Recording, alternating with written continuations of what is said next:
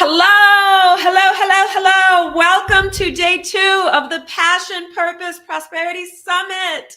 Thank you so much for being here with me again today. Thank you to everyone who made it yesterday. Thanks to all of our amazing speakers who shared their talents and their insights and their gifts. Yesterday, it was on fire. So thank you.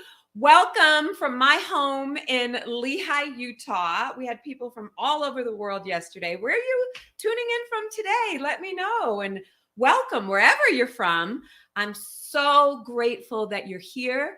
I'm grateful that we collectively have decided to do something like this because we want to make the world a better place, because we want to be more purposeful, because we want more meaning in our lives, and we want to have more impact. And that's what this summit is all about. It was designed to help you step into your power and your purpose and to create the impact. I know that you were born to live, but too many of us are concerned about limitations or not knowing how to do the thing that was planted in our heart to do, or not having the money, the resources, the means to do it. That's the problem of so many people who have amazing ideas, but just don't have the know-how. So I put together this summit to share with you specific ways to gain the know-how, to increase your footprint, to increase your impact and your influence. And I'm just so delighted and grateful that these entrepreneurial experts have been willing to open the curtain and share what they do and how they do it. I started off the summit yesterday by asking, do you know what your purpose is? And a few of you wrote to me and said, actually, I'm still trying to figure it out. And others said, I do know my purpose. I'm frustrated because I know I'm not fully living it, because that was my second question. If you know what your purpose is, how committed to living it are you? So can I get a commitment today that we are all going to play full on, that we're going to give it our best shot, that we're going to leave nothing to chance, and we're going to invest all of our energy, all of our gifts, all of our resources to making sure that we live a fully purposed life, and we are expressing our talents, and we are living in abundance.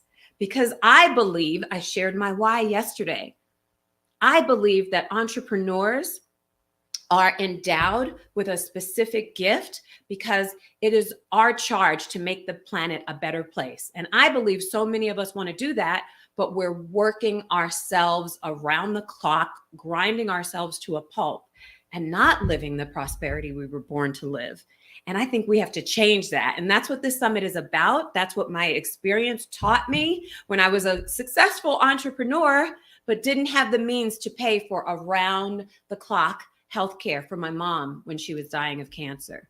And too many of us have been in that position where we have a vision and we have talent and we have drive, yet the dollars in our bank account don't reflect our vision and our drive. Let's change that. Let's change that today. And I want you to know something else.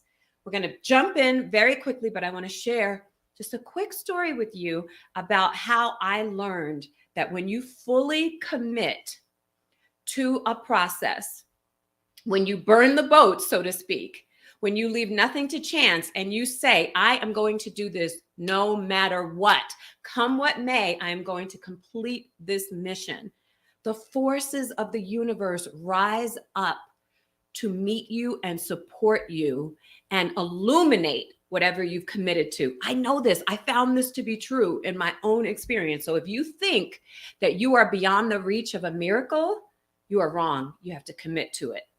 If you think that what you want to achieve is impossible, I'm here to tell you it is possible. Not only is it possible, when you fully commit, when you burn the boats, when you say, come hell or high water, I am doing this. Not only is it possible, it's probable. You can make almost anything come true if you commit to it with everything you have. I am telling you, I have seen the impossible become possible. So some of you may know that almost 20 years ago, I think it was 18 years ago, I did this reality show with Richard Branson. I had just launched my first business, Earth Cafe. I was young and energetic and thought the world was my oyster and thought anything was possible. And so I signed up for this reality show. And I have to say, reality shows, they're all about drama, right? They're not about just watching people live ordinary lives and drink tea. Nobody will tune in and watch that. But with drama comes stress and comes lots of challenges. So they threw us in this arena where we had daily challenges. Like, I was the only vegan on the show, right? So I was often hungry. All of us were hungry though, because meals would come 3 hours later than they were planned. And we could never go to the bathroom when we needed to go to the bathroom. And we always, every day, we had to meet with a different challenge, and we had no idea what that challenge would be. We had no idea if it meant we could sleep or we couldn't sleep. We'd get on unmarked planes, and we'd know that we could land anywhere in the world and have to do anything. We had no information ahead of time about what the next day's challenge would bring. They literally told us, pack a bag for all 4 seasons and be prepared for anything. They gave us shots, so we would be cleared to go in the Amazon, in the Sahara Desert, to Mongolia, wherever we needed to go. And they said, good luck. And so this was a huge challenge. It was exhausting. It was mentally and emotionally stressful.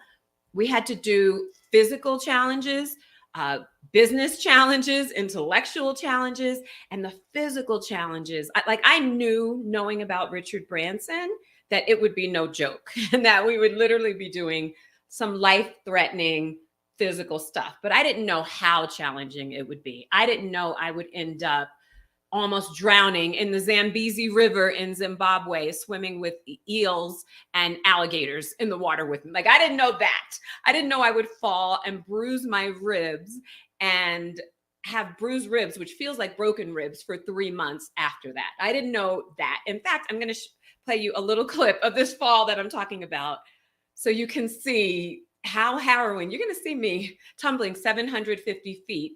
This was part of the challenge. So look at this.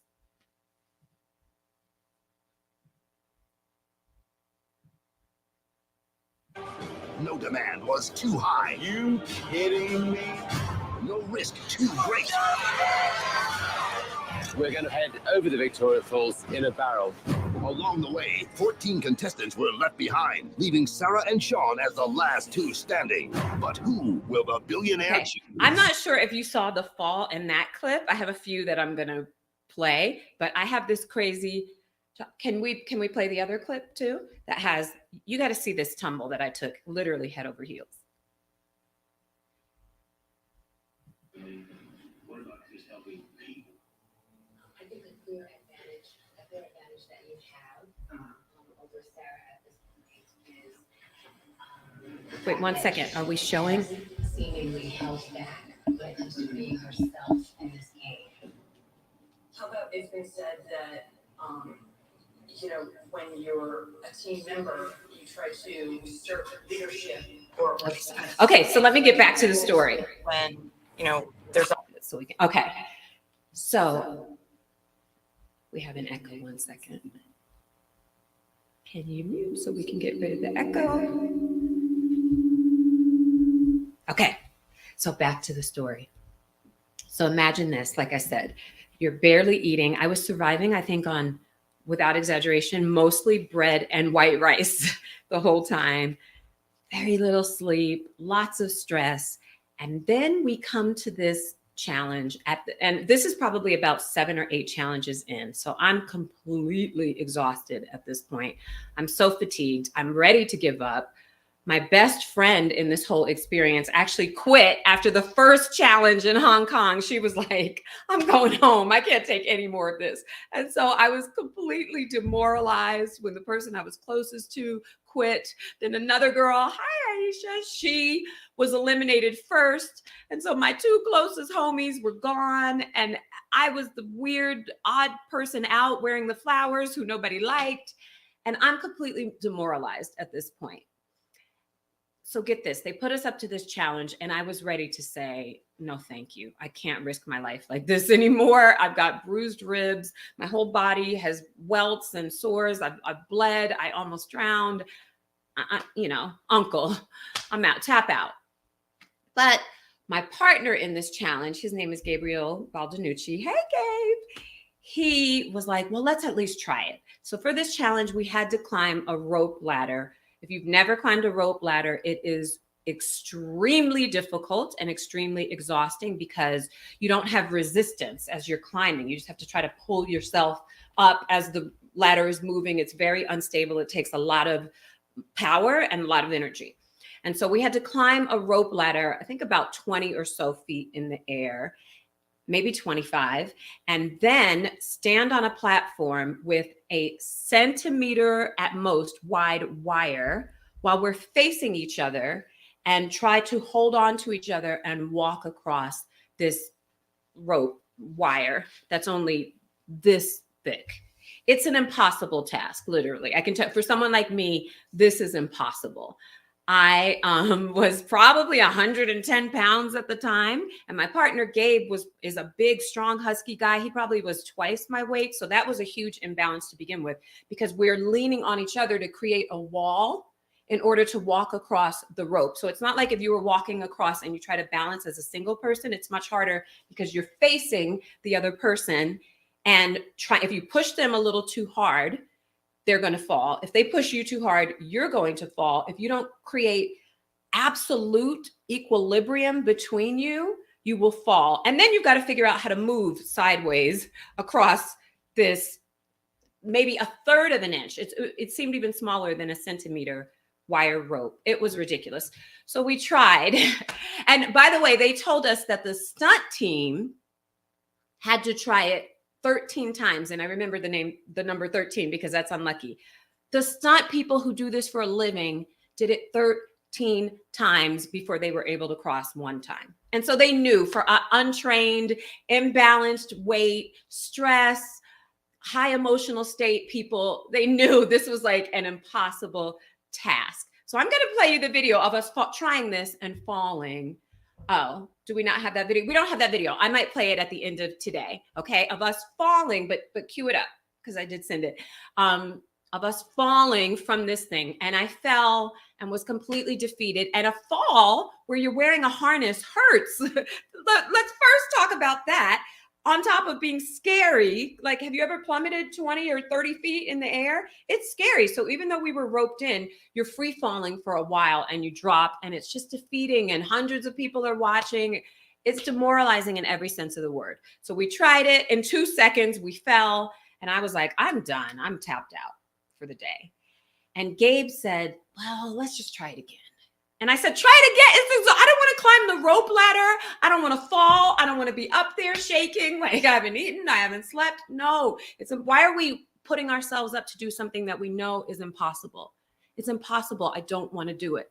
And Gabe said, but if we fall again, I think they gave us 3 tries to complete it. And he said, you know, what my mother used to say to me, nothing beats a failure but a try.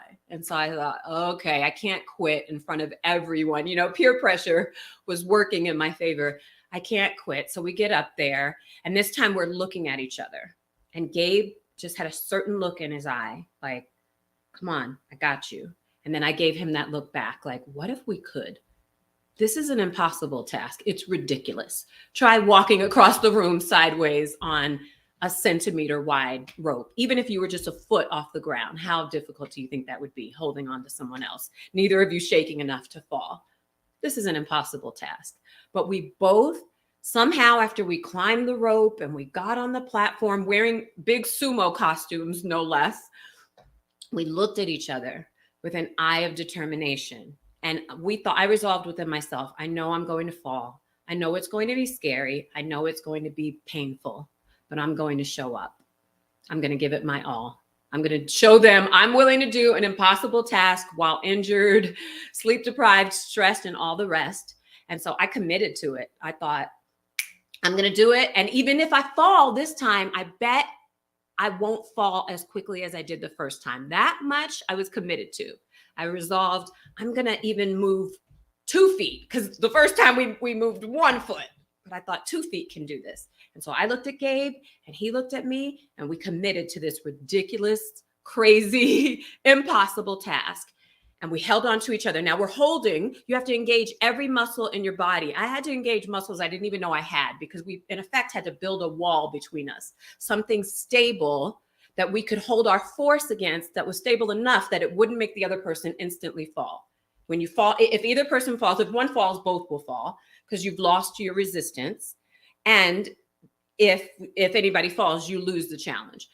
And so we had to build a wall. And in order to do so, we had to engage every single muscle, head to toe, in our bodies.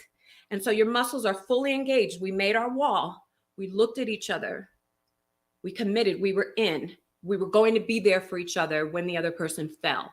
We were going to do it. And we took the tiniest step. You're afraid to move at all because that can break the wall and make you fall. At this point, we're 30 feet suspended in the air on these wires. We took a tiny step, another tiny step. I couldn't believe this time I picked my foot up, kept the other one down, still didn't fall. Okay, we're engaging every muscle. We're looking at each other with sheer determination. We're going to move again to the left. One more inch, one more inch. I'll be darned. We moved and moved and moved and moved and made it 30 feet to the other side, 30 feet in the air, 30 feet across a tiny rope wire. We made it to the other side of the platform. We did this impossible feat that trained stunt people couldn't do before 13 tries. How did we do that? How was it even I can tell you today, it would not be possible for me. 10 years before, it would not be possible. It didn't have to do with age. It didn't have to do with know-how for me. It just was an impossible task. I can't balance on this wide of a rope wire while holding on to a man who's twice my strength, which puts too much pressure on me. But we did it because there's something about committing and burning the boats that makes the impossible possible.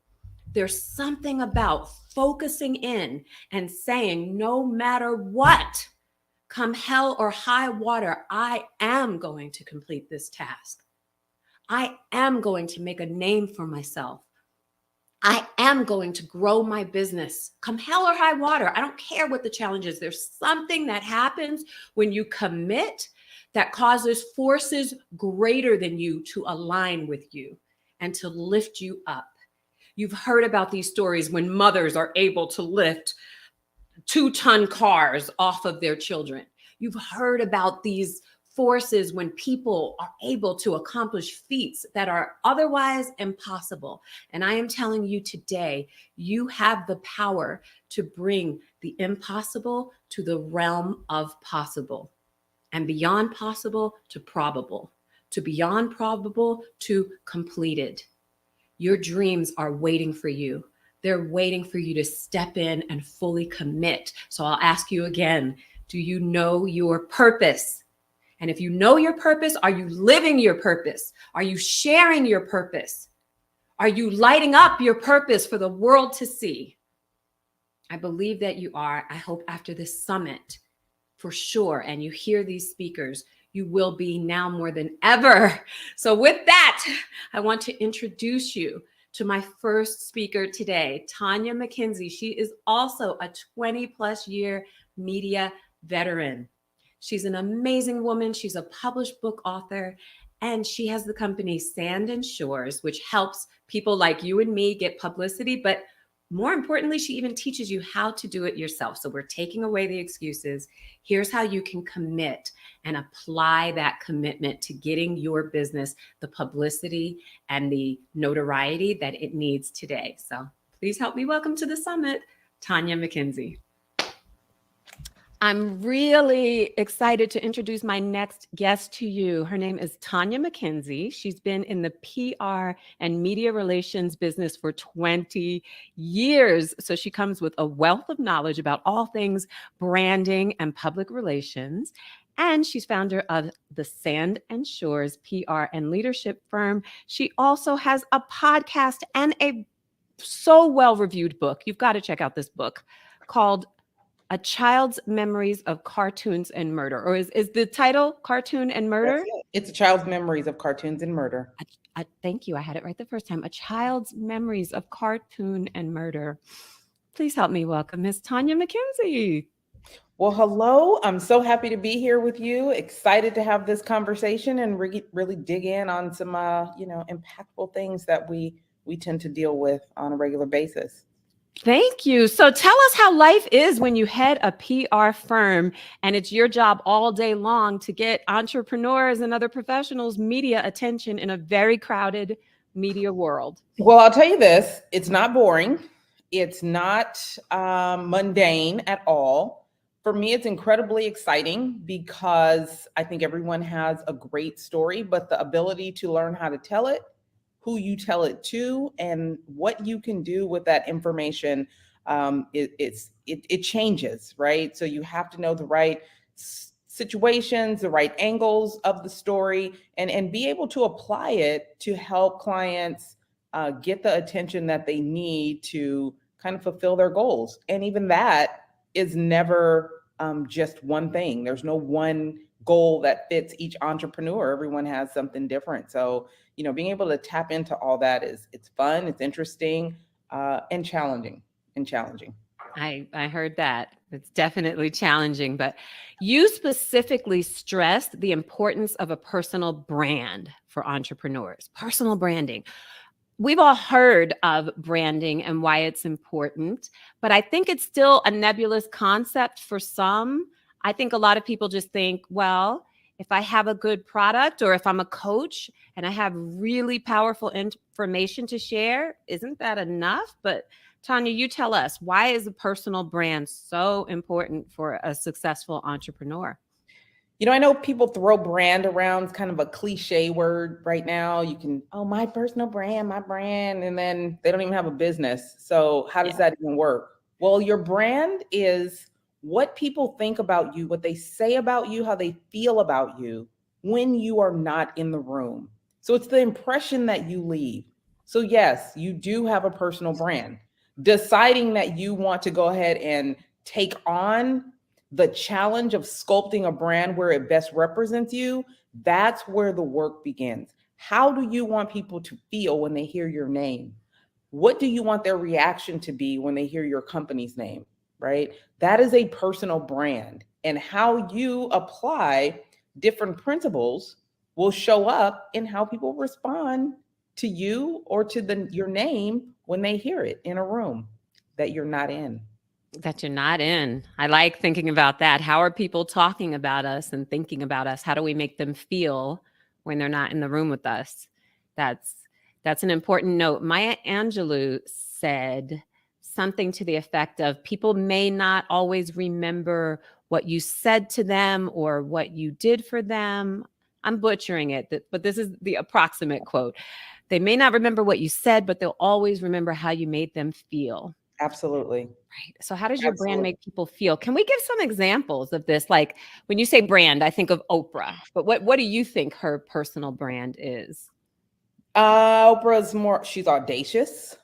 She's intuitive and insightful. She's not afraid to ask tough questions, right? Mm-hmm. There's a level of confidence that comes with that, but honesty and dignity that comes with that name. And she has done everything in her power to make sure that that is a consistent thought when you say her name. Also, you can think about companies like Coca-Cola, a Coke and a smile, right? You think about even the NFL. When you say that, what do you think of? So when someone says your name, do you want them to smile? Do you want them to grimace? Do you want them to laugh? I am incredibly sarcastic. So if someone chuckles when they hear my name, I'm fine with that. That has been something that has been consistent about my brand. And I think that many people are afraid to tap into their personal brand because it might expose something that they're not really ready to deal with.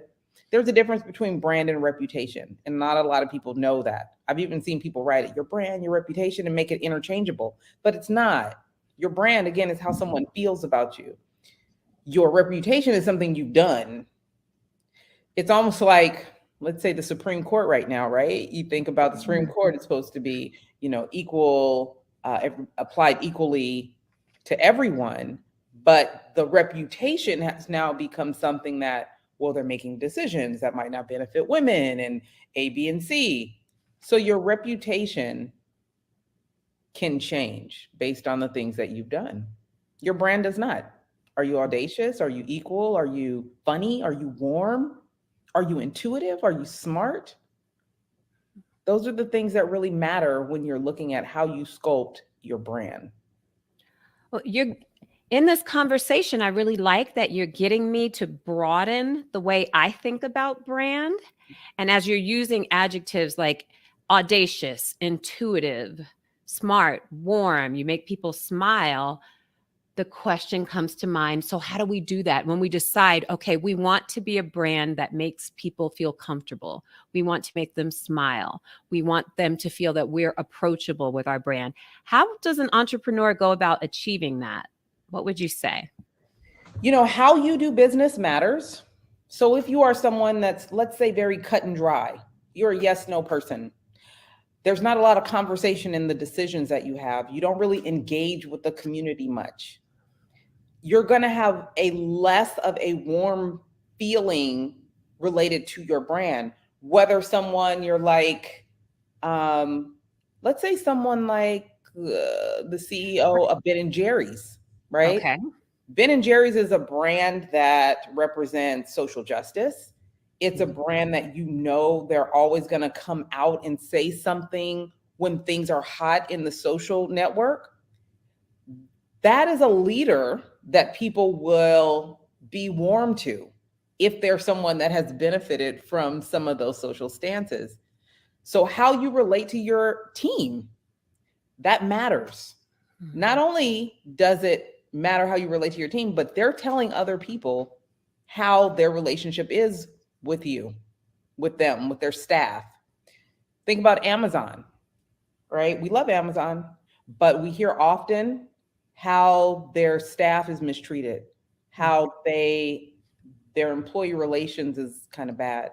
So your feeling towards someone that would allow for that to be the perception of the organization is going to be a lot different than someone that you've heard is encompassing, having employee incentives that allow for new moms to stay home with their babies. Like the things that you do, your reputation will reflect on your brand.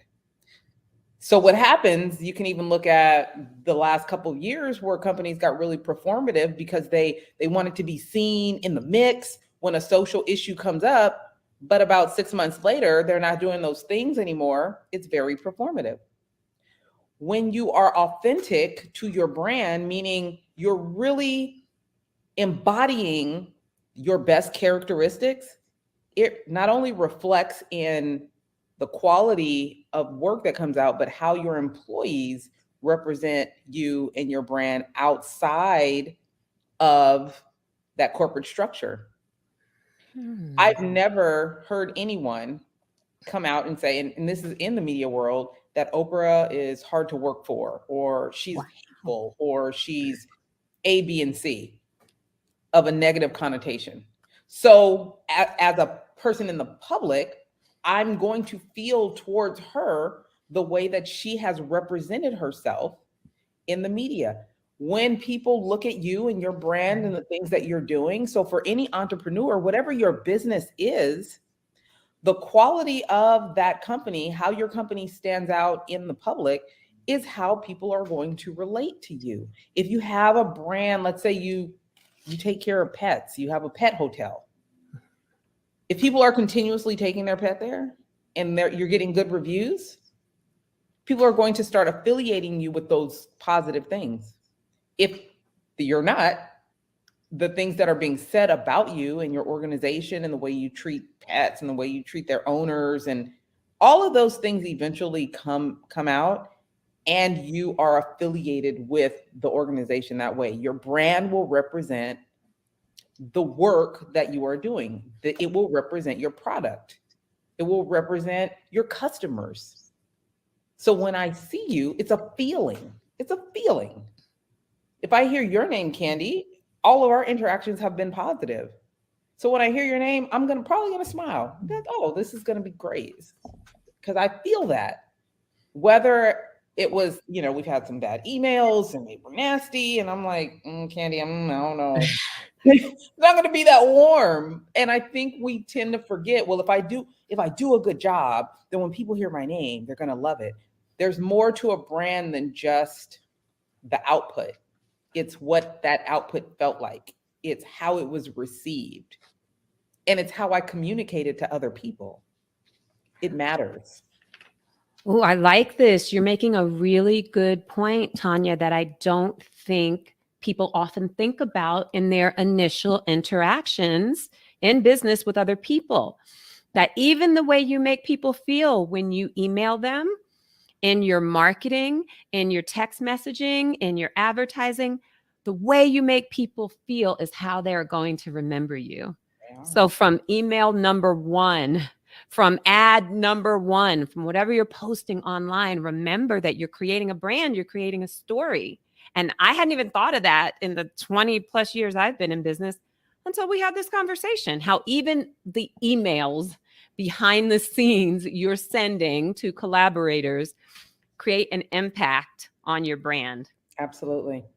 Absolutely.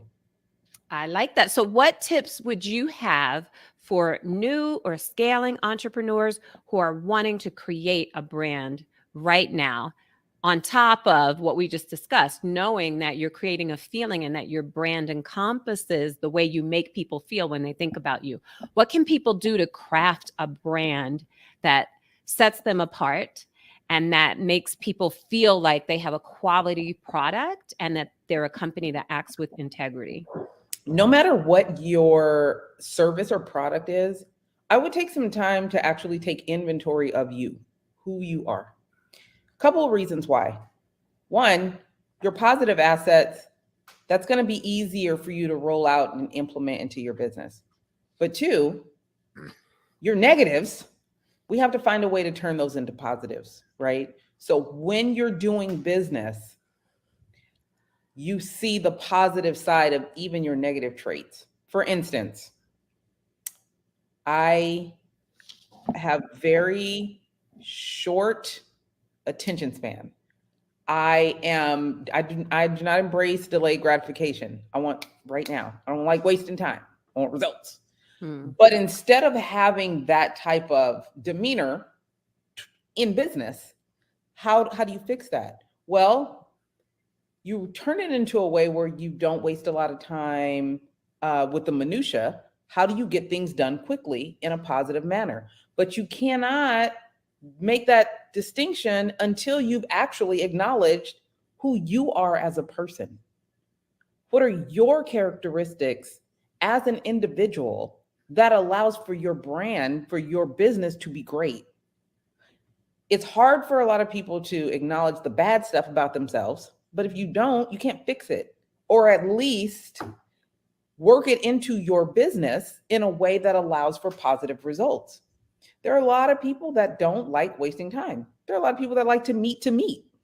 So for people that like to meet, my ability to and my desire to do things quickly probably won't work for them.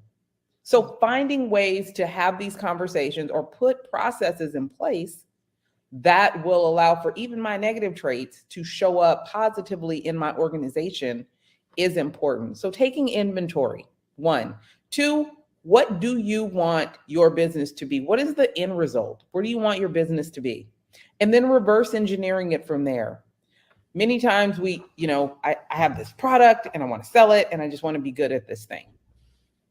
That's not how it works. Successful businesses eventually become businesses that other people want to buy, that other people want to collaborate with, that other people want to partner with. So as you are building and strategizing on your business, think long term. Don't be afraid. I think we have a I call it coward culture, because sometimes we're just afraid to acknowledge the big things because we're afraid to fail. But that keeps us from growing when we can't even acknowledge what we really want to happen. Like, let's be honest about, we're starting this business. where do I want it to go? And then reverse engineer it from there. Don't make small steps when you can have an amazing organization. It's not going to happen tomorrow, but at least being able to say, this is where I want to go, it gives you steps to take to help grow instead of being stalled or staled or burnt out. Always have something that you're looking forward to, because it allows for you to continuously grow in your mind, grow your ambitions, grow the things that your organization is doing, and scale. I don't think we give ourselves enough credit for the ability to be able to take an idea and grow it into an organization that can impact the world, that can impact our communities, that can impact the people that we're really trying to serve. Yes, so powerful. And I love that tip so much that I think it bears repeating. Decide the ultimate destination that you would like to land at, whether you want your business to be a $1 billion business, you want to have a certain level of impact. Decide where you want to go and then reverse engineer your path for getting there. I love that tip. Even I was writing notes as you were talking, because it's a good reminder, like I said, for a dinosaur like myself, reverse engineer the journey. Where do you want to be 1 year, 5 years, 10 years, 20 years from now with your business? What does that look like? And now what does that impact look like? What do those people look like that you are impacting? And how do we get there? Yes. And how do we get there? And then it's just a process of implementing that plan. But you have to claim it. You have to be audacious enough to claim it. Right. In order to attain it. So I love that. But in the time we have left, Tanya, take us back to a little bit of your journey. How does someone own a successful PR agent, right? As a single African-American female in Los Angeles and in Hollywood, where there's a lot of competition, right? And it's a big, audacious, I like your adjective, place. And I want to know how you started your PR firm and what part of your upbringing and experience even led you down a path of public relations.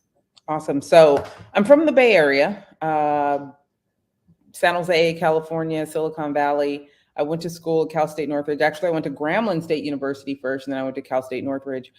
I am a gun violence survivor, sexual assault survivor, 2 times. And what I realized in my adulthood is that does not have to define me, right? That is not who I am. It's something that happened.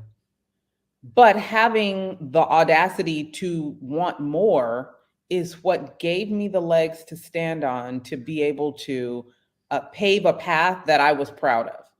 I've always had a desire to do more and be more. But what does that look like, right? Well, we don't all know what that looks like. We have these ideas. I thought I wanted to be an attorney. After my mom passed in 99, I raised her 2 daughters with my husband and realized, I want to do that, but the time that it takes to do that, I'm now pouring into my family. So what is something else that I can do that would give me the kind of impact that I want to have on this world?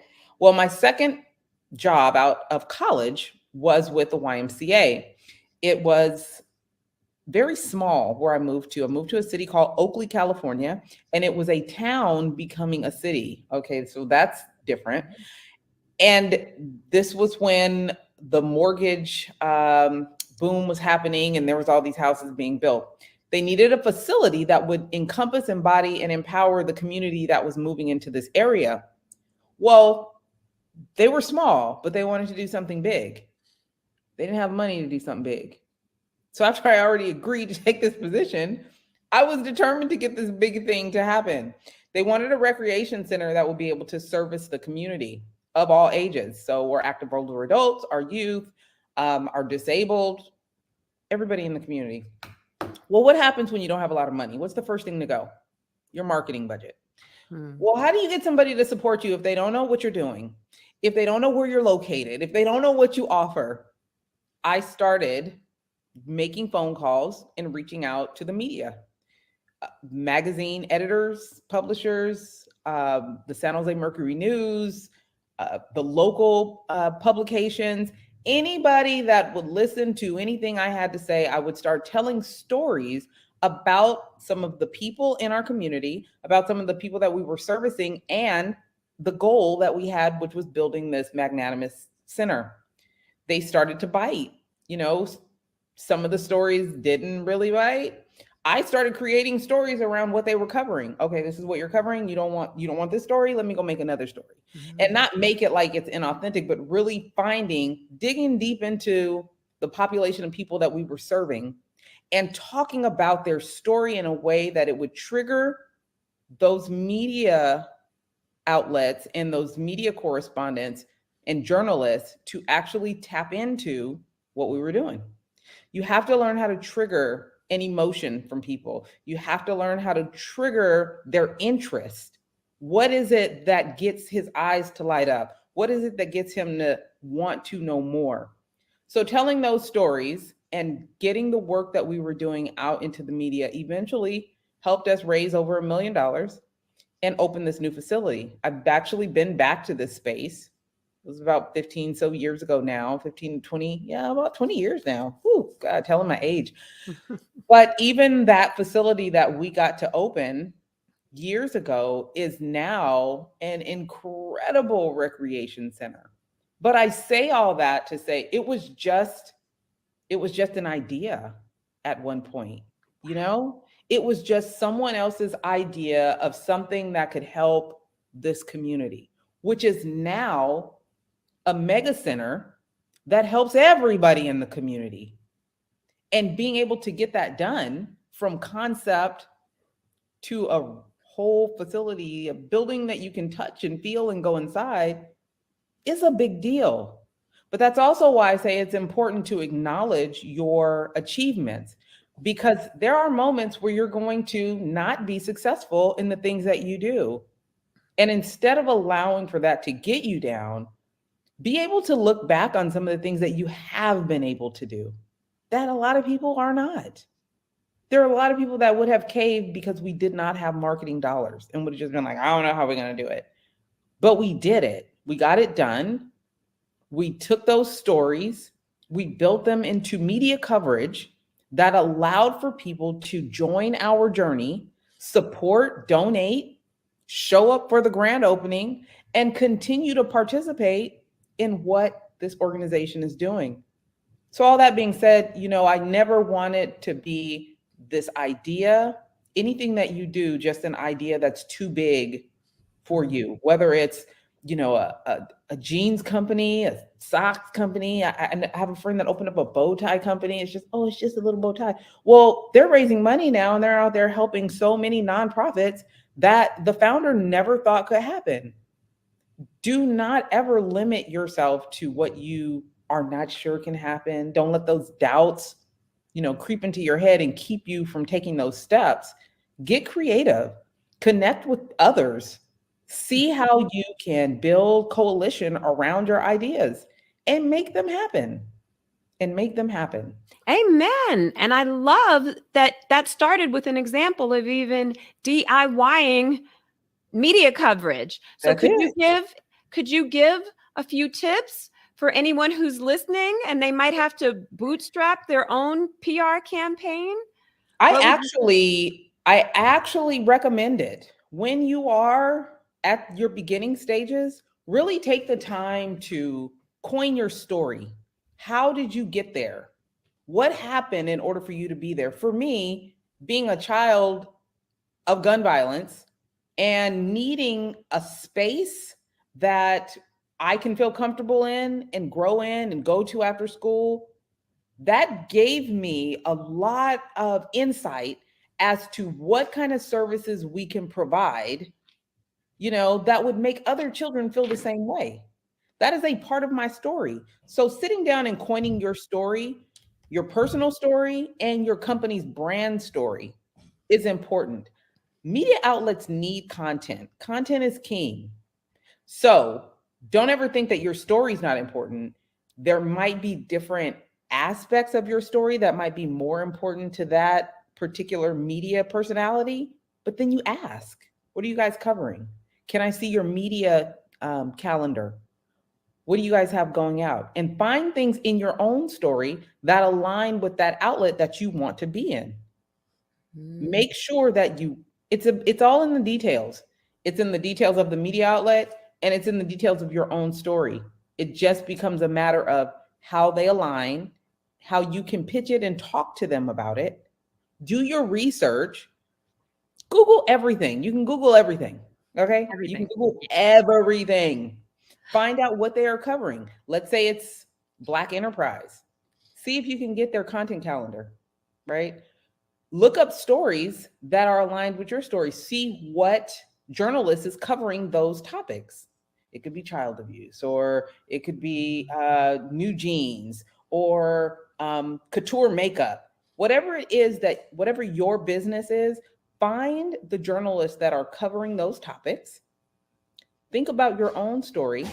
Maybe think about what you have coming up and pitch the idea. They can't do anything but say no. And then I want you to ask, why did they say no? If you get the opportunity to be like, oh, that didn't work. Is there something else you're looking for? How else can I help you? Also, know that when you as an entrepreneur are deciding to start a business, become the expert in that field. What I mean is, as you continue to learn and build your business, continue to grow in your industry. Become the media expert in that field so that those journalists and media personalities can start coming to you for comment, can start coming to you for expertise, can start coming to you for ideas. The more you pitch out who you are and what you are doing, the more people will know that you are the person to come to for that. Think about this. Who are you and why should I care? If you can explain that to someone, you're halfway there. Oh, that's fantastic. Who are you? Why should I care? Become the media expert. I bet you there are so many entrepreneurs watching or listening to this who have never thought of becoming the go-to expert for their field. Yeah, emphasis. I think they think that, you have to have a PhD in something before you're the expert. No, if you are knee deep in that industry on a day in and day out basis, I promise you know more than some of the people that are going to be reading that article. Yeah, very true. So you mentioned something that begged another question as you were talking, where you said, find out about their media calendar, find out what they're interested in. Do you have any tips as to how to better go about doing that? Would you just find out the media contacts info and email them and say, hi, I have XYZ Couture makeup line, and I would love to get you to try it, or can I send you some samples? There's various different ways. There's no one way of how things work, especially now in this age of technology. There was a time when you would need to go get a Cosmopolitan magazine and look in the front and then see who the editor is, and you see all the names there, and then you go back and you try to find their information. Well, now everything's online. Really. You can look up makeup editor for Vogue. You can look up apparel editor for Boss.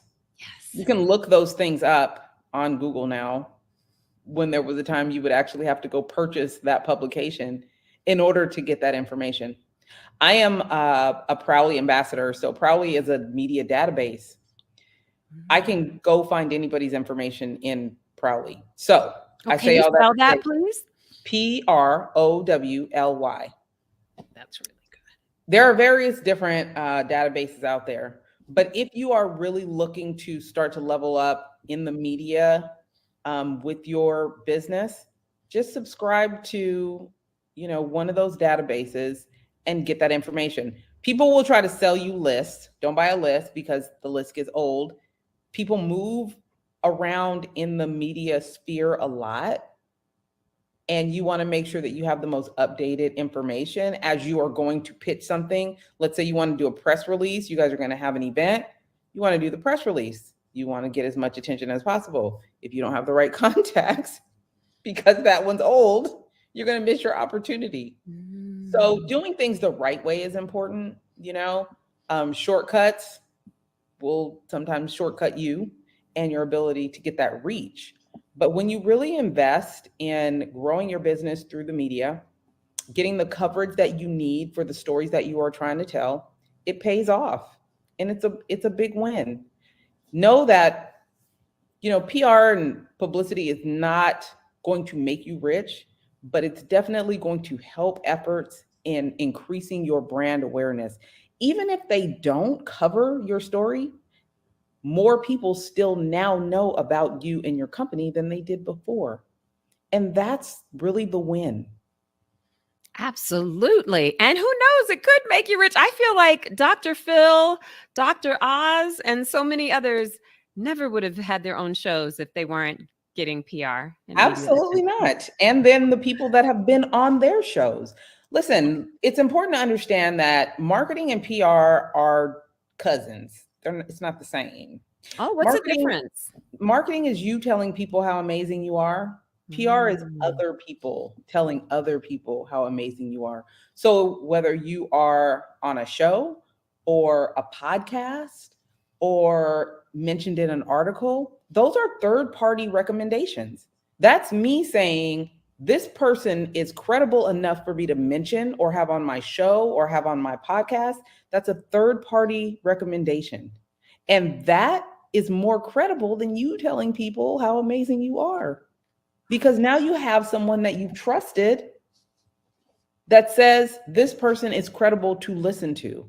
I'm validating her worth. I'm validating her efforts. I'm validating her business by having her on my platform.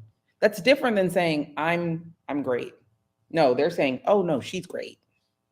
You should listen. You should check her out. You should go to her website. You should see what she's about. Maybe you should have her on your show. Maybe you should connect with her. It matters how you get this done. In business, you need to do all the things. You got to sell, you got to market, you got to advertise, and you have to have PR. You have to have a high level of communications. How are you communicating with your target audience? How are you communicating with your public? And even for those people that don't like social media, Guilty. being on someone else's platform on social media is also a third-party endorsement. Okay. Tanya McKenzie, so many good tips, from your branding starts with how you make people feel to reverse engineering your career path, how you want to get there, and setting a plan to becoming the media expert in your field. I love that. Like, you gave so many good pieces of advice to understanding the difference between marketing and PR. And PR is extremely powerful for entrepreneurs because that's somebody else giving a rubber stamp to your business. So it's time to get on the PR train. If you're not already on there today, you need to go get on somebody's podcast today. And get that endorsement, right? Absolutely.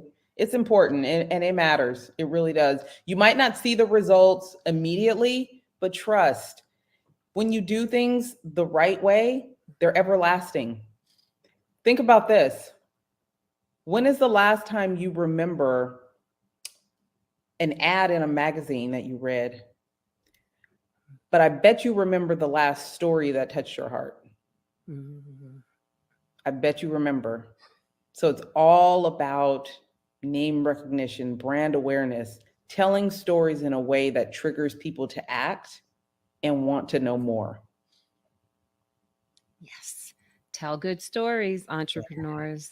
Very, very good, actionable tips. Thank you so much. Tanya, if they would like to find out more about you, Sand and Shores, what you have going on, the best way to get in touch with you, how can they do so? I'm pretty consistent. It's Tanya McKenzie PR on all social media platforms, or Sand and Shores on all social media platforms. And you can find me at sandandshores.com. Okay, sandandshores.com. We'll put that on the screen too. Miss Tanya McKenzie, thank you so much for all of this valuable life-changing info. Thank you for being my guest. Thank you for sharing your story. I can't wait to pick up your book. I've read the reviews and was on the edge of my seat just from reading like honest reviews of your story. So you are a force to be reckoned with and a powerhouse. And it's been such a privilege and a pleasure to have you on. I appreciate you having me. I do. Thank you. Tanya McKenzie, wasn't that great? Did you know the difference between reputation and branding before that interview? Because she really broke that down for me. I didn't know the difference. Did you know the difference between marketing and PR? And did you know that you need more PR in your life today? So go out and pitch yourself for a podcast today. You can email me, pitch for mine, ease, candy@ease.com.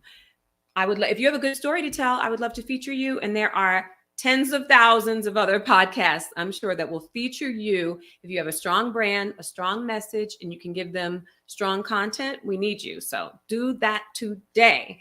Next up, I have a female, also kind of branding strategist. Her name is Jordan Shonda King. Jordan's story is so interesting, though. She's another one who started a business just almost by happenstance and scaled it quickly.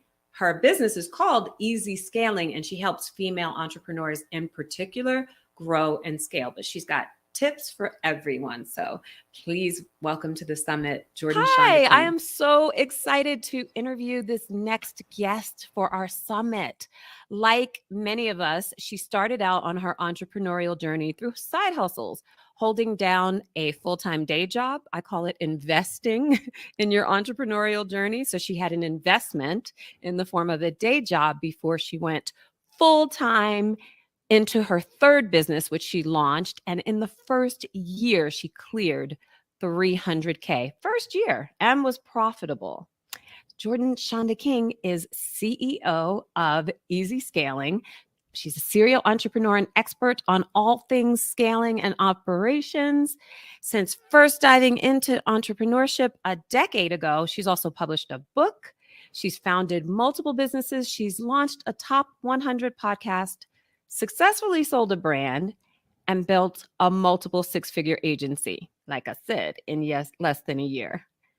Jordan's company, Easy Scaling, combines strategic business consulting with done-for-you execution from a team of more than a dozen experts. How cool, right? So y'all, please help me welcome and make feel at home Jordan Shonda King. Hey, Jordan, thank you so much for joining us. Yeah, I'm excited to be here. It's going to be fun. Absolutely. So share with us a little bit about your background and how you came to start Easy Scaling and help specifically female entrepreneurs grow and scale.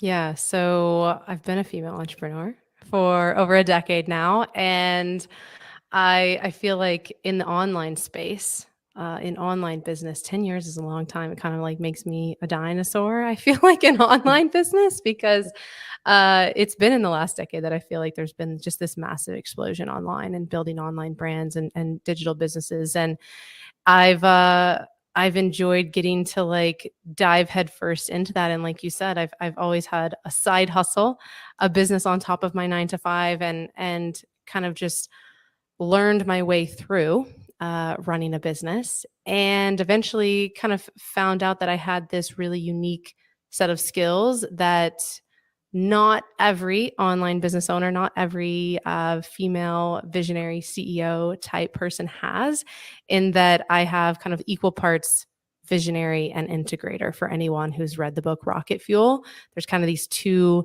components of any successful business. And usually it comes in the form of like two people, a visionary and then an integrator. And I love to do both.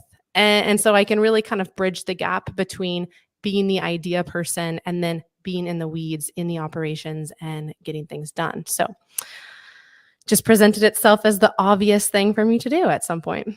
Wow. So how did you get started? Like, take us back to you thinking, I'm going to create my own agency, and, in a year or so, I'm going to make multiple six figures with it. Easy peasy. But like, how does that happen? A lot of hard work and also luck. So Man. I was very fortunate. And again, like my first two businesses I co-founded. This one, I started very much on purpose, intentionally, with the goal of it being my thing, right? And like my other businesses, I kind of started by accident. I think a lot of entrepreneurs can resonate with, like, you just kind of like, you're seeing a need, and then you're like solving it, and you're like, oh my gosh, is this a business? Should this be a business? Is this a thing? And that was the story for my first two businesses. This third one, very different story, very intentional. I spent a lot of time thinking through, what type of business do I want to have? What does that look like? What are my options? What exists? What is my unique skill set? And experimenting with things and trying things and seeing, I don't actually want to do that. And so again, like kind of saw this gap really through an experience with my first client, in that she came to me and said, I need someone to help me with strategy, but I also need someone who can like do the actual implementation of the idea, and like see the strategy through to fully becoming a thing. And I was like, oh, well, that's like what I've always done in my business. So let me see if I can help you. And within 2 weeks, I actually had another client come to me asking for the same thing. Like, I saw a post on a Facebook group and they were asking for something very similar. I was like, okay, this is not a coincidence that there's two people looking for the exact same thing that I feel like I'm perfectly in a position to offer. Let me do this. And so just dove in with both of these clients, and then really started to see this was a theme across many online entrepreneurs, and that this is what they needed. They didn't just need a business coach. They didn't just need a VA. They didn't just need this. They needed all of it. They needed a copywriter. They needed a million things. And I could help them with all of that and bring the right people to the table to give them like really a full scope experience. And once I realized that that was not a thing that anyone else was offering, I was like, okay, well, this is it. We're going to go all in on this idea. Okay. I like what I'm hearing and my wheels are turning, but I'm wondering if you could give us even further clarity as to what you think is essential for new entrepreneurs starting businesses and how you put the pieces together. So for instance, you mentioned copywriter. Mm-hmm. I'm sure you do something with web pages or funnels. Oh yeah. Can you walk us through like the pieces that you put together and the pieces you feel are essential for anyone wanting to do business online? Yeah, for sure. Okay. So, and this is, I'm glad you're asking this, because this has very much been on my mind lately, because I've been in the weeds of actually doing the thing with clients for so long that I'm realizing, okay, there are a ton of foundational themes here, right? That everyone can apply. And it's something that I'm working on, really trying to put a nice, tidy framework to, because I know that so many people can benefit from having this clear, like foundations to scaling is really what this is. And the way that you're approaching some of these things when you're early stage, and you're just figuring out your product suite and things like that, you're going to be doing things differently. But at some point, you're going to have all these foundations in place in order for you to actually scale. So, core thing, your product suite. Your product suite has to be validated. It has to make sense. There has to be more than one level. Like there's all of these things, and it has to be customized and tailored to you and how you actually want to grow your business, because there's lots of ways to scale a business, and not every path is going to make sense for every entrepreneur. Some people want to grow a massive business with lots of employees and lots of moving parts. Other people want more of a lifestyle business. Like that's a really critical thing that you need to know upfront going into it, to determine, well, then what does my product suite need to look like? What does my organizational structure need to look like, so that I can then stack things on and grow into the vision that I have, and not just what's my vision for like how much money I want to make, but like, what do you want to actually be doing on a daily basis in your business? There's a wide continuum there.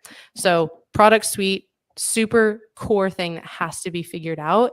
And I think that sounds kind of obvious, but you wouldn't believe how many people, even I work with, that come to us as clients, and they want to scale and they want to bring in passive income. It's like, okay, but this has to be sorted first. Like we can't have 25 things on the table as like potential revenue streams right now.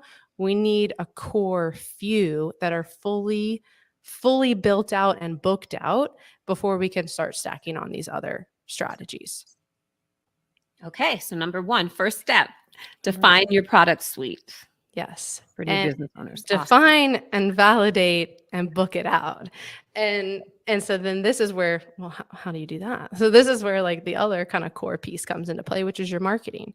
This is your marketing and your visibility.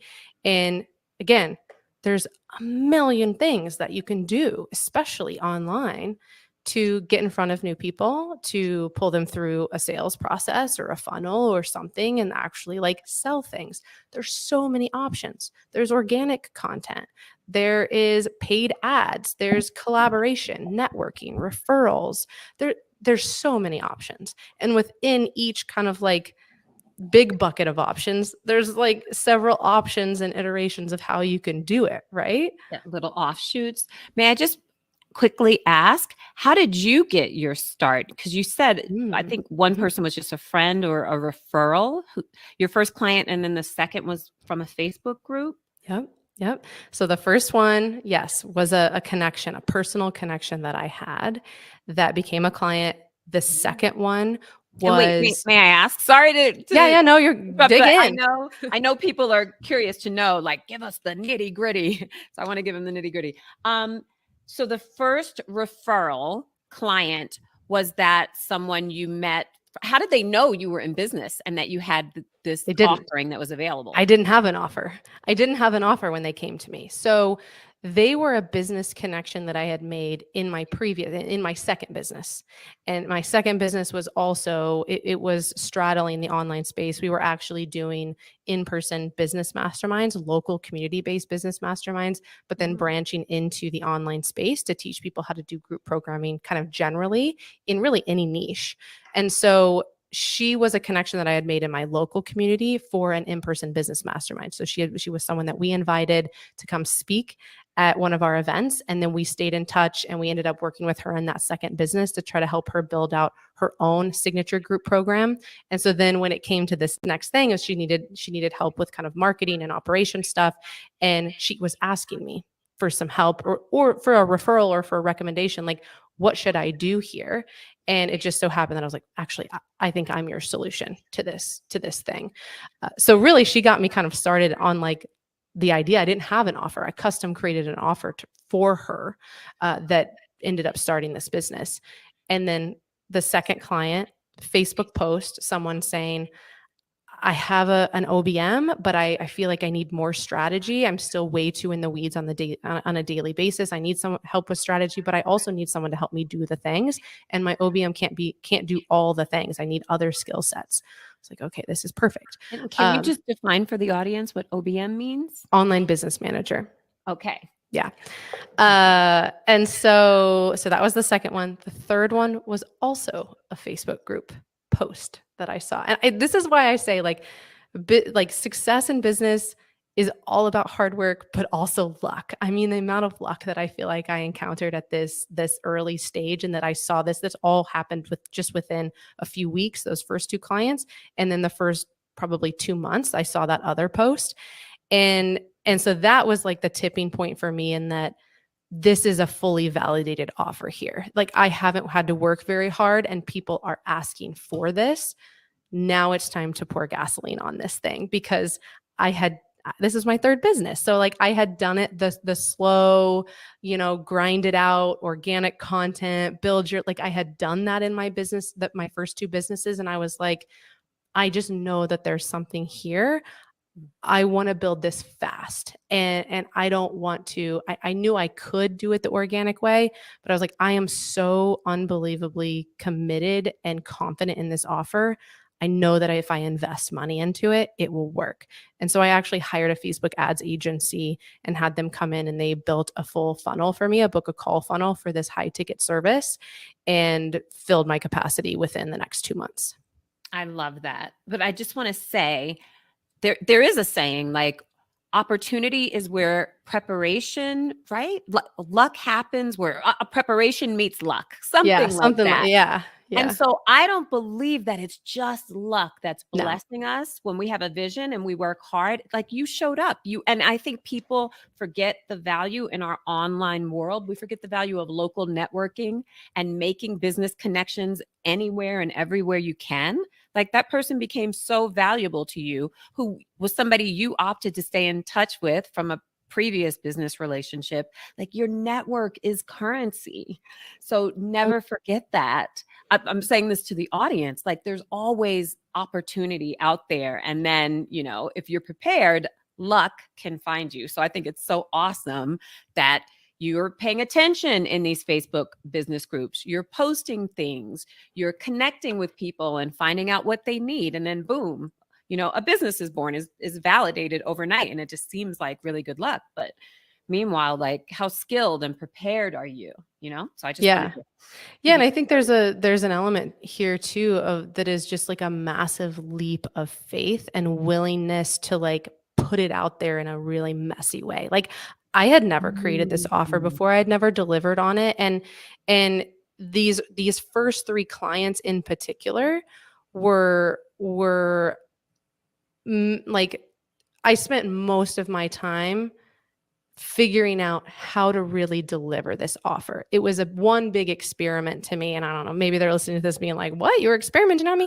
But I had to. And that meant that usually I was massively over delivering because I knew that this was me figuring this out.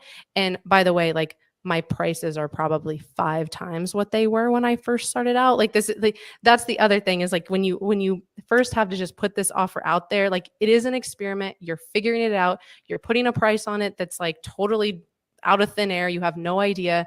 That second client, I actually ended up having to fire because I was losing money on her because I didn't know how to structure my offer at that time. You know, so it's like all these things that you're just going to learn, and you just have to throw it out there and know that it's not going to be perfect, and you're going to figure it out. And actually the other 2 clients of those first 3 are still with me, you know, and they've grown with me. And that's just Wow. part of it, you know? That's fantastic. I've never heard of, so I'm glad you brought this up, like the experience of firing a client, but knowing when you've got to cut ties Yes. because something isn't fueling you, it's not catapulting your dream, it's holding you back. I think it's really, you know, wise to know that. So was that difficult for you, or how did it flow? Oh yeah. That was terrible. It was terrible. I actually, it's so funny. Like we were talking about, you know, we both have podcasts, and just today I dropped an entire mini series all about firing clients because I think this is such an important topic that it doesn't get talked about a lot. And firing clients sounds really negative. Parting ways is more of like a general way to describe it because there's so many reasons that you might need to part ways with a client.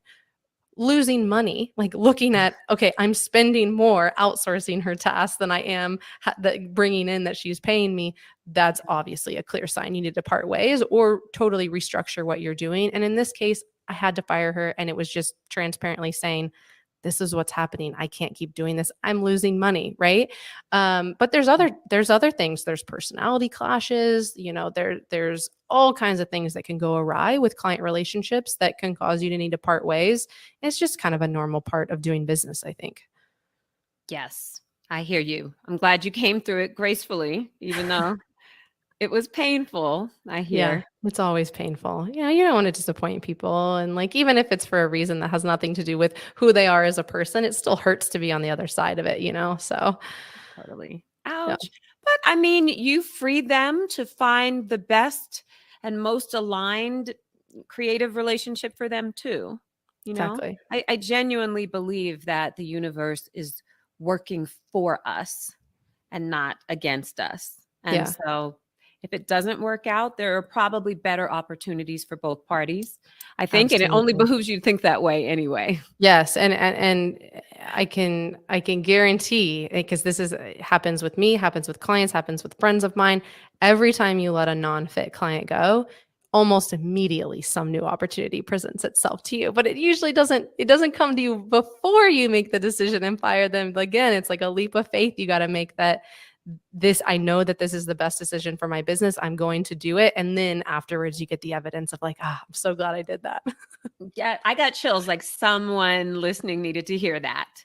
So when you cut that anchor or that dead weight or the person that is just misaligned, new doors open, new clients show up. Like, let's Every not walk time. in fear. Let's walk in faith and confidence. I just feel like That is a takeaway I will remember from this conversation, Jordan. Good. But anyway, so circling back to finding those initial clients, what happened after that point, and how do you prospect in an ongoing manner? What tips would you give people Yeah. who want to prospect for online business but are having a hard time? Yeah. So for me, I have always really benefited from having a really diversified approach to my marketing and my lead gen. And I'm fortunate again that like ads have worked very, very well for us. So that's something that we've been able to turn on and turn off for our service, and even for our high ticket mastermind that we do. That now, like, caveat, services, high ticket services actually lend themselves quite well, in my opinion, to ads direct to the thing. Like, you don't have to get complicated with a funnel. It's like you just get in front of the right people and you say, this is the service I have, book a call with me. And that's worked really, really well for us for all of our high ticket services. And it's as easy as you turn it on when you want clients and you turn it off when you're booked. And that is like, there's something really comforting and stable with having that. And I know not every business has that. But for us, that's always worked. And that's allowed us then to spend our time, my energy, my effort, creating content and doing things in other ways that complement that, so that all of our eggs aren't in that ads bucket. But we also, we do a lot of collaboration. So one of the things that I feel like also got us started early on in that first year is I participated in I call it a freebie bundle. It's like a collaboration type thing where everybody, 20, 30 people all contribute a free thing to this bundle. And then everyone emails their list. And then a bunch of people sign up for your thing and you get new leads onto your list. And ideally it's a tripwire funnel, which we can get into the weeds of what that means. So you're making some money off of it and you're growing your list and you're getting in front of new people. And that was something that we did, again, like within the first year of starting the business, and we added like 1,500 people to our list, and we made, I don't know, probably like $5,000 when all was said and done off of that, which was a nice little cash infusion, and then had new people to market to, right? So like those types of things can complement the other strategies. That's fantastic. Did you hear that? Participate in a summit. Yes, tell us exactly. more about, what did you call it? Tripwire? A tripwire funnel. Yeah. Yes. Tell us about that. And this is another thing that's worked really, really well for us related to ads. So a tripwire funnel is the way that I've always done it, and like best practice that I usually recommend to my clients is that you have a freebie. So you have some type of lead magnet, some type of free thing that you're driving traffic to this page for this free thing. People sign up with their name and email. They go onto your email list, and then immediately on the thank you page, after they download that free thing or sign up for that free thing, they get to the page that says, thank you, your free thing is on the way, but wait, while you're here, I have this paid thing that I think is really going to benefit you. And so that's the Tripwire product, is some type of really low cost digital product that you sell to them immediately on the thank you page of the freebie. And then they go to the checkout page, they're going to buy the thing. And you also have what's called an order bump there. That's usually like a $10 add-on or a $20 add-on or whatever to increase the price of your cart. And then they get to the next page. You can put an upsell there, or you can just have a thank you. There's a million configurations that you can do with a Tripwire. And then they're onto your email list. And the great thing about a Tripwire funnel is that you can drive traffic with ads, paid ads, to your freebie page. And then if your conversion rates are good, you're getting enough people buying that low ticket product on the next page that you're covering the majority, if not all, of your ad spend. So we were able to put together a funnel like that, we got probably about 12,000 people onto our email list, and all of our ad spend was almost paid for that because of the amount of people who bought the Tripwire. So again, like kind of diversifying your approach and growing your audience in a way that's like not costing you a ton of money. I love this idea. And you're right. To participate, it doesn't cost you anything, right? You're just emailing your list up front, and then you can opt to run paid advertising. right? Yes. To your Yeah, page. you can this is a great strategy for organic as well. So if you're doing anything like participating in summits or doing guest podcasting or anything where you're driving people to a free resource, have a tripwire on it. Have a tripwire on it for sure. That's like a missed opportunity in my opinion for most people. They have a freebie, but then they don't fully build out their freebie funnel. So there is no tripwire. They don't have a welcome sequence after someone, downloads the free thing. Like there's all these things that you need to do to optimize. If you're getting visible and you're getting in front of people, you need to have some type of free resource with a tripwire with a nurture sequence. So strategic, Jordan. I love that. Tripwire. It's a funny name. Yeah. I haven't heard that before. You make them trip over a wire into a low ticket offer. How do you define high ticket? Since you mentioned you were running ads and your ads convert really well for your high ticket. They do. So for you, high ticket does that some people say it starts at 2,500. Some people say 3,000, 5, 10. How do you define it? For us, I mean, I think there's a lot of wiggle room in there and it's pretty like dependent on what is it a service? Is it a program? Like, there's no set. I don't think there's any set line necessarily. For us, our high ticket started back in the day when we started doing our ads started at $3,500 a month. So that was for us high ticket. I still kind of consider our mastermind high ticket in terms of a program because it's about $1,700 a month and it's a 6-month commitment. So, you also have to look at like the all-in cost for like the entire program. Absolutely. But the fact that this is what I think is really something to remember and to be inspired by and to take home in everyone's own marketing. You came out of nowhere. You started an agency, even just in response to a need that you saw that wasn't being fulfilled. Like you didn't even have the offer crafted. You crafted it after the client came to you and said, I need help.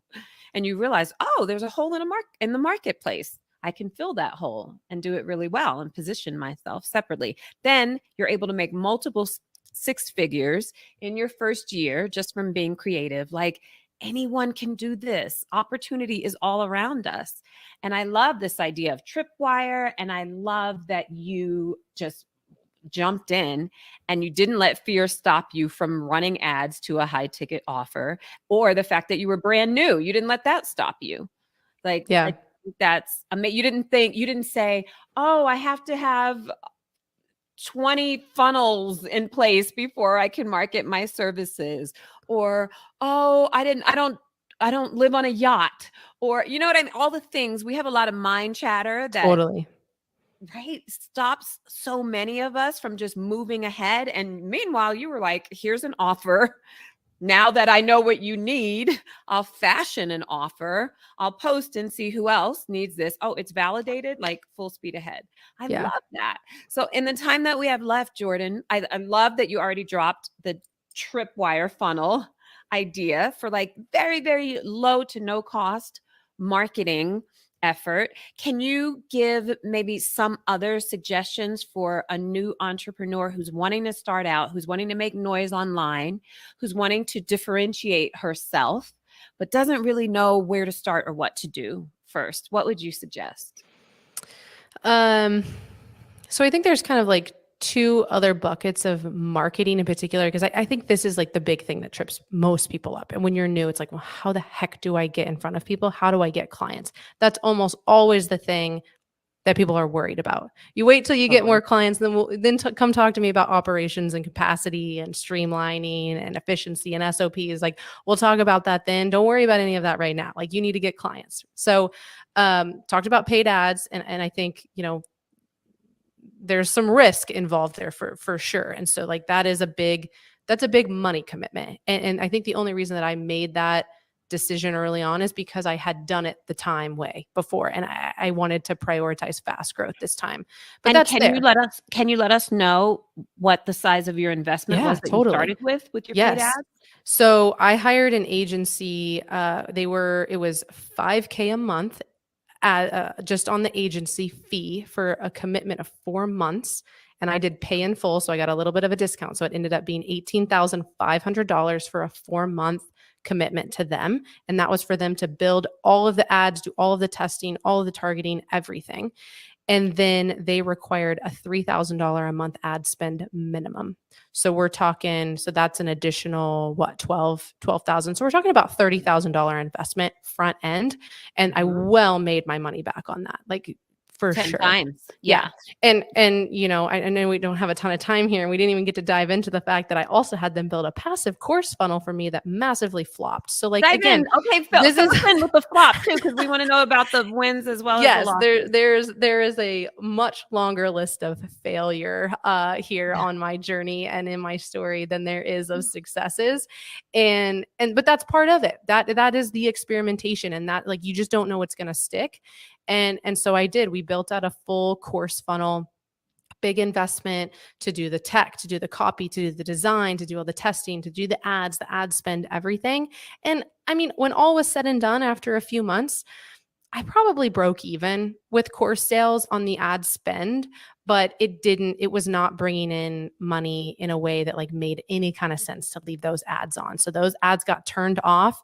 But what I think is like the silver lining of this is that me building out that course and doing that, even though it didn't make a ton of money, I ended up being able to repurpose it and rerun it as a live group program that brought in probably about 10K for an 8-week program.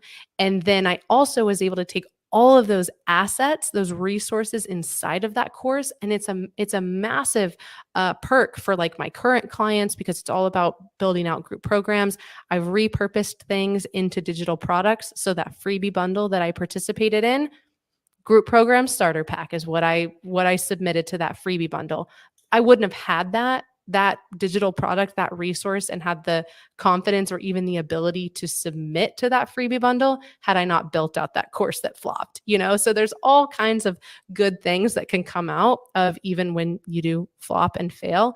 And the targeting that they built out for that masterclass funnel is the one that I duplicated myself and then built out the Tripwire freebie funnel that then brought in 12,000 leads to my list, you know? So like, there's all kinds of other things that came from it. Okay, bravo. Way to make lemonade from those lemons. You have But- to. And I love that you just had the guts and the chutzpah to say, yeah, I'm going to invest $30,000 into launching my business. Yeah. I'm Yeah. going all in. We also didn't get to talk about the fact that I found out that I was pregnant 2 weeks after I made that investment. You found out you were pregnant 2 weeks after. I didn't know that. I Yeah. knew that you launched your company while you were pregnant, Yeah. but I didn't know the timing. 2 Wow. weeks Did you, after. so what happened? Did you freak out? How did you? Oh yeah, I totally manage freaked all of out. this? Totally freaked out. But you know, and that was the thing. Like when I started the business, I was kind of intending it for it to be more of an OBM small shop. You bring me on, I'm going to do it all. I'm going to do the strategy. I'm going to do the implementation. Well, when you find out you're pregnant after you've brought on all of these clients and you've invested $30,000 essentially into an ads funnel, and you know you're not going to have the capacity to fulfill on any of the clients that are coming in, not by yourself, I was like, okay, well, this is going to turn into an agency. I didn't even know what an agency was when I started this business. I didn't build it. I didn't start it for it to be an agency. I was kind of like thrust into that world because I had to build a team. And so I built a team of 12 people in 30 days so that I could like actually have a business. Wow. I love that you just fell into having an online marketing agency just by mistake, but it's where you were supposed to be. Yeah. When you were talking, the thought came to mind of wanting to know the difference, if you've noticed a difference between what converts and what really doesn't. Like, what was it in your ads that was speaking to people through your high ticket offer, which converted and made sense, versus the one where you just lost money, barely broke even?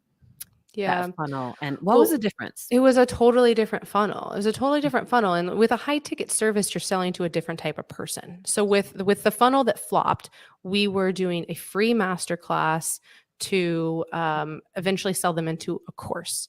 And actually, the problem with it, I think what happened is that the messaging was fundamentally flawed, is that we were trying to sell people on a course about group programs, which if you think about it is kind of like a little, like, why are you selling me on the idea of group programs? but you're delivering it as a course. Like there was just like a little bit of a disconnect there and a messaging problem. Whereas with the Done For You service, it's very easy to appeal specifically to the people who are looking for what we do, which is you have ideas, you need direction, and you also need someone to actually get the things done. And it's like it's just like you can clearly convey the value, and people know when they see it, like that's what I've been looking for. I didn't even know that was a thing. And so having a different differentiator and like deeply leaning into your differentiator, I think is the other thing that has really, really worked for us, in that I like blast it like volume all the way up. I am not a coach. This is what I do. This is different than anything that you've ever seen before. And here's why. And like deeply leaning into what is it that makes what you do different, and how do you really deeply help people, and just like buying into that on such a deep level that I don't even have to sell what I do. I just talk about what I do, and then people want to work with us. There is no selling involved. It's just, I just talk about it. That's all that it is. And that's how it feels. And that's not how it felt in my previous businesses. I was not bought in and fully aligned to what I was doing in the way that I am now. And that doesn't mean that I don't have a ton of doubt. I have doubt all the time, and my imposter syndrome and all the things. It's still there. But it's very different when you're like deeply aligned with what you're actually doing. Yes. And it sounds like you were very clear on your messaging. Like once you got clear, it doesn't even feel like you have to sell anymore. It's literally you're showing that you understand that there's a problem and you've got a solution, and here's how you can help if the person wants your help. Yep. And it's that simple. many people do. That's fantastic. The time just flew by. You're so interesting to listen to. So if people need more of you, what's the best way for them to stay in touch? Best way is to go to easyscaling.com. It's our website. You can find, I hang out mostly on Instagram. That's the place to find me. My name is kind of hard to spell. So find my website, easyscaling.com, and then come hang out with me on Instagram. Okay, easyscaling.com, and it's at Jordan Shanda King, but Shanda is spelled Shonda. Shonda, I even said, I'm going to try not to pronounce it. Shanda rhymes with panda, and I did it anyway. Jordan Shanda King, Schanda. So a little bit of an exotic spelling. Thank you so much, Jordan Shanda King. You're amazing. Keep rocking it. And I know like so many people listening have gotten inspiration as well as direction from you. And I just want to encourage you to keep going, because we need you, sister. Thank you. This was Thanks great. so I appreciate it. Thanks. Easyscaling.com. Thank you, Jordan Shanda King. I was taking tons of notes. I appreciate that. And wasn't it interesting to see her boldness, that she attracted the client and then was like, okay, I'm going to figure out the offer. I'll fill in the blanks, but let me secure the client first. I love that. And wait till you hear this next guest. He has a similar story. He has a big national brand that you also can find in our local arena here where the Jazz play. It's called Vivint Event Center.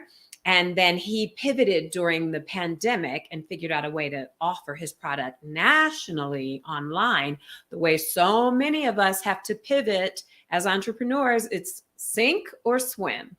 And I love that he did something crafty to learn how to swim. And he's got this incredible business that's done really well. And he also is a consultant to other businesses. So help me welcome Scott Craig Porter, CEO of San Diablo Churros. In English, San Diablo Churros.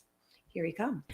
My next guest, Scott Porter, is such an interesting serial entrepreneur, very successful. Currently, he is founder and CEO of San Diablo Churro Company. He's got an MA in Spanish, so he's going to teach me how to pronounce that correctly, right? I can count on you. You got it. Right side. I got it.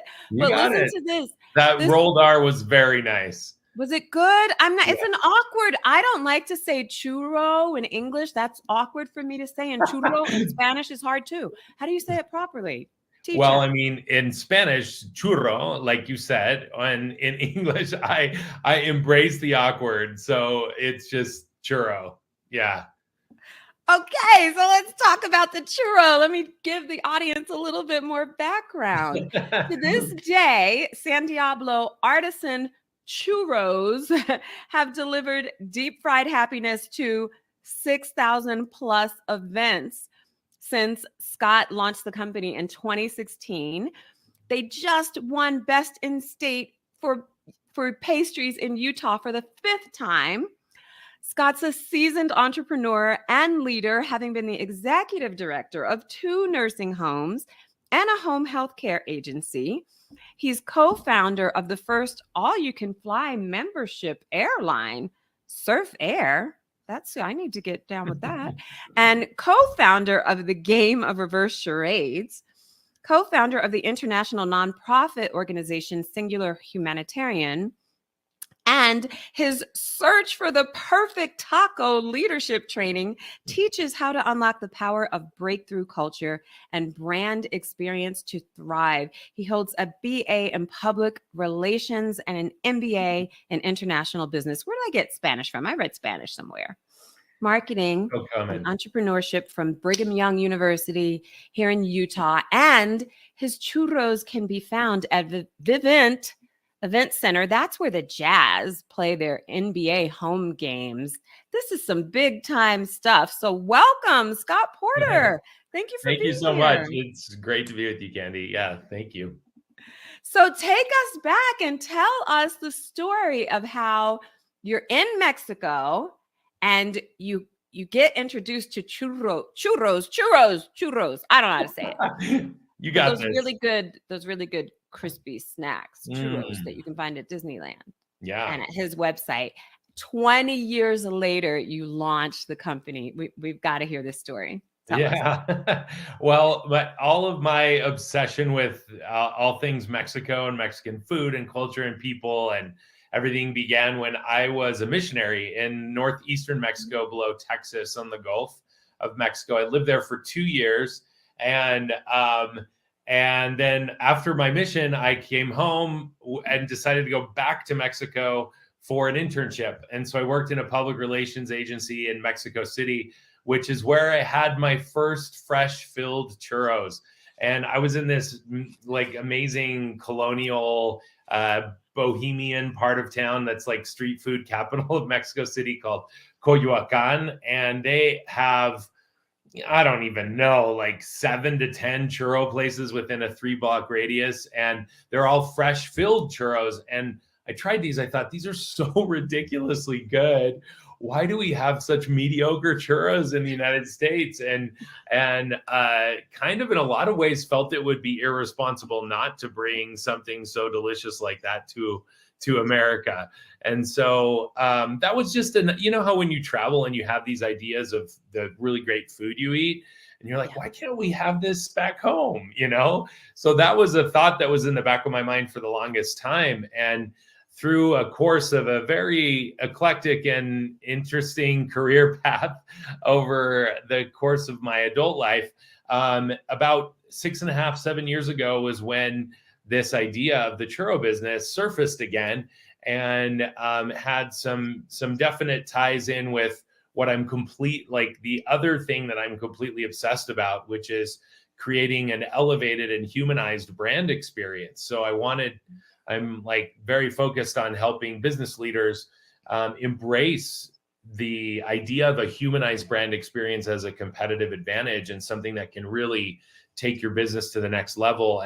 And so I'd seen the framework and system that I put in place in the different businesses that I've run in the past. And I wanted to see it in a different industry and wanted to be involved in something that I'm obsessed with. And so I created San Diablo Artisan Churros. And that was about 7 years ago. And we've just been growing and expanding in all sorts of fun, interesting ways. We've been stretched through, obviously, like every business and individual and person has in the world, been stretched with things like the global pandemic and other things that caused us to shift and readjust and reimagine ourselves and become even better and stronger. And so that's really the stage that we're at right now is a pretty amazing growth stage for us. So Wow. Can you take us back a little bit to those early days? Like, how do you go from conceiving an idea for something you fell in love with in Mexico Mm-hmm. and then going from that to orchestration, and being able to cater more than 6,000 events and put a Yeah. location in an NBA event center and all that good stuff? Like, take us from like A to B to where you are now. Well, I mean, I think like most entrepreneurs, we're part of the crazy club, right? It's like we're the ones that someone says, "Oh, how are you ever going to do that?" And we figure it out. One of the things that I love about business and life is like taking an idea from a blank whiteboard to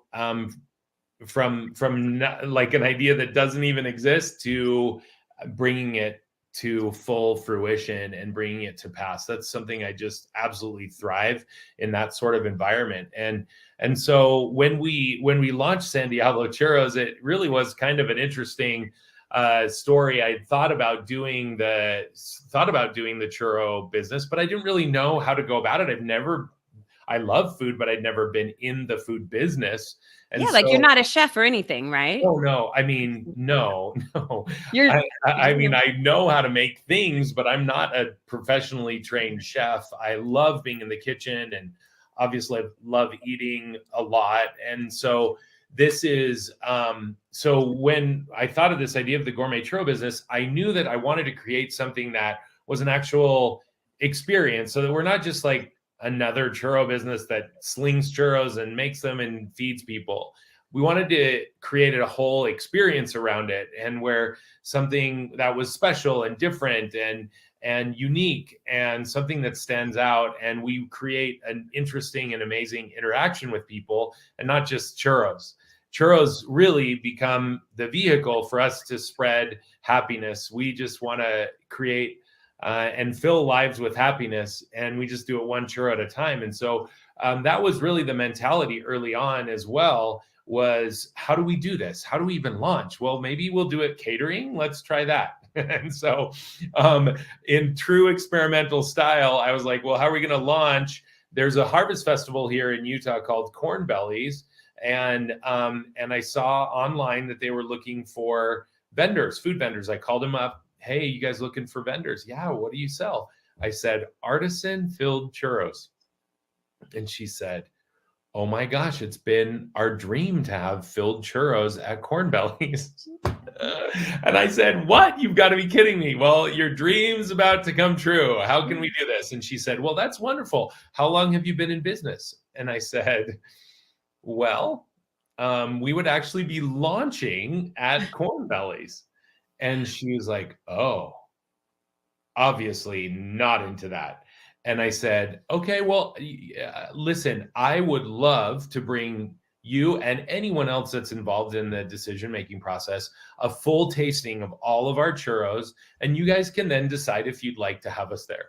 So she's like, oh, that's fantastic. We're going to be meeting in 3 days. So if you want to bring everything there, there's going to be about 20 of us. And then we'll decide from that point if we'd like to have you join us. And can you come? I'm like, absolutely. I was like, what? Never. Like, I'd only made the recipe twice, didn't have a brand name, didn't have uniforms, didn't have any equipment to make the churros. So it was a 3-day race against time. So long story short, we made it. They loved the churros. They said, we want you to have 2 booths at Corn Bellies. So that really was like this huge kickoff for us of being able to start to spread the word, because what we found over the course of time is that, you give something delicious to someone, they're like, oh my gosh, where are you? How can I find you? Where do you go? And our answer is always, we go where the party is.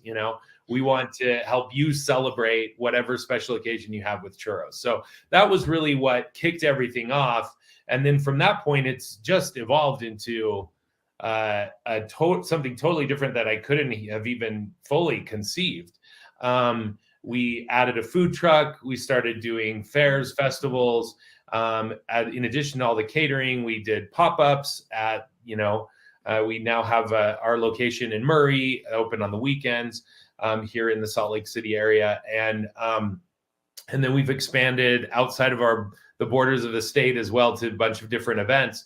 But then the pandemic hit, and we were so event focused that, as we all remember, there were about 3 or 4 months where 0 events were happening. And so we had to really get creative and reimagine ourselves. And we decided to take churros to the people and create an at-home churro making kit. We wanted to create everything that everyone needs to make churros at home. And it's been a couple of Christmas holiday seasons that we've been selling, and it's done extraordinarily well. And we're looking to have that growth continue this year and moving forward. So yeah, and now we're looking at adding a frozen component to our business as well, to enable people to have churros anytime they want from their grocers, and just pop them in the air fryer. And, they're the new Pop-Tarts. Grab these churros after school and get a fresh filled churro, So we're laser focused on now becoming the global churro authority. There's no one else is really doing that. So we have all the foundation to do that. We want to give you all the resources, tools, information, churros that you need to live your best churro life. Churro life. I love it. Go ahead. No, that's like the kind of nutshell of a little bit of how we got started and why and where we're headed. But it's been a fun time of growth and excitement around here. Oh my gosh. This is such a fantastic story for other entrepreneurs to hear. I love how you just jumped in with both feet. Like, who has the guts to approach an event company or whatever they were, Corn Bellies, when you're not even in business, you don't even have equipment, and you were just like, I'm pitching this idea, I'm going in, and then they give you 3 days. You're not even a trained chef, and you find a trained chef and you make it happen. Yeah, that's ridiculous. And then you experience success, you get the food truck, you start to expand and cater events, and the pandemic hits and everything shuts down. And what do? You pivot again. I love this, and make home churro making kits. Like I never would have thought of that. And it's just brilliant. And it's such a lesson for every entrepreneur. You got to be flexible and be able to pivot and rise to the occasion, like sink or swim. And just high levels of to be tolerant with high levels of ambiguity and like being able to adjust and be flexible and nimble. And I mean, it is something I'm constantly working on. But even just this idea of like not shying away from the thing that makes you afraid, or the thing where you may feel a little bit uncomfortable. I think that's where so much of the personal and even like collective organizational growth or even as a society, like that's where our true growth and development happens, is when we are faced with uncomfortable scenarios, situations, things outside of what we're used to and kind of makes us complacent, and pushing through that so that we can really discover the gems and the treasures that exist on the other side of that fear. Wow. So do you think that you have a unique wiring that enables you to not be uncomfortable outside your comfort zone? Is this something you developed? Like, I mean, listen, I'm just a regular dude. I appreciate you asking that. I think that if anything that's different, hardwired differently, it's just a level of crazy that's involved there. And so I think that there is, everyone has that capability to be, we're all built and born to be creators. Like that's what we do. That's what we do every second of every day. We're creating our existence and our mindset and our future with everything that we do. And so I do think that there's like life experience helps you to be a little bit more or less prone to diving into the uncomfortable and not shying away from it, and to whatever degree inviting it into your life, seeking it. You know, I now also lead in the business consulting side of my life with Vitamin T. I lead taco tours with executives to Mexico City, and we do a mastermind immersive experience in the city, doing everything from like being trained by Mexican wrestlers with our masks on and jumping off the rings, and eating our way through the city, and, you know, doing this Aztec steam bath ritual, and like a whole bunch of different things that the vast majority of the people that are going these have never, ever experienced or done before in their lives. And all of that, what I've found is that people are seeking learning, and they want to stretch. We want to always, there's something inside us, all of us, that continues to propel us forward to develop and grow and be better humans. And so that's the type of people that come on these, and they're opting in and saying, okay, yeah, I want to get uncomfortable. I want to be stretched. And I think I love that, and obviously celebrate that, because I think the more that we opt in for those type of scenarios, the more we're allowing ourselves to grow and develop and create stronger connections with each other, stronger connections with God, stronger connections with your divine purpose and the impact that you can have on the world, which I feel so strongly is what each of us have a very unique gift and a unique opportunity and purpose for us to impact and make lives better everywhere. That's fantastic. And I love that you actually lead a whole training for entrepreneurs, basically the search for the perfect taco, designed to just push people out of their comfort zone. I think it was Gary Keller who said, in order to be successful, you have to become comfortable being uncomfortable. I think he's one of the first billionaire real estate agents this country has seen, because he learned how to get comfortable with being uncomfortable, and you're teaching people the same thing. So I think that's awesome. But can we roll up the sleeves a little bit and talk about some of the basic essentials of entrepreneurship? Sure, that you have to be able to wrap your arms around, rather, to scale and grow and become successful as a business. Like, for instance, how does an independently owned company get to have a location in a huge event center like the Vivint Arena where the Jazz play? Like, how do you negotiate that lease? Did you have to give your firstborn, or what does that look like? No, I mean, but you also have to realize that when you go to like a sporting event or a concert or something, there's a reason why your hot dog costs $15. It's because you don't have to. They do take a large percentage of your profits, which is why the food costs are typically so high. And so the host venue is looking to get their cut of what you sell as well. So that's why. And really, I mean, it has been such a wonderful experience for us to be there at the Vivint Arena, which will now be the Delta Center. It's just a matter of pitching your idea. I remember we did a tasting to the people that there was an opening that came up, a spot that came available, and we like raised our hand and said, hey, we want in, throw our hat in the ring. And so they invited us. We did a tasting. They liked it. Then we started down the negotiation process of pricing and just structuring everything. They've been really wonderful to work with, and we're looking to expand our relationship with them at some other sporting venues across the country, because they manage many of them. And so, yeah, it's actually, I mean, that's maybe another like lesson for me. Sometimes there's things that seem really, really hard and insane, and how in the world did you do that?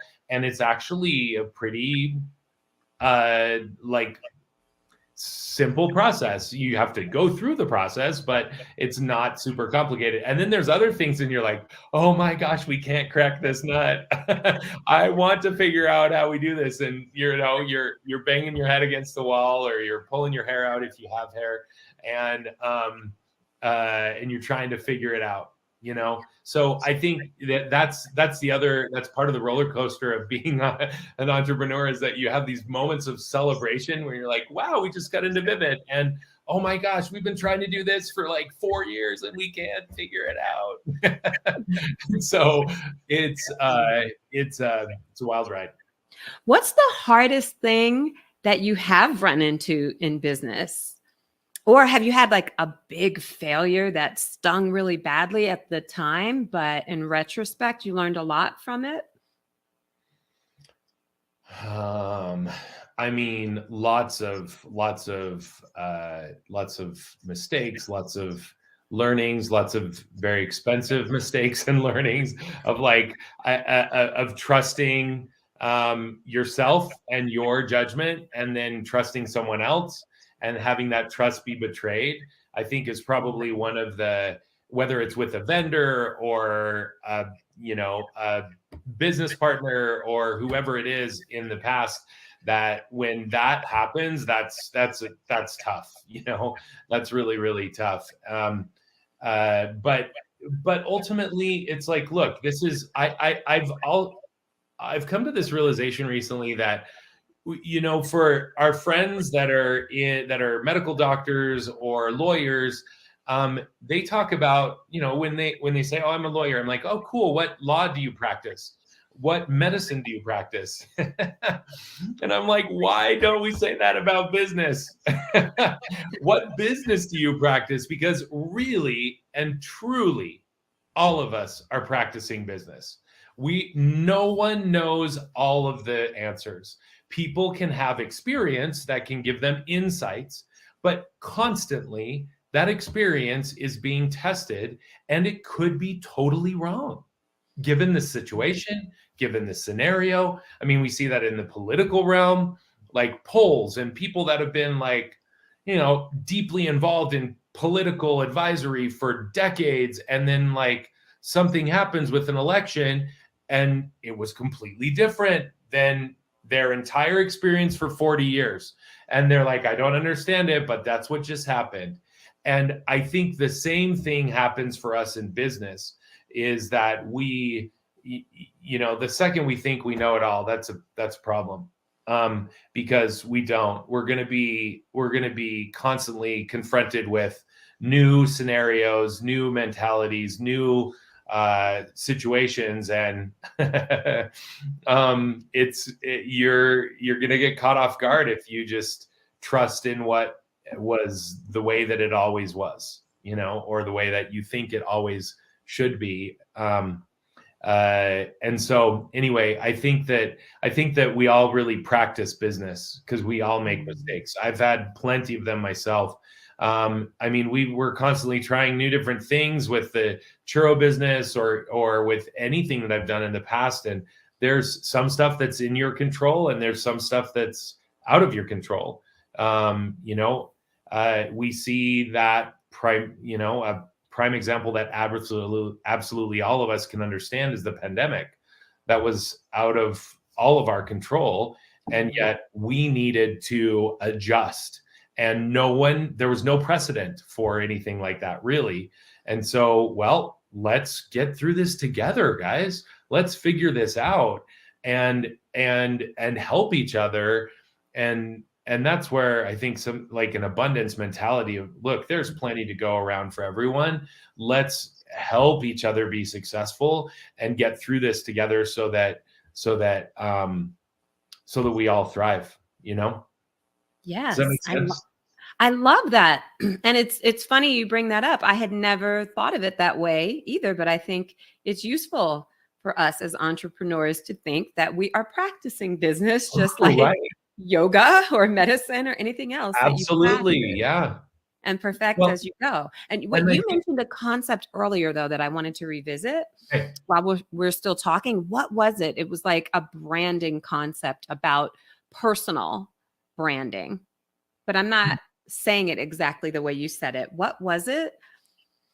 The type of business that you do, you want it to be connected to like your personal outlook or connection. Humanized brand experience. Humanized brand experience. Thank you. Yes. Can you talk more about that and help us, benefit from what you've learned about how that's essential? Absolutely. What I've found is that we have, and this is one of the things that I do, and I speak and train, and then also, take executives on these taco tours to Mexico City, and then also help businesses architect a humanized brand experience, because it's something that when we experience it as humans, we know how special that makes us feel. And there are a lot of like insane results that happen when we feel like a brand understands us, when we have a positive experience with a brand or a business, as opposed to what we're used to, which is pretty much mediocrity across the board. It's like, unless someone was really rude or unless they were really nice, we don't really talk about it, but that's just because that's the type of thing that we're used to. We're used to when someone just there's nothing exceptional or extraordinary about it. We're used to, I give you money, you give me something, and we call it. Like, that's the old school way of thought of this consumer-based economy that we all grew up in and that we've all been living in for the past while. But what has happened over the course of the last 10 or so years is that our entire global society is moving from this consumer-based transactional mentality to interaction-based relationship economy, an experience economy. We expect more from the people that get our time, attention, and money. We want them to understand us, right? We want them to hear us. We want them to give us amazing recommendations because we feel like they know us. And so and when that happens, I mean, there's all sorts of great stats, like customers that have a positive brand experience will spend 140% more than otherwise. Like there's we'll lose trust in a brand forever. 70% of us will, if we feel like that brand puts profits over people. We buy, 72% of us buy based on how we feel. It doesn't even have to make logical sense. We will literally, more than, almost 3/4 of us will buy simply based on how we feel. So if businesses don't pay attention to how we're making our people feel, then we're missing out on a tremendous opportunity to differentiate ourselves from our competition and to really add rocket fuel to whatever efforts that we're doing to be successful.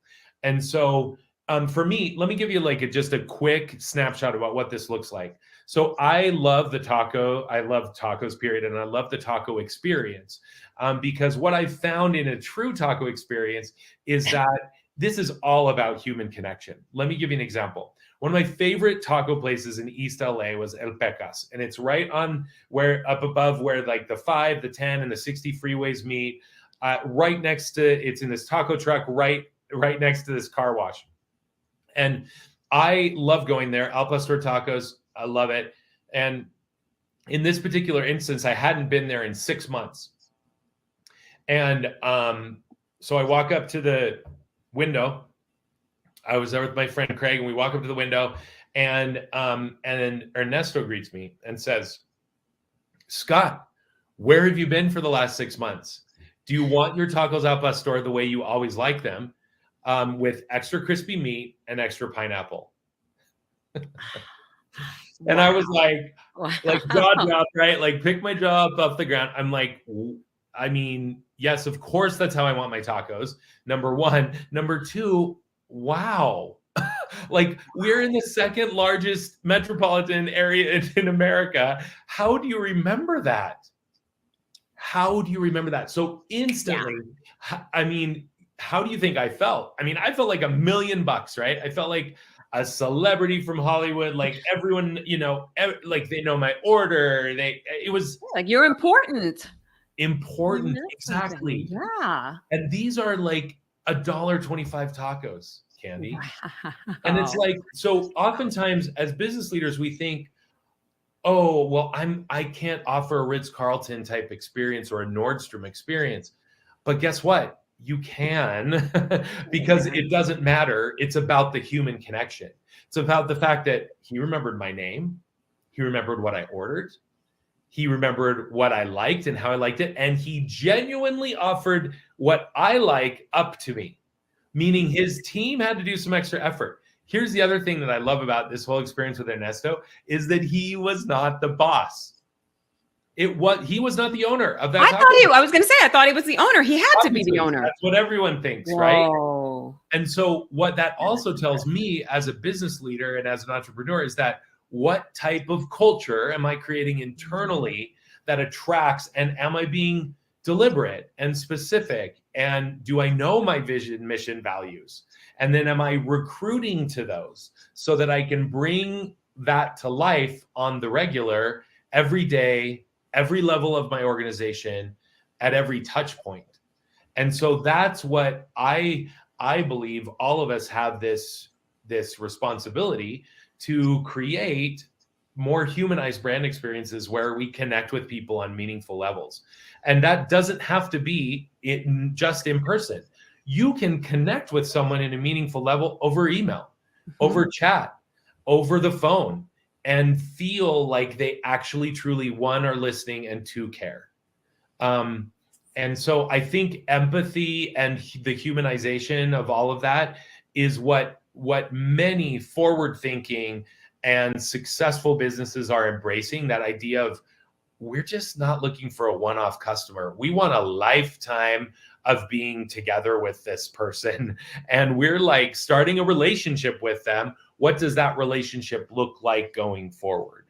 And what are we doing to continue to, just like we do in our own personal relationships with the people we love, what are we doing to foster and develop and grow and be sincere and authentic in those relationships? The same is true of business. Ooh, I hope everyone is taking notes. These are such meaningful, potent, and actionable tips. And imagine if every company we did business with gave us an experience like that. Like, we really matter. Like the Ritz-Carlton experience on $1.25 taco budget. I love it. I love it. So if they want to have the San Diablo experience and have like amazing churros bless their lives, how can they get in touch with you? What's the best way? Yeah, absolutely. Well, I'm on LinkedIn, Scott Craig Porter. You'll see me on there with a little taco emoji. And also sandiablochurros.com is our website. At our website, you can see everything that we're doing, plus all of our social media handles are on there as well, which is San Diablo Churros. And then on the business consulting side and all this stuff on humanized brand experience, that's forevervitamint.com. Okay, forevervitamint.com, humanized branding experience. Fantastic. Thank you so much, Scott Craig Porter. You're welcome, Candy. At the churro parties. That's right. In the future, and really good stuff. Thank you so much. Thank you. Wow. Can we have a moment of silence for the humanized brand experience? Ooh. This is something you can do seriously to make your business more successful and more profitable today. Treat each customer like they are worth their weight in gold. Treat people like they matter. Treat people like you appreciate their business. Under promise, over deliver, and watch your profits increase. I love that he said that, and I love that he hasn't lost touch with the humanized experience, despite the fact that he's got this wildly successful business and he's doing a lot of big things with a lot of big executives. He still remembers that someone he bought $1.25 taco from remembered his name and how he liked his meat cooked. That's incredible. And you know that owner, that company does have a culture where they value people, because it infuses down the line. That's the trickle down effect that really does work. Thank you, Scott Porter, for that. That was fantastic. Next up, wait till you see this interview and listen to this woman's tips. She absolutely blew me away. And get this. This is a lesson for every online entrepreneur who may want to go live, do something like this, do a summit, run a challenge, talk to people, interview online, because Erin Lohman-Jack is such a pro. This is what happened during our interview. I'm talking to her. She's spilling the tea. I have construction going on in my neighborhood because homes are being built as we speak. My internet went out, down. I don't mean like a glitch or I got blurry for a few seconds. Out, cut out. Erin kept going like I was right there with her, like we were all with her. She is a true pro. So watch in action the way a speaking pro handles the unforeseen and just rides it in stride. She's amazing. Erin Lohman-Jack is CEO of the Transformational Speakers Academy. She's a TEDx trainer. She's a business coach. She's incredible. And she gives so many specific ways that you can get on stage, specific ways that you can increase your revenue, specific things you can do to be liked and favored by the event producer. So this is a fantastic interview. You aren't going to want to miss it, including the part where my internet just goes out and Erin rides it like a champ. So without further ado, here is my interview with Erin Lohman-Jack. My next guest, I'm so excited to present her information to you because she's electric, she's likable, she's magnetic, and she's really going to help you fly, really get you to the next stage of exposure and revenue for your business. So without further ado, let me introduce Erin Lohman-Jack. Erin, I'm going to read just a little bit of her bio, just to give you a teaser, but trust me, you're going to like her. Erin is CEO of the Transformational Speakers Agency. She's a TEDx speaking coach. She's an NLP trainer, a master coach, and the host of the Transformational Speakers podcast. Erin is the leading authority on making an impact, influencing change, and inspiring action in others. Her approach to speaking utilizes the psychology of connection, something we all need, right? To illustrate how you can unlock trust and rapport with any audience. Erin has extensive experience coaching high-level decision makers as they manage and communicate change. And I've got to tell you, she has a training called How You Can Make 10,000 plus from any stage without selling. And it knocked me out. Like it knocked my socks off. So without further ado, help me welcome Miss Erin Lohman-Jack. Yay! Hi, Erin. I love when people read your bio. Sometimes you're like, that's me? I did know that. Yeah, that's right. You did that, girl from small town Idaho, correct? Yeah, for sure. Like that's when people see me at events and they're like, oh my God, you're Erin Lohman-Jack. And I'm like, how do you know me? Because I'm still just a small town girl.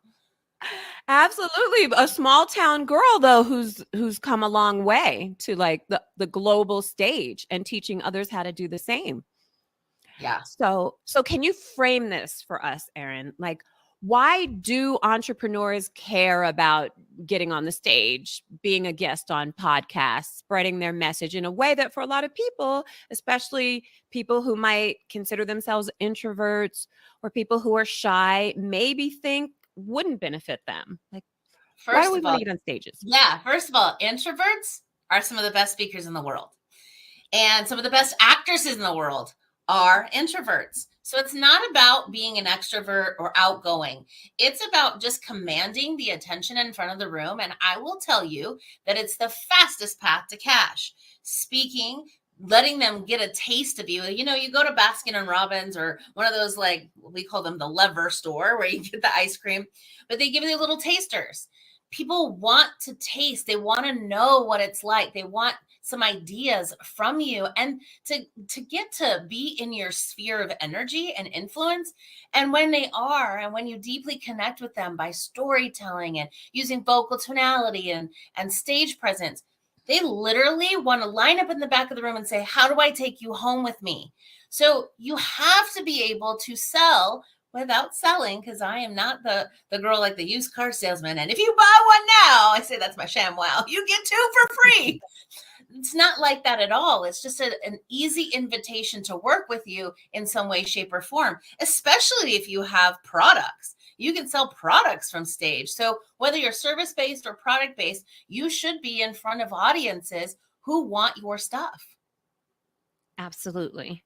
Well, how do people get their start if they recognize that this is a beneficial avenue for them, but they've never been on a stage, they don't know how to book a stage, they don't know how to craft a message? What advice would you give? Well, first, we all have a story. We all have the story that connects with the audience, which this is where I talk about the psychology connection, where the audience wants you to win and they want to connect with you. If you get up there and like, look at my yacht, look at my boats, look at my planes, look at me, you're not about them and about the solution. You probably have a story about how you got where you are in your business now. So there are things that you can share with others that will help them navigate the landmines. And it's like, if you had the cure to cancer, would you keep it or would you give it away? And that's what speaking on stage is allowing people to go on a journey with you to see behind the scenes that this can happen for them. Like I said, from being a small town girl, right, to growing up hunting, camping, hiking, fishing, to being on some of the biggest stages. And it's because of my story. Some of my stories are about facing eviction while being an entrepreneur. And like not being able to buy diapers for my son when he was a toddler, right? And it was because I was speaking. I got out there and I was like, I'm going to sell my course. And then I got up there and I didn't know what I was quite doing and nobody bought. Everyone was like, that was great. Come back. Come speak at this event. Come speak at that event. But no one bought. And as I walked out with all of my stuff, defeated, thinking I let my family down, like, how can I do this? And I was thinking to myself, who do you think you are to be able to do this? It's not working. And that's when I changed and I realized I had to get better at that. I needed to get better at knowing how to tell those stories so that everyone could connect with me and connect with, I know where you are right now, but I also know how to get to the top of the mountain. And if you walk with me, if you hire me, you get to the top of the mountain too. And that's what I'd say. You all have a story inside of you. So it's really starting with that. And then finding the things you could teach people along the way. What was it that I had to learn? Well, I had to learn sales and I had to learn how to deeply connect with the audience. And there were things in my physicality and my vocal tonality that were getting in my way as well. And so I had to master those things. And now I can close 30 to 40% of the room every time I speak. But if you don't know how to get a gig, look around. Google, common, I always like to say, like, if your audience is like women business owners, look for events for women business owners in your area. Look at Rotaries, chambers, those kinds of things. Those are easy ways for you to start getting started on those stages. Maybe you start with a podcast. Maybe here is the best thing. You have a TV show right here. Just go live. And when you do that, you are taking a stage and people are getting to see you, realizing that you have the solution to their problem. So of course they're going to want to buy whatever you have in the back of the room. I love this so much, Erin. Like, and you're fired up. Who wouldn't want to hire you? But I have to say, even I was surprised when I read some of your story and I listened to some of your trainings that you could go from a small town girl in Idaho to a TEDx speaker and getting paid $100,000 for an engagement. Girl, you have to spill the tea on that. Like, that's called mindset.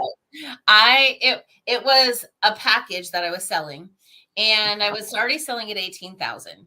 And I had a challenge. I was going through this NLP training when I was getting my master's training in that. I sat there and they said, okay, we're going to have a sales challenge. During these 3 days that we're on Zoom, and I was sitting in my office, 3 days on Zoom, we're going to have a sales challenge. Whoever at the end of this, gets the most money, gets to have like, I think they were giving away like 50%, like a 25% discount to their program or whatever. And I was like, it's a challenge. I'm in. Like, I am a competitor. I love it. So I was like, how am I going to make all these calls? Like, I know I can make $100,000, but how do I make that many calls? And oh man, you know, how many would I have to sell at 18,000, right? So what I did was I literally sat down and said, well, what if I just made, and I said I was going to make 100,000. Like, that was my goal. So I said it, declared it. And I was like, all right, how would I do that? Well, why don't I just sell one at 100,000? It's worth it. If I teach you how to make 10K, anytime you take a stage, you do that once a month for the year, you're already at 100K, right? Plus. So that's easy. So the value's there. All right. I picked up the phone, talked to one woman, and she bought it for $100,000. And it was just my own mindset about my value. Wow. And when I did it, I was like, well, dang, yeah, why don't I do this all the time? You know? And so sometimes it's just the risk of asking and doing it. And that's all it did to change for me. And I will say that was last year. This year, I'm already at 100,000 in the first 4 months here. And plus, because more is coming in, which is awesome. I always say, thank you, more please. More But please. now it just has become so much easier because it was up here and in here, not on the paper, not on the pricing sheet. Erin, shut the front door. You sold one client, never having done it before, on $100,000 package. Yep. Just because you shifted your thinking. And when you know your value, yourself, when you own that and step into it, of course they're going to believe you. You know, the hard part is the first time you might say, you might be, it's $100,000. You know, if your energy changes, and this happens to people speaking on stages, if you're like, you're so confident in your content, you're just pouring into these people, and then you're like, and to work with me is $100,000, right? Like, we do this because our internal stuff, right? And so why not clear that out and be able to present any number? Okay, I like it. You're selling, I'm buying, Erin. Sign me up. But okay, let's peel back the curtain a little bit. And I'm curious for the newbie to this whole arena. I love that you gave an idea for finding events for your ideal audience. Like you said, you sell to women business owners, go look for events that appeal to women in business. You sell to plumbers, go look for plumbing events, etc. So I like that. Do you have any other prospecting tips that you can share with our audience? Because, you know, prospecting is the lifeblood of any business. There are lists you can buy. I'm on subscription services. I pay $9.95 a month for this guy named Elliot Kay. He's out of the UK, and his team looks for all these gigs. And so each week I probably get 5 or 6 conferences in my email. The other thing is Speakertunity. I have an agreement with Speakertunity. Jackie is amazing. And her team, all they do is research events. Whether it's a TEDx event, they have a TEDx list. If it's a local event, if you want just in your vicinity, like for me, if I was to buy a city or an area, I'd probably buy Washington State because I'm right on the border here in Idaho. But there's not a lot in Northern Idaho for events. And Google those, right? But this is to expand it. I got myself 15 gigs in 10 days in another state by just buying the list and sending a email to every single person saying, hey, I'm going to be in your town. I was between LA and San Diego, and I was having an event in Palm Springs. So I wanted to enroll a whole bunch of people to go over to that a couple months later. So I set it up. I said, here's where I'm going to be. These are the days I'm going to be there. Do you have any events, or would you love for me to have me come speak to your group? And so it was amazing. I got to speak at Warner Brothers Studios at a Toastmasters. That was fun. And I would have never been able to do that without the list. So there are lists out there that you can buy, and you can just reach out and tell them, hey, I love what you're doing. I love the mission of your group or your events or however that is. I'd really love to be considered as a speaker. And any event you go to the event producer, the organizer, the host, and say, how do you pick your speakers? I'd really like to speak. And they'll say, great, we're always looking for people, because that's a struggle for like for the organizers. We struggle sometimes to get people on. I mean, even for you at this summit, right? Figuring out who's good, who will fit, who, will give value, right? It's a struggle to try to find these people, right? And so if you go straight to the source, they're going to tell you, like, well, then how do I apply? What do I need? What do you need from me? Oh, that was so darn good. Can you repeat the name again? Did you say speaker? What was it? Speakertunity. Speakertunity. First of all, I love the name. And secondly, I love the jewel that you just dropped. Thank you. This stuff is like invaluable info. Thank you so much. Here's what else is interesting. You just brought up that you're basically making the producer's job easier when you approach them and let them know that you're available for speaking events. And in one of your trainings that I watched, you also mentioned how you can bring more value to the producer. And I love that you did that with me when I invited you to speak at this event, and we were, communicating to see if you'd be a good fit. Girl, you blew me away. Like, first of all, you practice what you preach. Kudos. So go listen to her training. It's amazing. And then you add more value. Like, you added more ideas into the mix I hadn't even thought of. And I was like, if entrepreneurs do that, if they're invited to something and then they add value and make that person's life easier, do you not think they're going to remember you forever?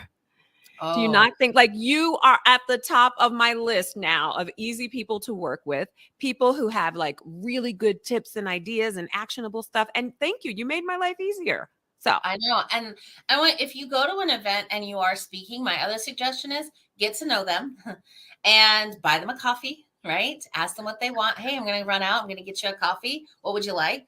And then what you can also do, because they really want you to help get butts in seats. So that's really important. So promotion. And why wouldn't you promote yourself as a speaker? If other people see on your site that you're speaking at another event, they're like, oh, top of mind, Erin's a speaker. I should have her come talk on mine or come to my podcast. Things like that. But the other thing is, I always show up and I say, hey, I know things can get hectic. I'm an event producer myself. If you need anything, if somebody doesn't show up, if you need to fill time, I'm your girl. I have more value and more things I can share. Let me know. If someone's running late, we can move my time. I am totally flexible. Let me know what you need. And I will tell you, as somebody comes up to me and asks me that, I'm like so excited, because then I don't have to figure out what to do if somebody doesn't show or somebody's late, right? I can have that person fill the space until somebody comes in, so that we're not just sitting around tumbling our fingers. Or I always tell them, or I can lead people through some fun exercise where it gets everybody moving and doing stuff. And they love that because it adds the interaction and the engagement of their audience. Oh my gosh, that is just gold. I love it. So you figured out the challenging parts. You've done the heavy lifting with prospecting and such, and you figured out how to add value and to be the go-to person for any producer looking for a really high impact speaker. But I'm just curious, what was it like? Can you tell us a little bit more, like how you got your start, and if you had any failures that were really ouch, besides getting on the stage and not selling and worrying how you were going to buy your baby diapers? Like, were there any other lessons that you learned that would be great for our audience to know about you and give them confidence? Yeah, for me, the first thing I did was I started applying, like I'm telling you all to do. Started applying, and I didn't know, so I was Googling local events in my area, and I just find some. And then it was like finding other opportunities and conferences in other places. And so I would apply, and then if I didn't get picked, I asked them. So I sat down and reached out to 100 event producers and event planners that had put out all this stuff, and I never got chosen or whatever it was. And I asked, what was it that didn't get me booked? What is it you're looking for? Like, no one ever asks them, what are you looking for? How would you like it delivered? Some people want it in the physical mail. I have a wow box. It's a box that has my one sheet in it. It has books in it. It has ring lights because I teach people to use ring lights when using social media on your phone. It has my magazine. I started a magazine during COVID. Everything is in there. And it also has on my thing, it has my speaker reel is on my one sheet. So if they want to go to the website, find it, they know exactly where to find it. They have all of this goodies. Do you think that stands out above just somebody, hey, I want to speak at your event, right? Sending an email. Some people love getting something in the mail. I'm a gift. Gifts is my love language. So I guess that's why I love to give the gifts, because it makes you stand out, right?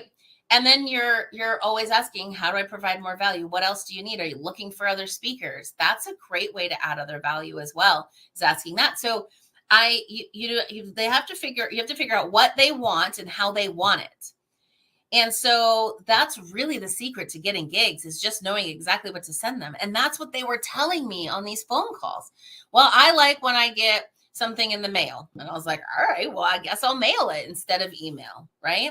But you can hit them on all fronts and they're excited and you become top of mind. If they get it in an email, like, okay, I got to remember to reach out to her. And then they're like, oh, but I got this wow box. What is this? Oh my gosh, look at how much stuff she gave me. This is amazing. It helps you stand out. So it's really important to figure out what it is they're looking for. And I'll tell you, I turned one hour gig with Amazon. So it was 700 women of Amazon. And she said, hey, I'd like to have you speak. It was like a LinkedIn message. I was like, great. Reached out, said, I'd like to get on the phone with you and find out exactly what your audience is needing. And so we can I want to make sure that this is really going to sing for them. And she loved that. So by the time we were done, I said, I know other speakers, so I can help you in that realm. And she's like, oh my gosh, I hate looking for speakers. Thank you. She said, I said, well, she said that the problem was that people come and speak, but then nobody goes and implements what they learned. So I said, well, what if we did a 5-day challenge following the talk? So that all the women can enroll, and then each day they'll have things that they'll be putting these things into practice. She loved the idea, and I sold it for $27 to all the women. So they joined me in a challenge for a week. Now I've spent so much time in front of them, I now can pitch them to work with me because they know the scope of what I do. And in those 5 days, they're learning the things that they might be struggling with, right? So now I turned it into a challenge. Then I turned it into coming back quarterly. And then she wants me now to do a 1-day event with them. So by picking up the phone and talking to her, I got 4 opportunities in front of these 700 women. And that's how you get more gigs. You can expand one into many. And I love that. And that's what makes it sing for the people that are coming. And it makes the audience care as well, right? If you really connect with the audience, the longer, like I call it the compelling conversion matrix. And you can get it if you go to the 10kfromAnystage.com. You go there and it gives you a blueprint of how I do this. But the more you're in front of somebody, the more you can make. And so it's really important to be able to expand your time. So I would go and speak at an event, and I would ask to do a Facebook Live or an interview before the event starts so that people can see what I'm going to be speaking on. They're going to get excited. They're going to come back to the event. If they can't make the event, here's the second thing I do. And everybody that's listening to this live training right now, I'm going to give you a webinar to go and start to learn some of the things and get you prepared for when I come in person. Now, if they couldn't come to the regular event, they're now coming to your webinar. So you just got opt-ins into your email list and more people to serve. So that's a bonus. And you have more time in front of them. Now a 20-minute talk turned into an hour-long webinar, masterclass. And then when I go and speak, I say, tomorrow or today after this event, I'm going to do a deep dive, a 3-hour deep dive. I invite you all to come. If you go to the webinar, you'll get a discounted ticket to the workshop. So if you want that discounted ticket, go to that webinar, watch it at the end. You will get you will get the opportunity to enroll in that and get a discount. So now I have a couple more hours. Now I've expanded one talk to 8 hours, and now I can sell higher end products. Incredible. I am just like, I want to be you when I grow up. I just, you're so fantastic. So, what's the most fun part of what you do? Oh my gosh. The reason I get up every day is because I help people like you change the world in their own unique way. And I always grew up wanting to change the world as a child. So I went to school to be a therapist, but realized that wasn't it. And then became a coach because I love watching people transform in front of your eyes. And so by getting up every day and helping amazing people like you get your message out to your divinely assigned audience, I get to make that ripple effect. And if you do that really, really well, and you make really good money at it, charities and nonprofits and causes are all funded. And that is the second part of why I love doing what I'm doing, the philanthropy piece. So it's a huge give back, a huge ripple effect that I get to make on this planet and kind of declare, I was here. I was here. That's fantastic. We're both, I think, we both have a spiritual leaning, and to be able to combine feeling like you're making a difference in the world, right? You're leaving a legacy, you're doing something meaningful with also doing something that sets you free financially. Like, I feel like that is just, it's the pinnacle. It's the ultimate of why we're here. So it could be this, or still going back to, school and teaching, or some minimum wage job that, isn't fulfilling, I think is like, I am so unemployable anymore. I hear that. I hear that. Me too. Guilty as charged. Let's talk about some brass tacks. Like, for instance, what pieces of software would you say are indispensable in your business, and would you recommend to any new or startup entrepreneur? Well, first you need a payment processing system. So PayPal, Stripe, whatever, Apple Pay, whatever that is for you, that's really important. But I would say this, StreamYard, Zoom, whatever that is for you, you need to be able, I don't work with people locally. Like, I'm doing a local event for women and I'm trying to figure out what I sell to them, because around here, people don't have the money. And so it's like, all right, so how do I do that? But I work online around the world on a daily basis, right? And so this is important, right? Your computer, I have really great equipment to be able to do that. I have a huge ring light, a DSLR camera with a boom mic on it.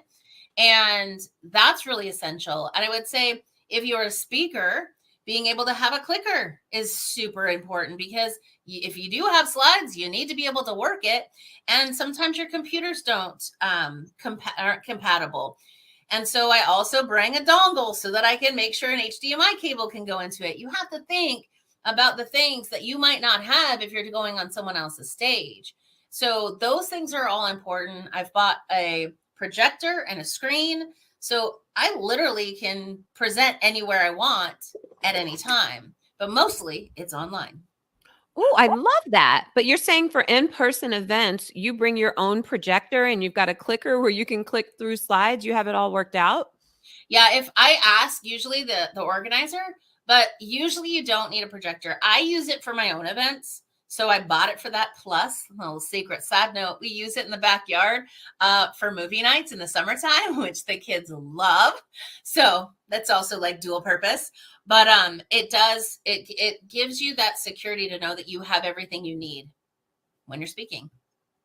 Okay. I also have my own lav mic, that goes over my ear, because the ones here, I'm usually wearing dresses. That is a pain to put on. And I'm always like, I'm not modest, just dive in, right? Just go back to the back. Or I grab a woman in the audience and have her take me to the bathroom. Tuck it in my Spanx. Yes, been there, done that. I feel you. But it sounds like you just always come prepared. And then when the hiccups happen, and they do, like, you're ready to just flex right or left and again, like, if their projector goes down, and I have one, that's also another way to add value. They're like, oh my gosh, you were a lifesaver. We needed that, or we didn't have, can we borrow your clicker for the whole day? Yes. Instead of sitting here, I'm like, why didn't you think about this, people, when you're doing events? But not every organizer knows what they're doing. So you just have to be prepared. Totally. I love that. So in the few moments left, do you have any final words of wisdom that you'd offer to our audience, especially if there's someone sitting there who wants to get started, wants to do it, but is still just, I don't know, sitting on the ledge and needs to jump? What would you say, Erin?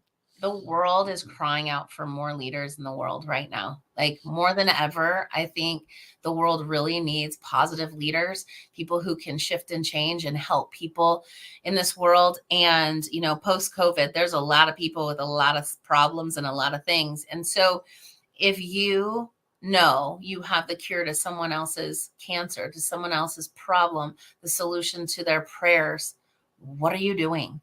This is never about me. This is always about them. This is about you right now. It's never about me. And so it's really important to get yourself out of the way and know that no matter if you're scared, nervous, freak out, worst case scenarios, that you are changing the world. And it's really important because the world needs it now. So stop thinking about how you'll screw it up. And get out of the way. And if you do screw it up, if you fall on stage, if I actually in my event didn't have the internet went down and we couldn't even show the videos that I needed to show. So I filled time and I'm really good at that. But you just know what to do. And so even at the worst case, you know what everyone said after that? They said, man, it was so beautiful to see you not get flustered by that. It threw off the entire agenda. And I just kept serving them. And they were more endeared to me than ever. And I will tell you the one secret is the story that you're afraid to tell is the story that's going to connect to your audience, that's going to give you the biggest payout. And the first time I told a story that I was so scared would devalue, decredit, people wouldn't want to hire me, I had 100% conversion rate into a $18,000 mastermind. So it's sharing that, being vulnerable. And so what if you look like a fool? That's when they love you the most. So you need to just get out there and speak and do so for them, not for you. That's the most important thing. And I know you all have something that you can share. And so when you share that with your heart and you share that with the audience, they will be endeared to you. And of course, then they're going to want to buy you and take you home with them. So it's really important to make sure that you are serving them. So my thing is always think, what is it that my ideal audience needs? What is the solution that I found that worked for me that I can now share with others? So it's really important to be able to just share yourself, share your solutions, share your big vision, and it will enroll people into whatever you have. The other thing I'd say is when you're on stage, always be seeding everything you do. I talk about in writing in my book, which is coming out, it's not done yet, in my courses, in my mastermind, in my one-on-one coaching, in my TEDx coaching. When I say those things in my talk, people know that's the menu of services. So they go, oh, well, maybe I don't want what she's selling here, but that course sounds like a really great investment. I should go buy the course. Well, the course then upsells into working with me, right? So always be seeding the things that you have to offer to your audience so that it's like they know what you have. That menu of services is so crucial because you never know. I always said, I watched Brendon Burchard get on stage once and he was selling into High Performance Academy. But during his talk, he said, oh, in Experts Academy, I blah, blah, blah. And World's Greatest Speaking Training, blah, blah, blah. And I was like, those are the things I want. I don't want this High Performance Academy. And so I literally went on his website while he was on stage and bought Experts Academy and the speakers training. And so that was only because he had said it in his talk. And so it's really essential to make sure you're saying those things to your audience so they know how the different ways to play with you. And so that's really essential. And like I said, you have a story that probably you haven't shared yet. Maybe not even shared with some of your closest friends. But I'm going to tell you, when people see that side of you, they want to work with you. Because if I was perfectly polished and had everything together and not a hair out of place, right? Like it was probably a hair. Yep, there's a hair out of place over here. Even with that, it makes me more relatable. And they say, wow, if she's willing to do this work, like, what is it going to be like when I work with her? That's going to be even more amazing. I get all of this. So it's really important to be able to do this work, share your message, share your heart, and even the hard parts, because that's what it's going to endear them into you, because they're going to understand that you are the solution. You understand them. I say, what is the thing that's keeping your audience up at night? That is what, if you have the solution to that and you speak about it on stage, they're like, man, she's like in my head. She knows exactly what I'm going through. And look where she is. So if I want to go where she is, I need to follow it. So it's really important to make sure you share that. Thank you so much for having me. Wow. Wow. Was that phenomenal or what? And isn't it ironic the way the universe tests us? Here, Erin's talking about being the expert who can pivot, who can improv if there are challenges during a speech or during an event. And what happens? Our event, while I'm recording her, my internet drops not once, but twice. And I really thought every time I came, I had left the room. I'd gone outside to see what was happening with the construction team. I unplugged the modem, replugged it. Like I wasn't even sitting with her. And she literally walked the walk and did exactly what she's teaching. And I just thought, this woman, like, whoa, hats off. So with anyone else, I'm sure I would have had to re-record. That's what I was expecting that we would. And she was like, I kept going. It was fine. That's what pros do. This is what she's teaching. This is what she's living. And guess what? You can do it too. You can do that. Put yourself out there. Things are going to happen. You can't control the internet, can't control the weather, can't control if people love or hate you. You can't control that. You can just show up as your best self, give it your all, and let the chips fall where they may. And if you're a pro like Erin, the chips will fall where people will want to work with you. So thank you, Miss Erin Lohman-Jack. Totally appreciated that. You're a pro. And don't forget, Erin's Transformational Speakers Academy $597 course, which you can find on her website, erinlohmanjack.com, is included for free for anyone who takes advantage of the $47 upgrade to the diamond ticket for this event. So if you're interested in that, her Speakers Academy, isn't she amazing? That is going to be included, as well as a follow-up signature talk event that I'm putting on. More details about that to come, but we're going to do a workshop where we help you craft your signature talk. So if you're an entrepreneur, you want to get on stage, you want to even do something as simple as being a podcast guest, but you don't know how to go about it, or you don't know exactly how to hone in your story, that's exactly what this workshop is for. Plus a month of email coaching, plus a 7-day action plan, bunch of goodies. So check that out at the website, ease.com/prosperity. There's still time to jump into that if you're interested. Without further ado, let me introduce you to my next guest. His name is Curtis Morley. He is Wall Street Journal bestselling author of the book, The Entrepreneur's Paradox. What is the Entrepreneur's Paradox, you may wonder? You're about to find out. Curtis Morley also has acquired 96 of the top Fortune 100 companies as clients. He has built companies that have 20x'd their revenue, not 10x, 20x. He's done so many interesting things. So please give a warm welcome to Curtis Morley. My next guest is author of the Wall Street Journal bestseller, Entrepreneur's Paradox. He also has an upcoming book called Counterfeit Emotions that seems really interesting. Can't wait to hear more of that. Please help me welcome Curtis Morley. Hi, Curtis. Thanks for joining the summit. Hey, Candy, thanks so much for having me. I'm super stoked to have you. And I want to share a little bit more about your book, because as I was doing the research for this interview, I was just enthralled by some of the reviews you have and the impact that this book has had on entrepreneurs' lives. So if you don't mind me bragging on you a little bit, is that okay? Sure. It sounds great. Thanks. Just so you know, the purpose of this book is to help startup entrepreneurs avoid mistakes. The full title is How to Overcome the 16 Pitfalls Along the Startup Journey. And just listen to some of these reviews. I thought, yes, if you just go on Amazon, I'm reading these straight from Amazon.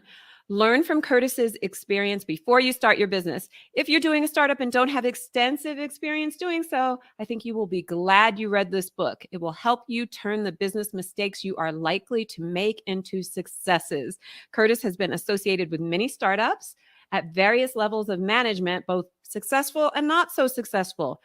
So he outlines the mistakes he's seen and made and explains how you can avoid them. Next review, 5 stars. Loving this book, a must read. I usually wait until I finish a book before reviewing, but I have all caps. Loved this book thus far. And I'm not even halfway through. Within the first 15 minutes of reading, I was convinced of the entrepreneur's paradox that exists and that I needed to rethink my perspective on things.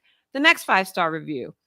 Follow Curtis's strategy and save your time. Most business books cover only some aspects of success, i.e. strategy, execution, purpose, marketing. You follow their advice to find out you still ran into different kinds of struggles not mentioned in these books. You will learn from all the mistakes eventually, blah, blah, blah. Basically, get the book. Get the book. So thank you so much, Curtis, for being here. And tell us a little bit about the entrepreneur's paradox, what that means and what entrepreneurs need to know to avoid the pains that you're teaching people to avoid. Excellent. Thanks, Candy. And I love your energy. It's so infectious. It's so fun. I love it. Yeah. So the book is called The Entrepreneur's Paradox. And I really wrote this book because when I started my first company as a 26-year-old entrepreneur, with a really fun idea, doing something new that had never been done before, I made every single mistake possible. And that's not hyperbole. I not only made every mistake, but some of them I made 2 or 3 times just to make sure I understood the mistake. And so this book really is to help any entrepreneur go from basement to buyout and create a rapid growth company.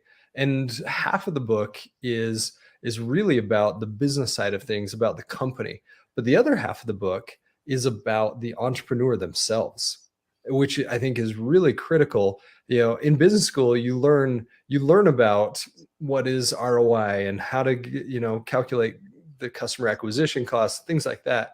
What they don't teach you are things like imposter syndrome, which is actually baked into entrepreneurship.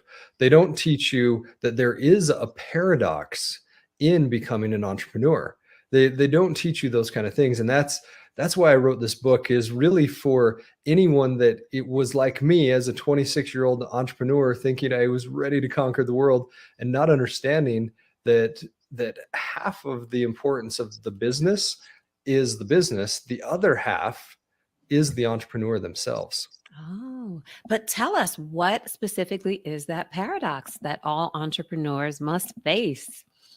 Yes, the paradox, the entrepreneur's paradox, is that what got you into business, the thing that you're the best in the world at, that got you to start this company, is the very thing that will prevent you from succeeding.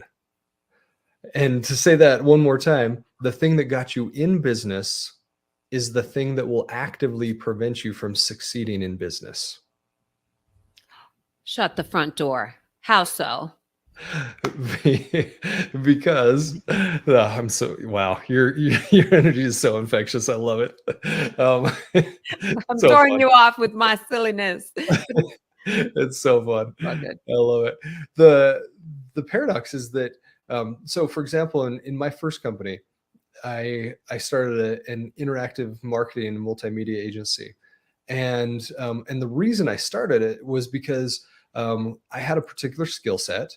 I had the ability to create interactive media like no one else was doing.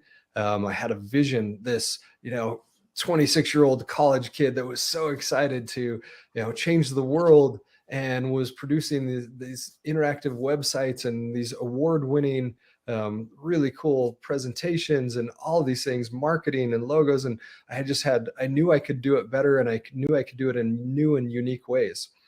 And so, people started seeing what I was doing, and they said, "Oh, you know how to do this technology better than anyone else. Why don't you start a company?" And I'm like, "Well, of course that's the natural path." When doing interactive media has nothing to do with creating a company. And the principles, although you can apply things that you would do in interactive media, or let's say baking cupcakes or whatever your business is that you are the best in the world at, you can apply those principles to business. But one question that I mentor quite a few entrepreneurs, and one question I ask every entrepreneur that I work with as a coach, as a mentor, is if you're working on the product, who's working on the business? And there's where you find the paradox. There's where you find the paradox, because you're the best person. When you start the business, in my case, I was the best person. There was an international certification that I placed second in the world in, for tens of thousands of people that took this certification. And therefore, everybody wanted Curtis.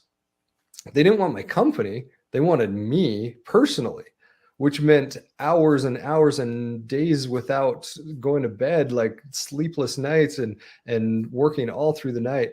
And that's the paradox, is that we dive into business thinking all I have to do is be really good at my skill. All I have to do is be really good at interactive media. And that's not true.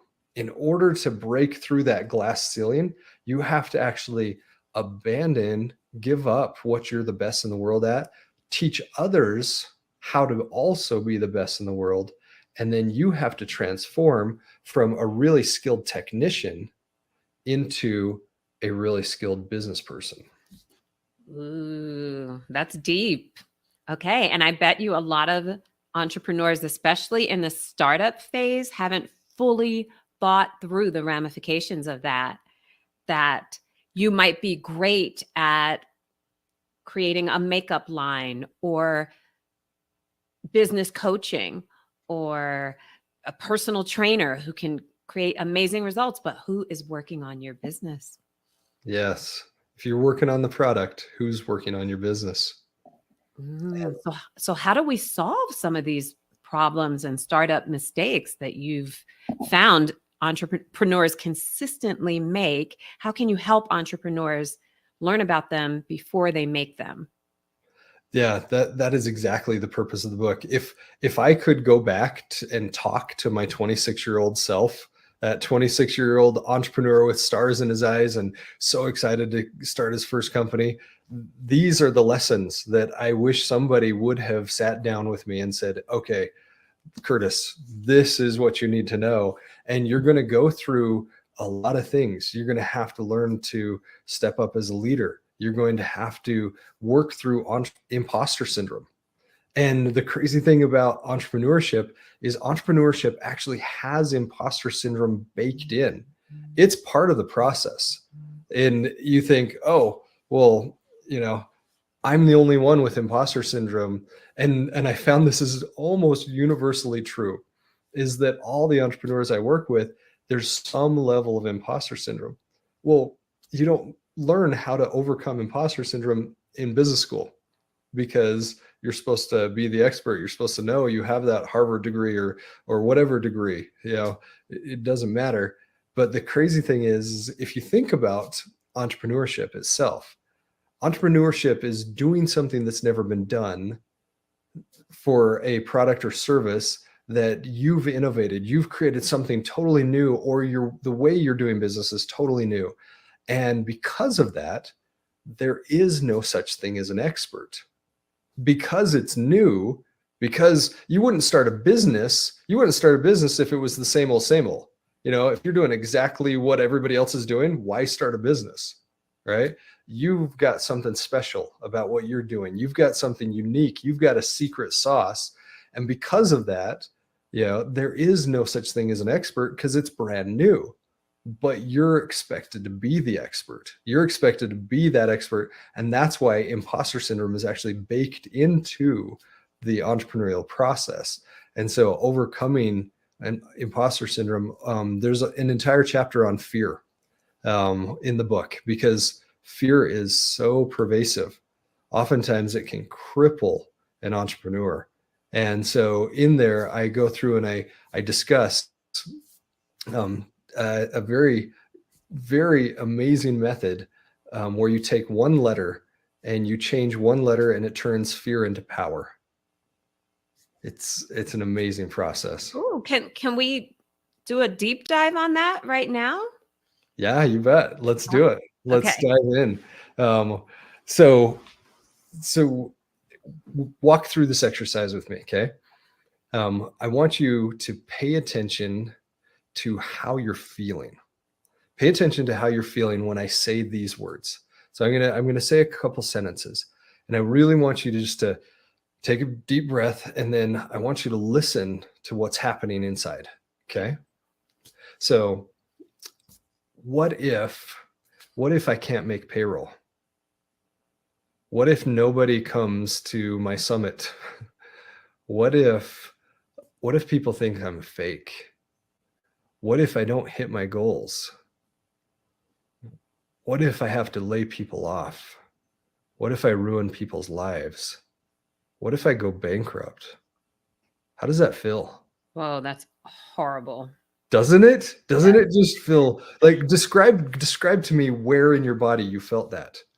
I felt my throat constrict. I Little felt my hair? chest get tight. I felt Yes. like a pit in my stomach. Uh-huh. Thought of ruining people's lives. Ooh, like, Did you feel a heaviness on your shoulders?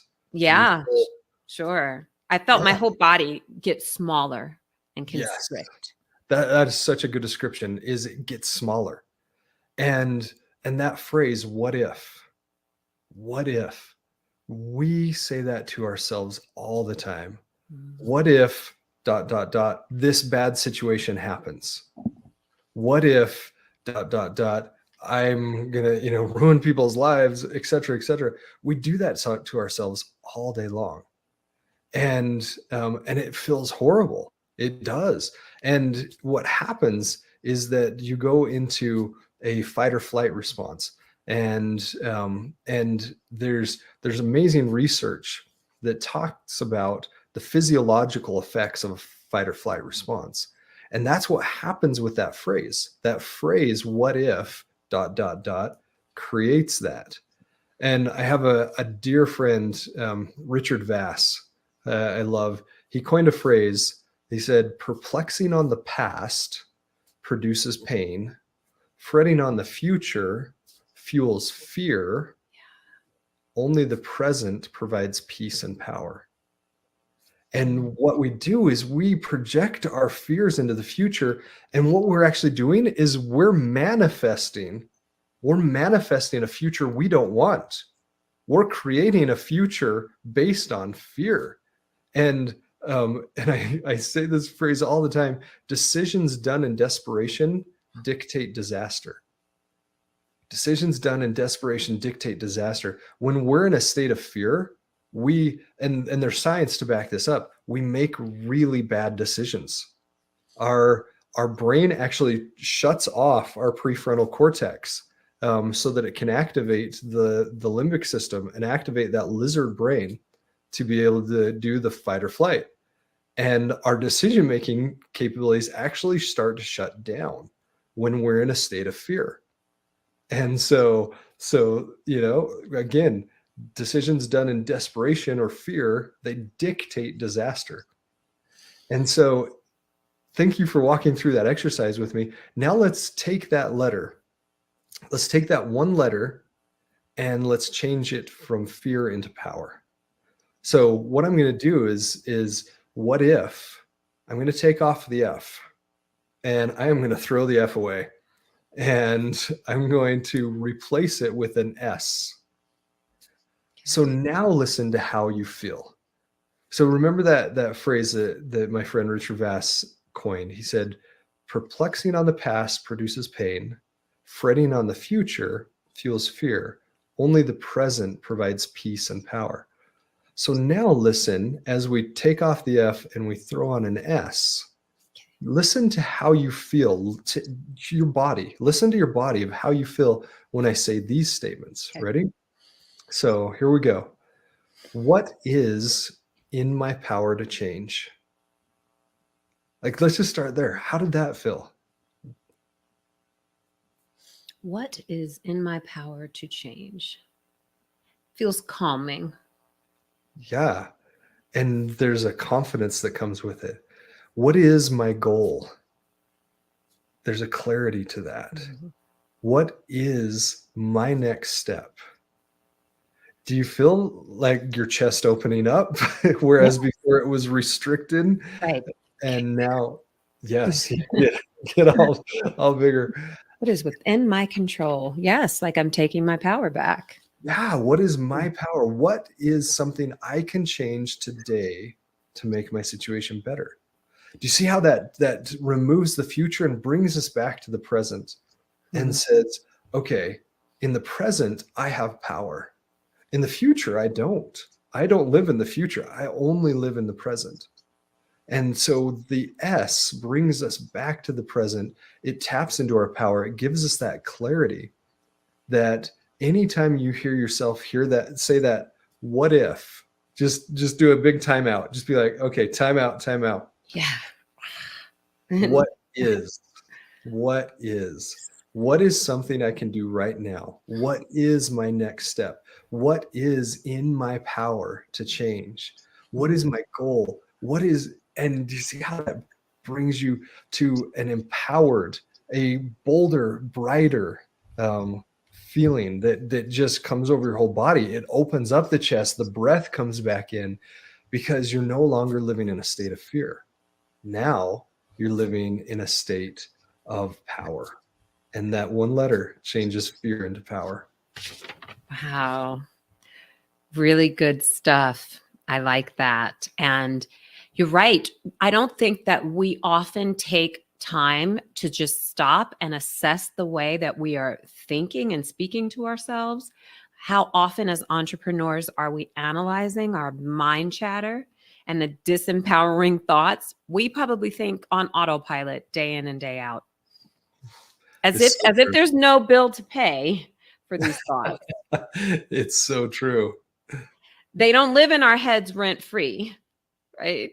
The bill is going to become due. So I love just the simple exercise of changing what we're telling ourselves to bring it back to the present moment and what we can control. Like what is. I like that. Yeah. It's fantastic. Thank you. I love how you said that it doesn't live in our brain rent free. What is the price? What is the price of fear? And are we making agreements with fear? Is fear coming in and we're sticking out our hand and saying, yep, here's my agreement. Let's shake on this. I'm going to live in fear. Or are we regaining our power by living in the present? Yes, absolutely. So tell us about your upcoming book, Counterfeit Emotions. What are counterfeit emotions? What do you mean by that? Isn't that a fun concept? Counterfeit emotions, the premise of the new book, Counterfeit Emotions, is that every emotion that's authentic, and by authentic, what I mean is emotions that serve us.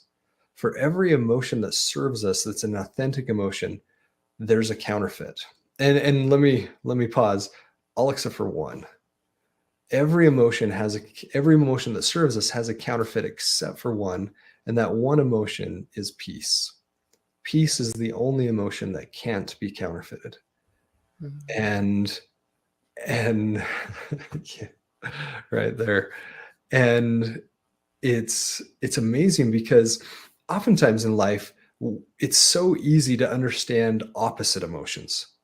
It's so easy to say, love, don't hate, and they're on the very opposite ends of the spectrum.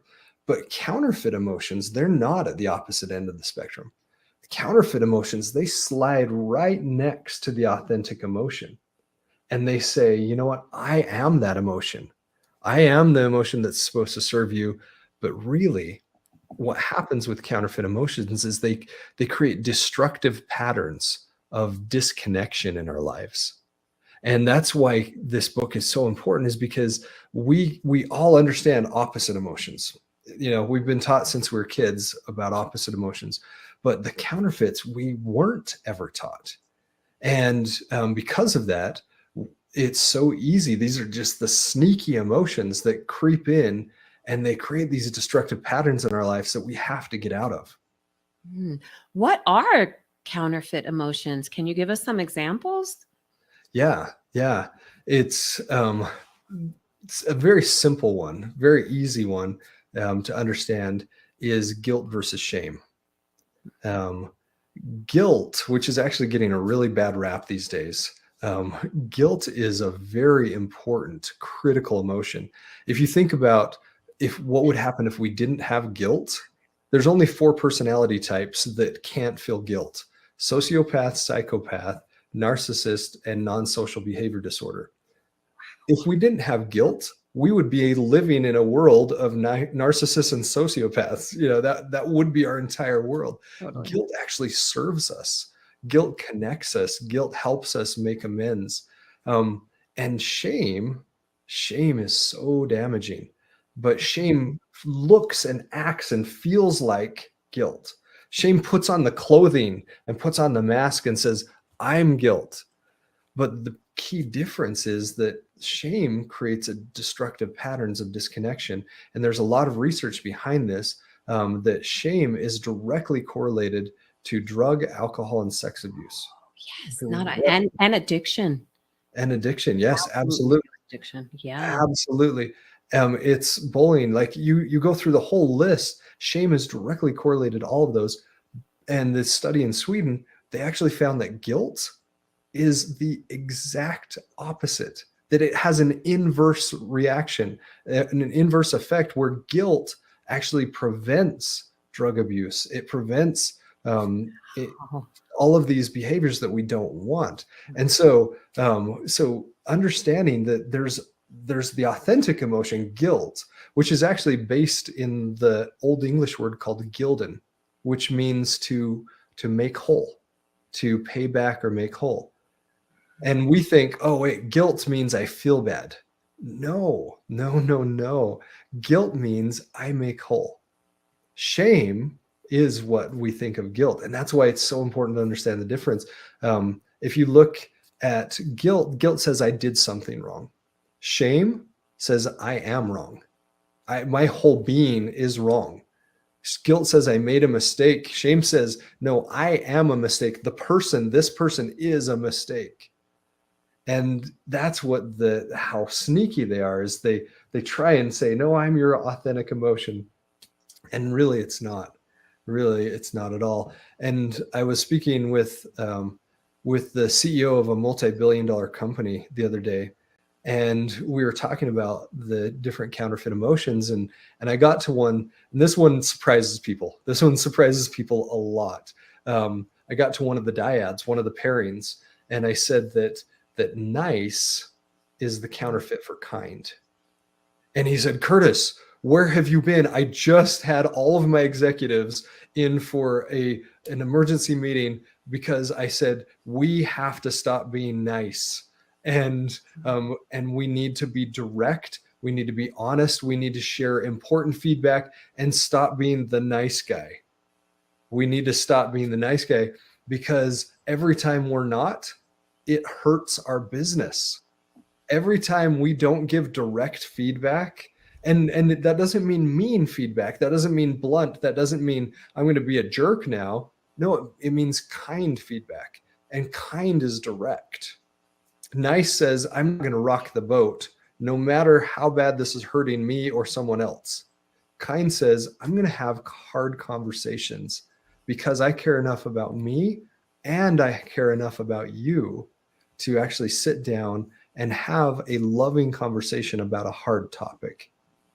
And so you can see that not only are these personal principles, but these are business principles as well.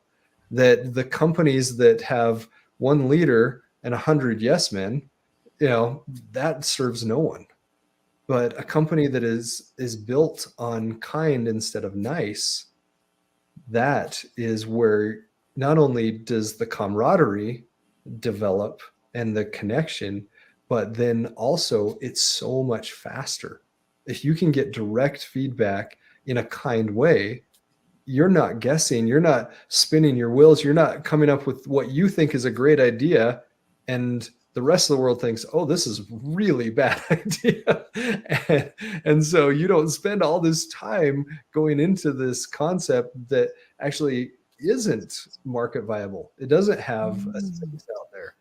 And so it's really critical to understand the difference between these emotions, these really tricky emotions that slide right up next to the original or the authentic emotion. And it's important in our personal lives, but also in our business lives. For sure. And knowing this can really affect the way that we do business. Like, that's a very profound concept for a business to want to be absolutely kind to its customers, but not nice.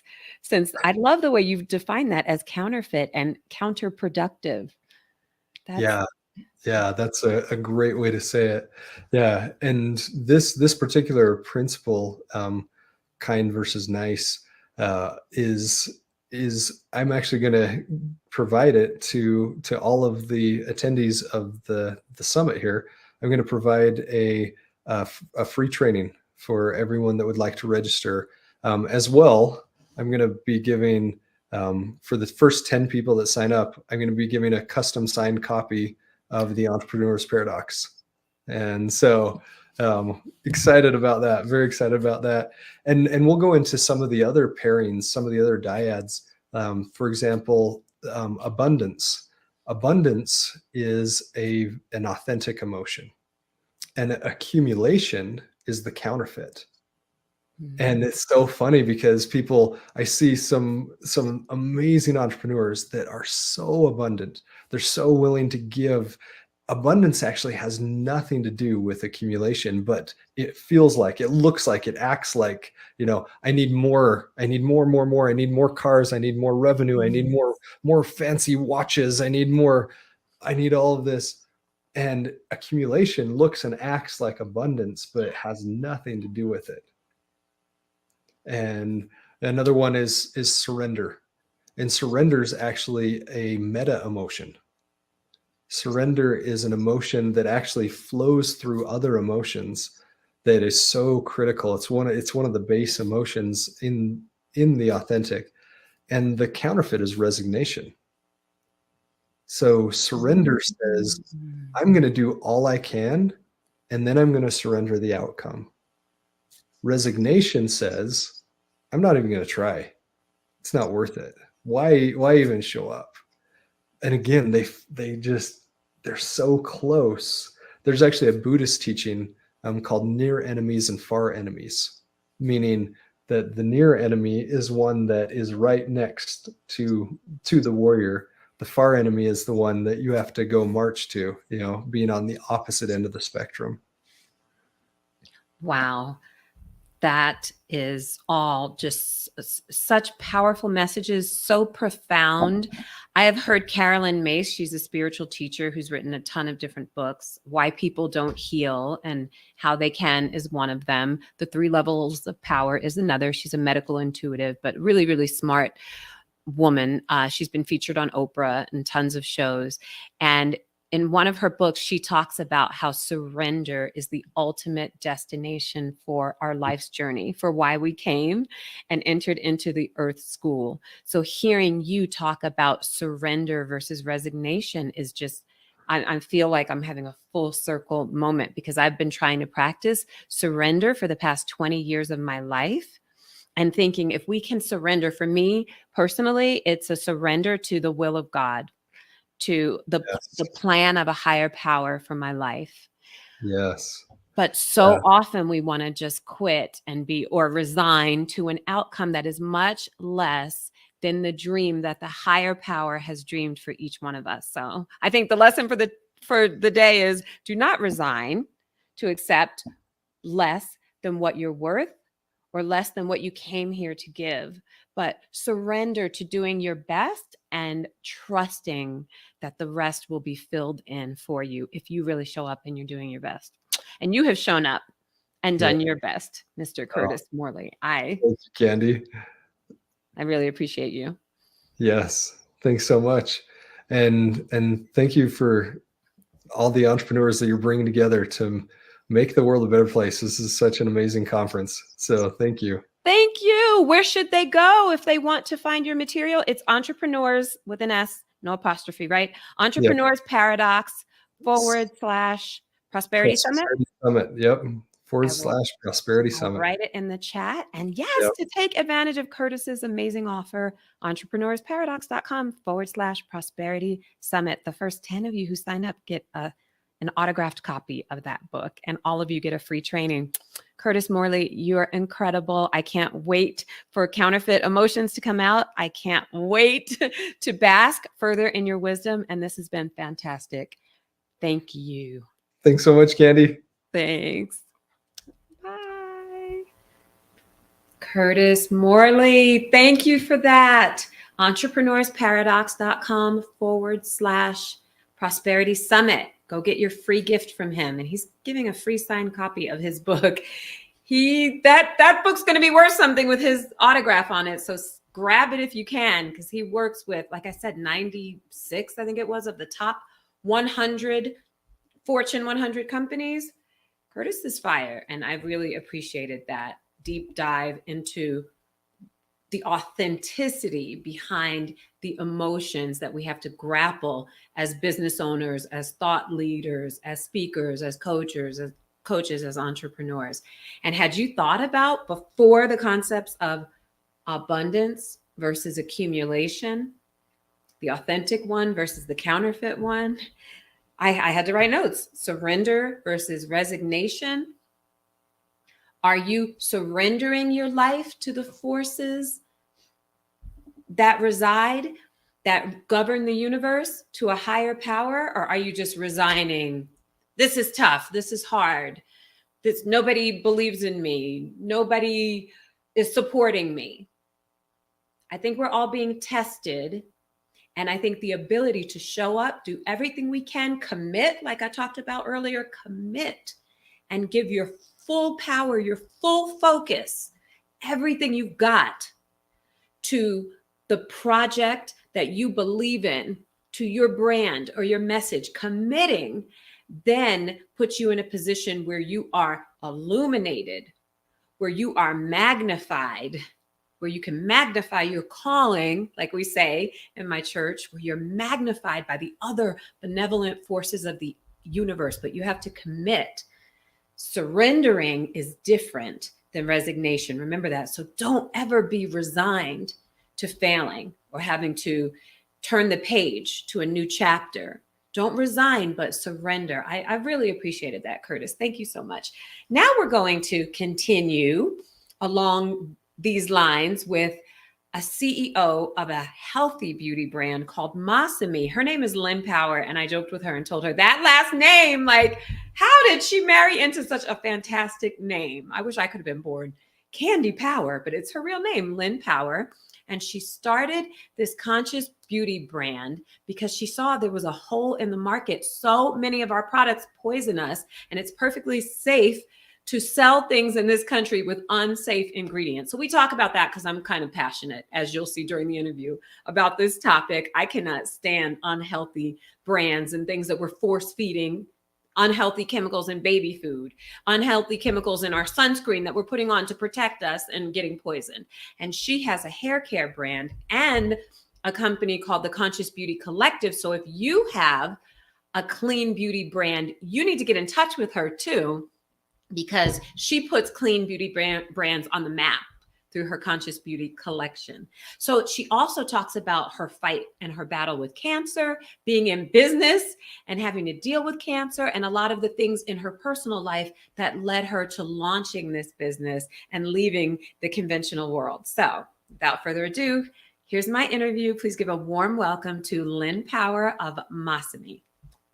I am really, dare I say, really excited to introduce this next guest for personal selfish reasons, and because I know her story is going to light you up as well. But I will say this, I am a consumer who really cares about things like organic food. I really care about harmful chemicals being in products that I ingest or I put on my skin, on my baby's skin. I care about health and wellness. I care about the planet. And I just feel like there aren't enough accessible brands who are making sure they're not poisoning us. And this next guest has an amazing brand. I think she can save my hair. I'm hoping. We're going to talk about it. So without further ado, please help me welcome Lynn Power, owner of Masami Beauty and so much more, to the summit. Oh my God, Candy, that intro, there's so many things we need to unpack about that. But I love that you're so passionate about clean beauty, because you're right. There's so many products on the market today, shocking amount, that have toxic chemicals in them. And people just assume that, oh, they're FDA approved, it must be good for us. No, there are lots of things that we have in our big box stores that are not good. So this is all about helping people detox and clean up their act and get into beauty products that actually will perform but are also good for you. Thank you. And the world needs you, and we need this. And I'm just so passionate about it. I was just saying, don't let me get on a soapbox about the fact that in the United States, at least, it is perfectly legal for us to be poisoned by things that we consume, sold on grocery store aisles every day of the week. And so we really need more solutions. Thank you for being part of the solution. But let's go back a little bit to understand your journey of how you got here. So I thought it was really interesting to learn, I'm going to read a little bit more of your bio, how early on you wanted to be an FBI agent, but there was a hiring freeze. What? Tell us about that and how you transitioned from wanting to join the FBI to going into business. So it's not that sexy of a story. It was really pragmatic. It was 1989 and I had graduated and I had taken all of the tests that you needed to do for the FBI application. So, you know, they do a background check and there's a written test and a oral test and all sorts of stuff. And I got a form letter in the mail because this was pre-internet. I know people can't believe that now. But it basically said, you know, you're on the list. There's a hiring freeze. Check back in 6 months. And I was living at home with my parents. I had just graduated. I did not want to stay living at home with my parents for another 6 months. That sounded to me like absolute torture. I mean, my parents are great, but you know, when you're like a 22-year-old wanting to make your mark in the world, living at home, maybe not such a good idea. So I ended up getting a paper and cutting out all the little ads, because again, that's what we used to have to do, and finding this woman who is a recruiter. She was a headhunter. Her name was Beverly Von Winkler in Chicago. And she basically met me, and I typed incredibly well. It's one of my superpowers is that I can type incredibly fast. And she was like, oh my God, I'm going to send you to this interview to be a receptionist at this ad agency. Just take the job. You're going to love it. I'm like, okay. So I literally walk in and they were like, well, you're breathing. You can speak. You can answer phones. Why don't you start tomorrow? And I was like, all right. And then I just loved the whole culture of advertising. And, you know, now in my 50s, I can look back and think, okay, advertising is problem solving. FBI is problem solving. I think that's really what I enjoy. So when I became more in the bureaucratic side of advertising, not so much, not so fun anymore. Because it really is, about solving problems, solving business problems with marketing, but also now with my products, solving people's hair problems, right? With products that work. So it really is like problem solving, and that's fun. See, I think we're a match made in heaven because you're a clean beauty brand queen. And I saw this on your website and I thought it was so cute. I am a hydrated hair enthusiast because my hair is as dry as the day is long and problematic. And I'm like, do you have a solution for me and millions of us out there? Tell us the Masami story. You're not alone. Dry hair or lack of hydration is the #1 issue in hair care, because what people don't realize is when your hair's frizzy or it's just unmanageable or it's all over the place. My hair's so short now, I can't really use it as an example, but usually it's because it's not well hydrated. And then of course, when your hair is dry, it's overly dry, it breaks easily. So then you get split ends, and then you get all sorts of other stuff. So really, if your hair is hydrated, that's the foundation of having good hair. Then you can do all the other stuff you want to do to it, but that's the start. Okay. So I always say, if you can solve a common problem, you've got $1 million idea on your hands. And clearly you've tapped into a common problem, dry, brittle hair. How did you go about solving it though? Like what brought the genesis of this beautiful, clean, healthy brand Masami about? Actually, it was my co-founder, James, who is married to a Japanese man, Masahiro, hence Masami, because Masa is our muse, and he's an incredible, lovely human. And Masami also means truly beautiful in Japanese, by the way. Yeah, so Masa is from this little town in northeast Japan called Atsuchi, and it actually was the town that was pummeled by the tsunami in 2011, if anyone remembers that happening. Wow. And James and Masa would go home to visit Masa's family. And James had worked in beauty and hair for years and years and years, and was always amazed at how young all of Masa's relatives look. Their skin, their hair always looks amazing. And they use this ingredient, this ocean botanical, the seaweed, like the way we eat avocados in the US. Like it's just part of their daily staple. And so once James kind of was like, wait a minute here, what is going on? He started experimenting with our ingredients, and that led to figuring out our formulas. It took 10 years, by the way. It was not easy. So this isn't just some white label, put a stamp on something shipped from China product like so many? Oh God, no. This is a custom formulation that took years and years, because to take out all of the toxic stuff that we mentioned earlier, the sulfates, the parabens, and the phthalates that many brands in the US still allow. So we had to take all that out. And when you take it out, so sulfates are basically detergents. It's what makes the shampoo lather. And in the US, we like squeaky clean, even though it's not necessarily good for you. So you have to find alternative ingredients.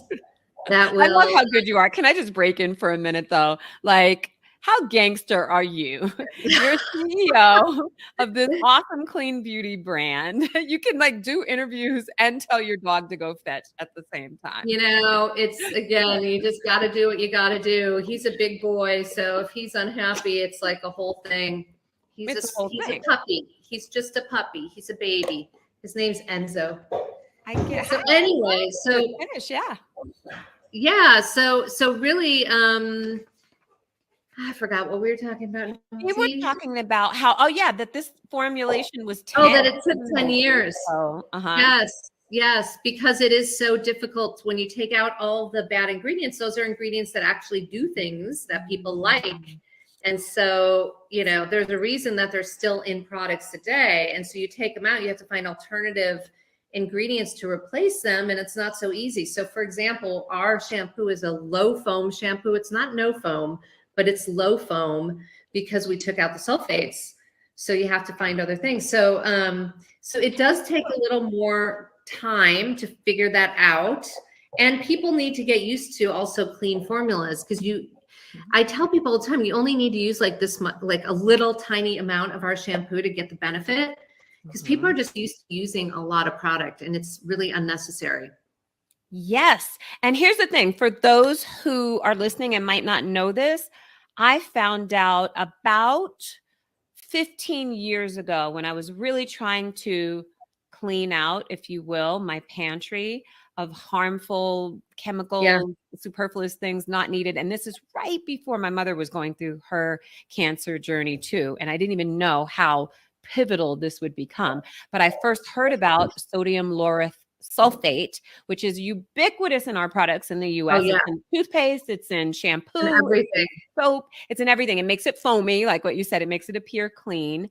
And I found out that that is a chemical that's found heavily in the tissues of cancer patients. And I was like, what? And it's in everything. So you're right. When you take it out, I know your shampoo doesn't make the big foamy thing. And it also doesn't have horrible toxins that, you know, I know. So sulfates, yes, there can be, you know, carcinogenic properties, but also just even things like causing allergies, causing sometimes people get like red bumps on their scalp. They don't know why. It's probably the sulfates in your product. You know, there's just a lot of other things. And then of course, phthalates can be endocrine disruptors, you know, which really wreak havoc to your body, to your hormones, to your system. For men, it can actually shrink your junk. Phthalates can? Yes, they can shrink your junk, guys. When my husband heard that, he was like, shut the door, get out. Look at that, shut the front door. Right? He was literally like, what? Wow. How is this even possible? I'm like, yes. I'm writing notes, dear. Your own research. Look up and phthalates shrink your junk, and you will find plenty of evidence. Okay. So that is just another reason why women and men need to clean up our beauty act, because phthalates can also lurk in a lot of fragrances, and phthalates, parabens, sulfates, these are all things that the US allows in products, and 90% of hair care has them, by the way. So it's not like the world has evolved and there's only a few of these still on the market. No, it's the vast majority still has this stuff, and it can cause all sorts of health issues. So in my case, you know, we had talked about it before, you know, I had breast cancer the year after I launched my business. Wow. And I was not hormone positive, progesterone or estrogen. I was HER2 positive. But what that means is I also had no genetic markers. So I have no genetic cancer markers. It wasn't something in my system that just triggered. So my conclusion is there's got to be some environmental reason of things that I'm exposed to, either in my diet, in my beauty products, in the environment. I get it. Like, right, that are creating, like, why are people, you know, still getting cancer to the degree they are? So at least with the beauty products, it's an easy thing to eliminate and put your mind at rest. At least eliminate one of the potential causes. One, right? We can do this. Like, we can't control the air we breathe, really. Exactly. You can maybe at best get a purifier in your home, but go outside, you're at the mercy. But we can control what products we're ingesting and we're putting on our skin and in our hair. Skin is the largest organ. Like, I just feel so passionately about this too, having lost a mother to cancer. Yeah. And it having been excruciating. So let's unpack this a little bit. You launched your business, and then a year into nurturing a brand new business, you get a cancer diagnosis? Yeah, that was quite interesting. So I launched at New York Fashion Week in February of 2020, which was already a weird time to launch because New York was on lockdown a month later. Yes. So that was already like, wow, this is going to be an interesting year, and it certainly was. And then in 2021, I felt a lump in my armpit that was about the size of a golf ball that like literally appeared overnight. And I actually went to my OBGYN in New York City, and she said to me, oh, it's just the COVID vaccine. And I'm like, but I got that 2 months ago. It's not the COVID vaccine. And luckily or unluckily, I have a good friend who had breast cancer before me, and she is a nurse practitioner. So she took one look at it and said, that looks bad. And I had gotten a second opinion a few days after I saw my OBGYN, which thank God, because I had a very rare, aggressive, fast growing cancer. Wow. My mammogram and ultrasound were totally clear 3 months before. So by the time I started my chemo, my tumor was about this big. It was like 8 centimeters. So Oh, goodness. so that just happened by the time I started my chemo, it was 4.5 months after my mammogram and ultrasound. So I always say to people listening, like, you have to be your own health advocate. Don't listen to a doctor if you don't think that it makes sense, because if I had listened to my doctor, I would probably be stage 4 and probably not be here. Oh. So, my husband likes to say that there are plenty of C student doctors. I've heard that from my husband too. Right? That's funny.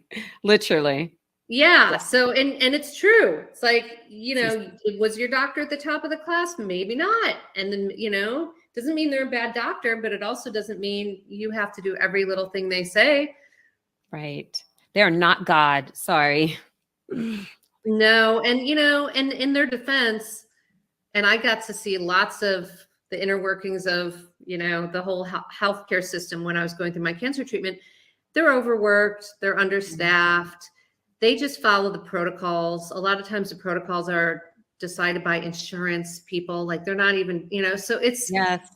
The system is so against us in so many ways. It's not set up to give people the best health options all the time. Yeah. It's designed to, be the most efficient for the most people, but it's not, if you have something rare, you have something different, it's challenging, So you must advocate for yourself, right? That is the take home. This is why I also tell people when it comes to beauty too, don't just listen to me. Don't just listen to Candy. Do your own research. Look at the labels. Look at what's in there. Look at what you're using. Like I said, just Google, do phthalates shrink your junk? Like, don't trust me. Like, you'll find stuff. So I think, be your own educator and just make yourself more aware of what we're doing to ourselves. Totally. Yes. But okay. So back to the business side of things. What was it like, first of all, to ride the wave of the pandemic with your newly launched business? And then a year into it, find out you have cancer and now you have medical treatments you have to navigate while you're still building your brand. How'd you survive all of it? Literally, you survived any business, survive all of it. I mean, luckily, once I left the corporate world, I only work with people I like. That makes a big difference. So I've got a high school friend of mine who helps me with a lot of marketing. And she's amazing. My brother does a lot of my operations on Masami, also unbelievable and amazing. I've now twisted my daughter's arm and her boyfriend's arm to come and help me in my pop-up store, Conscious Beauty Collective, that we launched last year. So it really is about leaning into people that you love and trust and can help, but I had to definitely reprioritize my life. We talked a little bit. I have a second business, but I couldn't handle doing everything. So that business kind of got parked to the side, which is a Gilded Nature. It's a luxury home fragrance business, but I just had to make some decisions and focus on the stuff that I needed to focus on. And that's just the way it is. And, the good thing about cancer is that it definitely makes you rethink your priorities in a good way, because when you launch a business, and anyone I know that's out there that's launched a business can relate to this. There's so many little things that are like gravity that could just pull you down every day. And it's hard to get out of your own way sometimes because you're just putting out all these little fires, you're dealing with all this little stuff. So when you have cancer, you do have to think like bigger picture, right? You do sort of take a step back. You use the time. I mean, I would have these 6 or 8 hour chemo sessions, and I would use that time to really reflect on the business and think about what was working and what wasn't working. And that actually led me to launch the Conscious Beauty Collective, because when we launched during COVID, we couldn't do a lot of the stuff that I wanted to, that was in my business plan, which is all in my head, right? Salon partnerships, events, there was so much that was off the table. So what we could do though is partner with other like-minded brands, other clean brands, skincare brands, all kinds of interesting clean brands. And we were doing a lot of that in 2020. And then it worked so well to grow our email list, to grow our social following, that I decided to launch this pop-up store now there's 40 brands. Wow. We launched in San Francisco last year in April. I have a partnership with Brookfield Properties, which has been amazing. So if anybody is interested in how to go about doing this, hit me up. I will give you the playbook. But basically, we have a deal with them. We went into Stonestown Galleria for 3 months, and we moved to Natick Mall outside of Boston for the holidays. And now we're in Rancho Cucamonga in Southern California, which I think has been our best store so far. But that's been fantastic because, when you're a small business, you don't have the capital to be creating big, large scale platforms and campaigns and whatnot. So you have to be super scrappy, and partnering with other brands has been one of the best ways for us to grow. And I enjoy it because the founders are amazing. They're almost all female founders, and that's for me really satisfying too, is working with other businesses, brands, and helping them grow too. How cool is that it seems like you were confronted with a problem, like you said, of pandemic, and you had to find a way to pivot and new business that you needed to ramp up. And so what do? You create another offshoot of your business in the Conscious Beauty Collective and partner with other brands. So problem solutions. I just love learning from and borrowing the wisdom of people who are creative, out of the box thinkers. And I love how out of the box that was. When you're bootstrapped, you just have to find other solutions to figure stuff out. But it also was a little liberating to kind of take the pressure off myself to say, you know what, if we just grow by $1, that's growth. It may not be the growth that, investors would want, but to me, that is success, and we're moving in the right direction. So I just had to it's hard for me. I'm clearly a type A personality. I've done, I like to be busy. I like to do a lot of stuff. So for me to kind of take a step back on like the business success and sort of be okay with it not really being what I originally wanted it to be. We have about 2 minutes left, Lynn. I'm wondering if you have any final inspirational thoughts or words of wisdom that you can leave with our audience, maybe something that you would tell your 20-year-old self who was going to be living with her parents at 22. If you could go back and talk to her, knowing that she was wanting to get started in business today, what would you tell her? Well, I would say, have a stronger voice. I think as a woman in a very testosterone heavy industry, when I started out, I let a lot of men dictate what I was going to do, what account I was going to work on, what, my career trajectory would look like. And it wasn't until I got a little bit older when I realized they're actually not that smart. These guys that I'm listening to. Why am I taking their advice? This is ridiculous. And then I started listening to my own voice. But for our audience who wants to stay in touch with you, keep up with your stories, see how you're doing, support Masami, how can they find you? What's the best way to stay in touch, Lynn? I'm very easy to find. You can find me in all the socials. I'm Lynn Powered, but Masami is Love Masami Hair, pretty much everywhere. You can also find me on LinkedIn. You can email me at lynn@lovemasami.com. You can send me a note on our website, which is lovemasami.com. So lots of ways. Thank you so much, Lynn Power. Your story, your strength, your resilience, your commitment to clean beauty. It's all so inspirational. And thank the heavens there are entrepreneurs in the world making waves the way you are today. And thank you for bringing thank beauty you, to all of us. Candy. Thank you so much. LoveMasami.com. You got to check her out. Thanks, Lynn. Thanks, Lynn Power. I'm really inspired when entrepreneurs see a problem and find a solution that can benefit all of us. So to everyone out there who has a clean beauty brand that gives me something to buy without having to worry about its toxic effect on my family, thank you. Thank you, Lynn Power. Please check her out at lovemasami.com.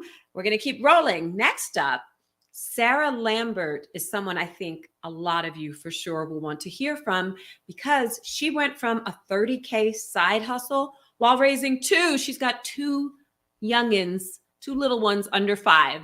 Okay. She went from 30K to 400K in a matter of a few years, helping other people create courses. And she's going to tell you all about how she does it with her Rosewood Agency Course Creation Academy. Without further ado, here is Sarah Lambert. My next guest is someone I'm so excited to introduce you to. Her name is Sarah Lambert. She is the founder and head business coach at the Rosewood Agency. What is the Rosewood Agency, you ask? Well, I will tell you. It is a course creation agency that helps 6-figure entrepreneurs create passive income.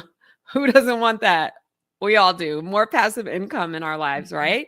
But get this, Sarah scaled her business from a 30K side hustle to a 400K agency in just 4 years while raising 2 babies. Count them, 2 of them.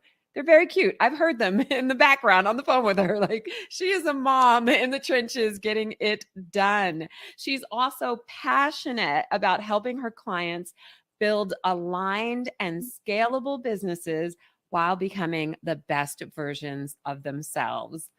Gotta love that. Sarah Lambert, welcome to the summit. Thank you so much. Thank you for having me, Candy.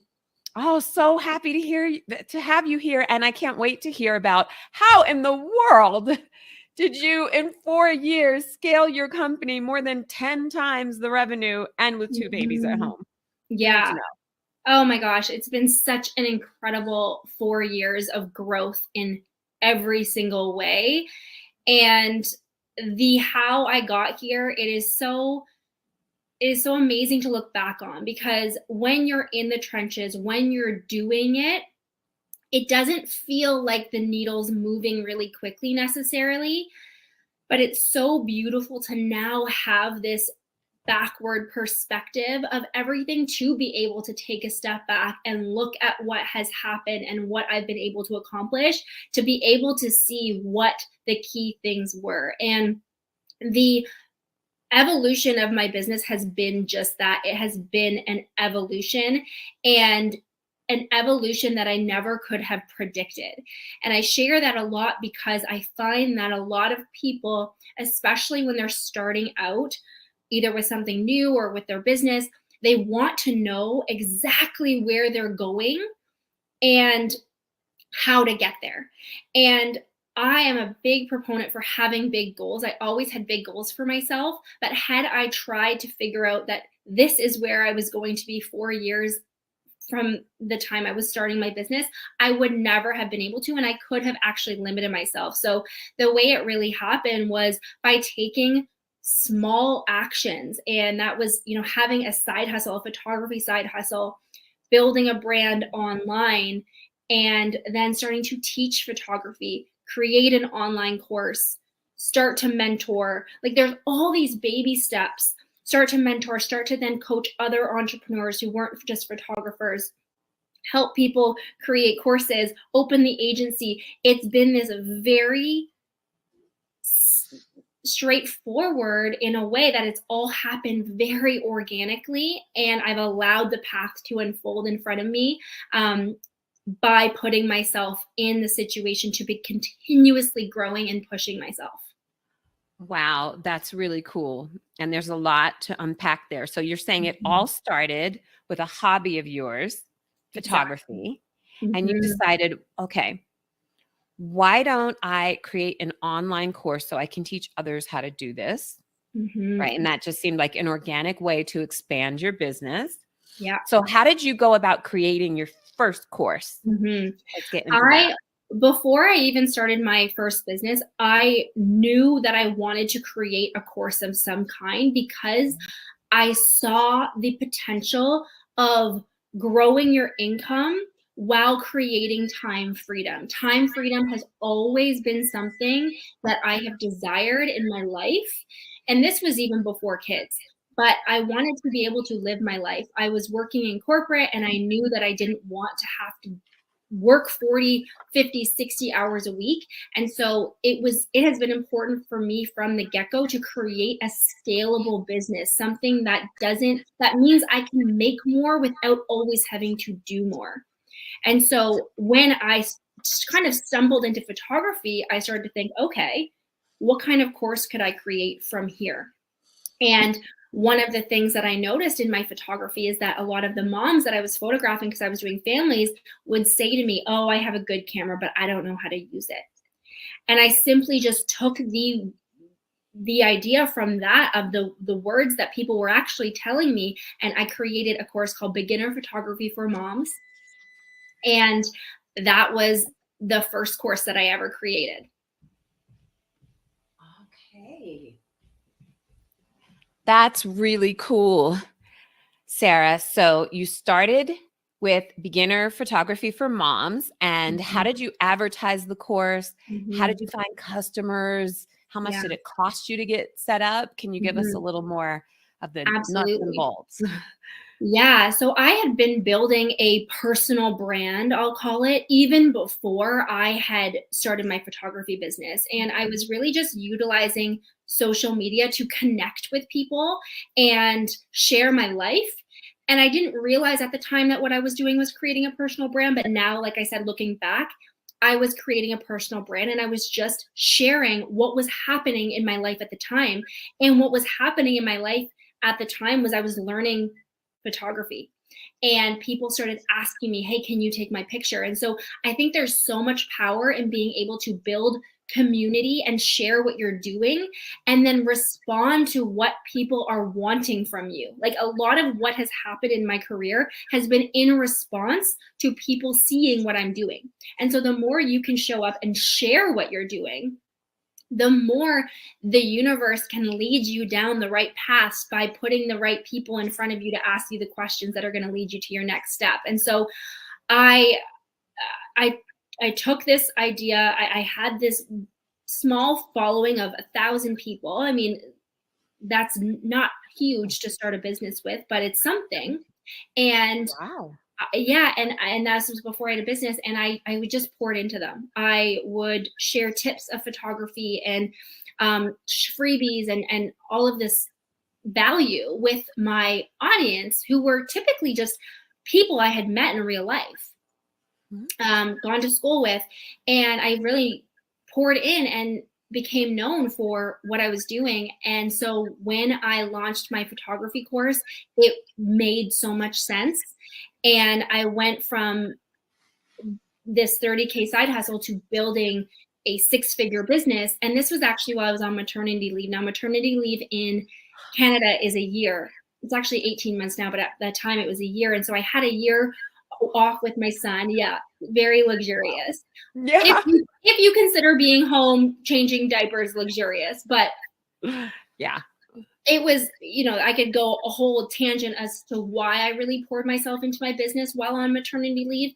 And part of it was actually a coping mechanism for dealing with the postpartum struggles. And so it was a distraction, very productive distraction, and a distraction that I thank myself for taking on, because I was able to quit my banker corporate job because I had built a 6-figure business, and it didn't cost me a lot. I had built my community, and it was simply just through having a course platform, a social media following, an email list, and a course that I took to help me create my course. That was it. So it really didn't cost me a lot of money, just a lot of sweat equity. Wow, that's fantastic that from the beginning you were able to leverage your existing social network and then market your expertise, market your brand, leverage that, which you hadn't even realized you were building, but you knew so smart that you knew no matter what, I need passive income and I want to create a vehicle to foster that for me. I love that. And then, yeah, you even, so that it's something anyone can do, even if you have 1,000 friends on social media, is what I'm getting from what you're saying. That you don't even need that, right? To make a decent income, I was able to grow quickly because I had those 1,000 people, and they were all ideal type clients. They were all in the same stage of life with me, having kids. It was, the niche was right. It lined up very well. Oh my gosh. The synchronicity is fantastic to tap into something that you already have a passion for or an interest in, and then just share it with other people who are in a similar phase of life as you. And now you've got a 6-figure business. Like, while you are channeling like your angst from postpartum difficulties and like making the frustration of being home and being in, mommy mode profitable. Exactly. Yeah. So it's so possible, and in small increments of time too, to take what you know. And one of the things that I love that my first course was beginner photography for moms, because when you think about that, you're like, well, are moms really going to pay for that to learn photography?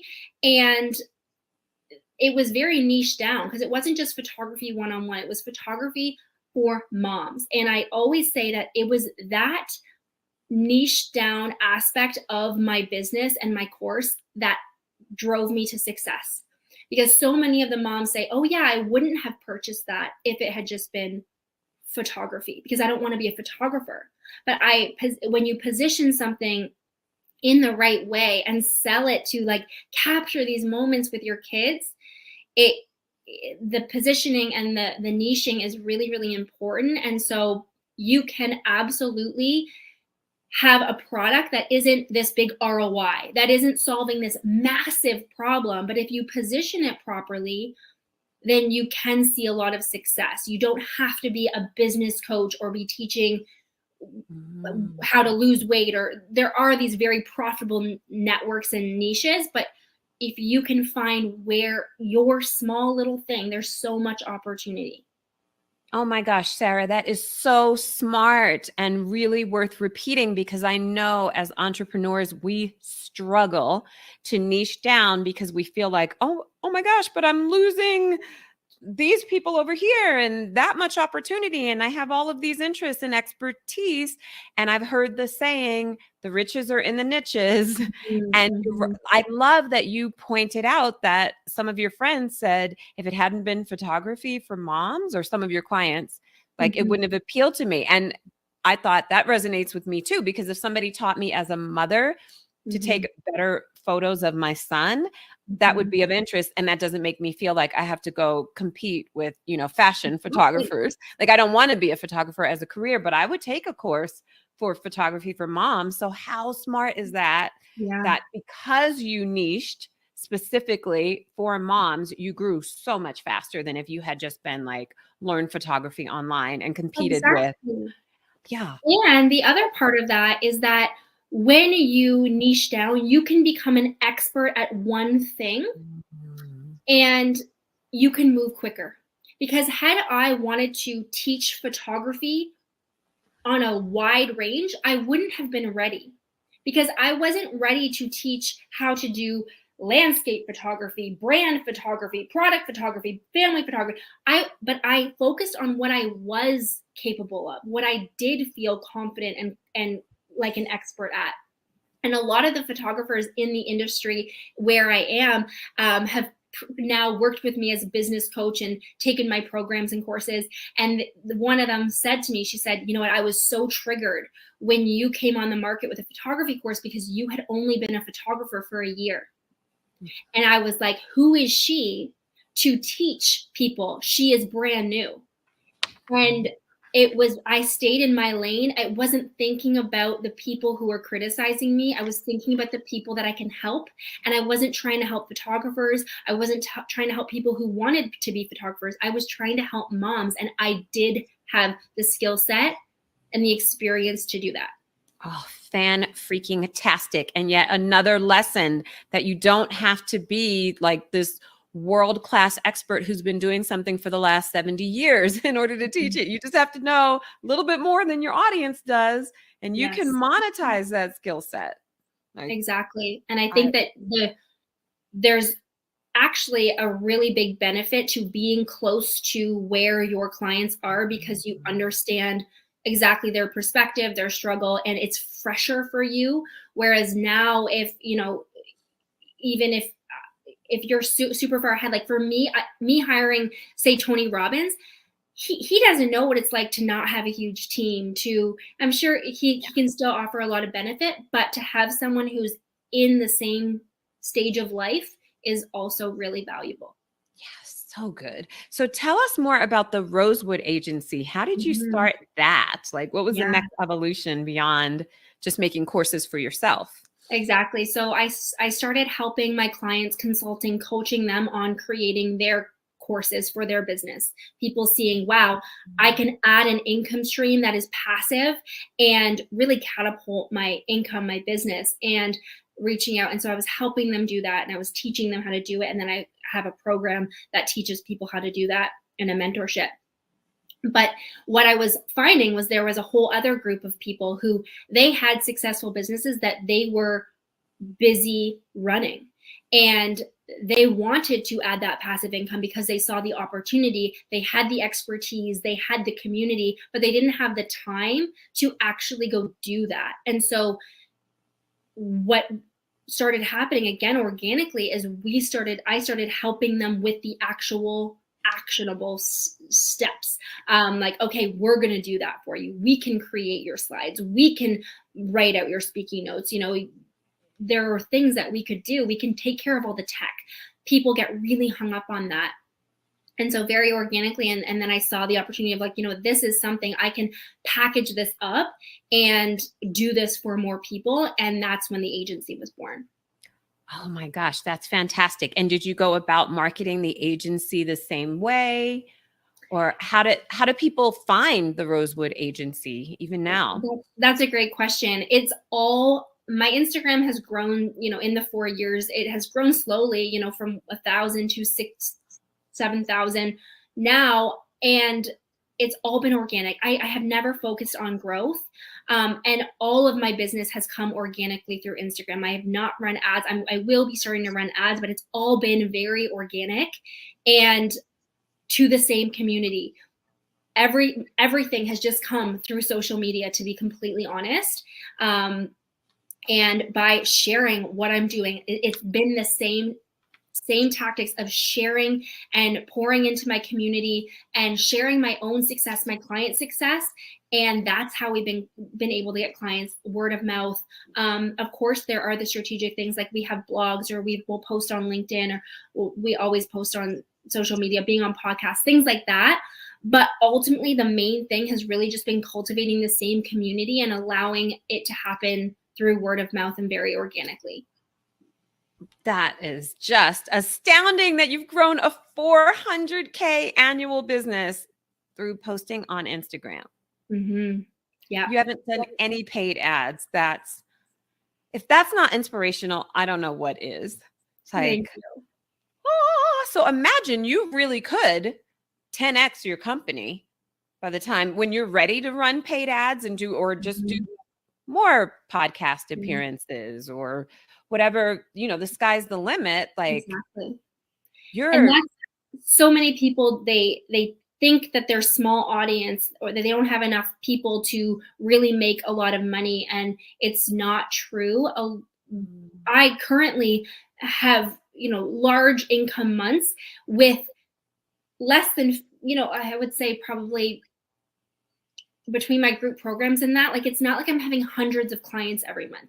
I have people who don't leave. They come and they don't leave. And so I always say my biggest strategy is to pour into the people who are there, to stop worrying so much about your next sale, because if you deliver and you create transformation and you pour into and love on the people who are not only paying you already, but who are even in your community, then it magic happens.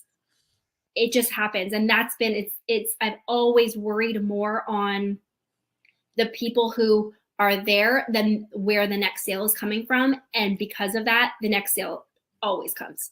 Wow. So is the lesson of the day just pour love into what you're doing and pour love into the people you are serving, and the business will come. Exactly. And that's what I've built now, where I can then say, you know what, we have the systems in place. We've grown really quickly and we've created the systems that we can now start thinking about ads and PR and doing all that. But the last 4 years have been really about my own evolution, both on the outer, the strategy, the offers, but also on the inner of like, what do I want? Who am I? What is my message? What am I really helping people with? And getting so clear on that, because if I'm not clear on that, then there's no point going and spending a bunch of money on ads and being a speaker here and there, because that first needs to be so clear for myself. And so the beginning of your business, really just allowing it to be that experience, and letting it expand you into becoming that best version of yourself. I like that. On that note, if you had to give 2 or 3, let's say, specific and actionable pieces of advice to aspiring entrepreneurs who are watching this, they have an idea, but maybe they didn't think they were knowledgeable enough to turn it into a course, or maybe they're not sure how to market the course, or maybe they just don't have the inner confidence to know that they're worthy and they're ready. But whatever it may be that's holding people back, what advice would you give to an aspiring entrepreneur who wants to take it to the next level and create passive income, but is kind of afraid and doesn't know how? Yeah. So there are 2 things that I would do. And this is the staple of my business and how I run my life. And that is the first being the inner work. And whether that for you looks like doing the mindset work or going to therapy, or whatever it looks like for you to gain the self-awareness required to build something bigger than yourself. It is such an expansive journey. I always say the 2 most expansive things you can do on this planet are become a parent and become an entrepreneur, because it will push your limits every single day. And if you want to be really, really good at either of those things, the more you work on you, the more you focus on your own energy, your own power, your own confidence, the rest will come easy. And so in terms of what actionable steps to take is figure out how you are going to become more self-aware. And one thing that you can do today is take the Enneagram test, book a session with a therapist, hire a coach, regulate your nervous system, breathe, take a deep breath. All of these things are helping us grow and be able to handle more. And then the second piece of that is to know that you want what you want, how much you want to work, and create that from the beginning. Like I said, I have always been very clear that I want to build something that is scalable, that gives me space. And so if you want that too, you need to start putting in the work now. And it's not always, I always joke that passive income happens, you know, a year after you do the work, because you put in all the work and then you reap the benefits later. And so if you have something that you love to do, figure out how you can monetize that. Not everything is profitable. You need to make sure that people are willing to pay for it. And I gave the example earlier that people are willing to pay for things that might not be obvious, like the beginner photography course for moms. That's on paper doesn't necessarily look like this huge moneymaker. So do the market research that you need to do to figure out if your product, if your offer is profitable, because there are certain things, for example, you know, I'm not a good cook, but I don't have interest in cooking. So if someone were to make a cooking course for busy moms, I don't care. I don't want to. But if someone were, the problem needs to be something that hurts enough that people want to take action on, or the desire is big enough that people want to take action on. It's either the problem or the desire needs to be strong. And so for me, the problem of, I'm getting by, it's fine, I'm not going to go take a course. But a picky eater course, I'm going to buy that, because the pain of having to try and figure out what to feed my son every day, that is something that I'm willing to go invest in. So there are things that are going to be profitable. Make sure you find that thing, niche down, double down, build that personal brand, and don't give up. Like, put your blinders on and don't give up. If you know that if one person's willing to pay for it, there are 1,000 others. So good. It's so smart. I love that. And I love what you're saying about speak to the pain points. If you want to be profitable and not just treat your passive income business as a hobby, because we all have hobbies, and if it's a hobby, it's okay. But if you want to monetize your passion, make sure it's really speaking to a pain point. Exactly. I think that's a really good point. I'm also curious, Sarah, as a mom of 2 little ones, I'm a mom too, who's in the trenches, who's been an entrepreneur my whole life. And I've got to say, it's tough managing like full-time motherhood with full-time entrepreneurship and wife and, homemaker and all the things. How do you manage and juggle all these different roles and like keep your sanity while running this multi-6-figure agency? I have passive income. I have a scalable business model. And that's one of the ways, I knew that I wanted to be able to walk my kids to school every day, pick them up each day, which means my work days are only 6 hours. And so if I have 20 one-on-one clients, my calendar is packed. I don't have time to have my own meetings that are with my own coaches and my team and work on projects that really light me up, do my podcast, all of that. And so from the get-go, I have been building to get to this point where I now have more spaciousness in my calendar than I ever have, and I'm making more than I ever have. And so be intentional with the things that you are creating and working on. You don't have to do everything right now, but for me, it's being very intentional of what I am working on and leveraging that so that I'm not always having to do, and I get to reap the rewards of what I've been doing. So that's, in terms of business model, that has allowed me a lot of space. And in terms of, getting support, asking for help. After my daughter was born, I hired help in the home for her when she was a baby because I knew I wanted to work. So not being afraid to ask for help, hire help. I order my groceries in, things like that. And I'm also really intentional with my time, and time blocking is a really big strategy that I use, where I know what my top 3 things are that I want to accomplish each day.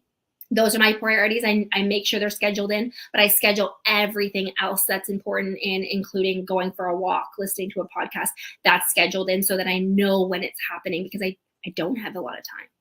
Oh my gosh. I love that you live by a schedule, and that's how you can get so much accomplished and walk your kids to and from school every day. That's fantastic. And ever since the pandemic, I am a grocery ordering fool. Like, do not expect me to That's leave me the too. house and spend time ordering for groceries. So these little hacks, though, can make your life easier as an entrepreneur. Just Exactly.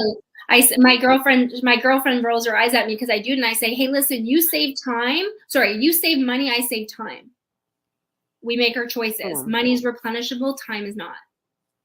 Time is not. Wow. That hit right here. I love that. And the time we have left, please tell us about your podcast and what you're up to these days and how everybody can stay in touch with you. Oh, thank you. Yeah, I have a podcast. It's called The Expansive Entrepreneur, and it's all about the inner work and the outer work that's required to grow your business and the expansiveness that happens when you have big goals, when you have a business. And so that's what we talk about on the podcast. And in terms of where to find me, I have some awesome freebies. You can go to my website, therosewoodagency.com/resources to get a course outline where you can really plug and play to map out a transformational program really easily. And then we also have resources on nailing your profitable course topic so that you can make sure that you are creating a course that is going to sell. Oh, that's fantastic. So plug and play course outline, no excuses. Like you've given us the groundwork for how to do this. If you want to create a course, go to Sarah's website today. The Rosewood Agency, did you say /resources? Resources, yeah. rosewoodagency.com/resources. Sarah, thank you so much. It has been such a pleasure speaking with you, learning from you, getting inspired by you. Moms, you can do it. Dads, you can do it. People overwhelmed, you can do it. She's built this agency from home with 2 kids. We can do it. Thank you, Sarah. That was Thank you awesome. so much for having me. It's been a pleasure. It's been a pleasure.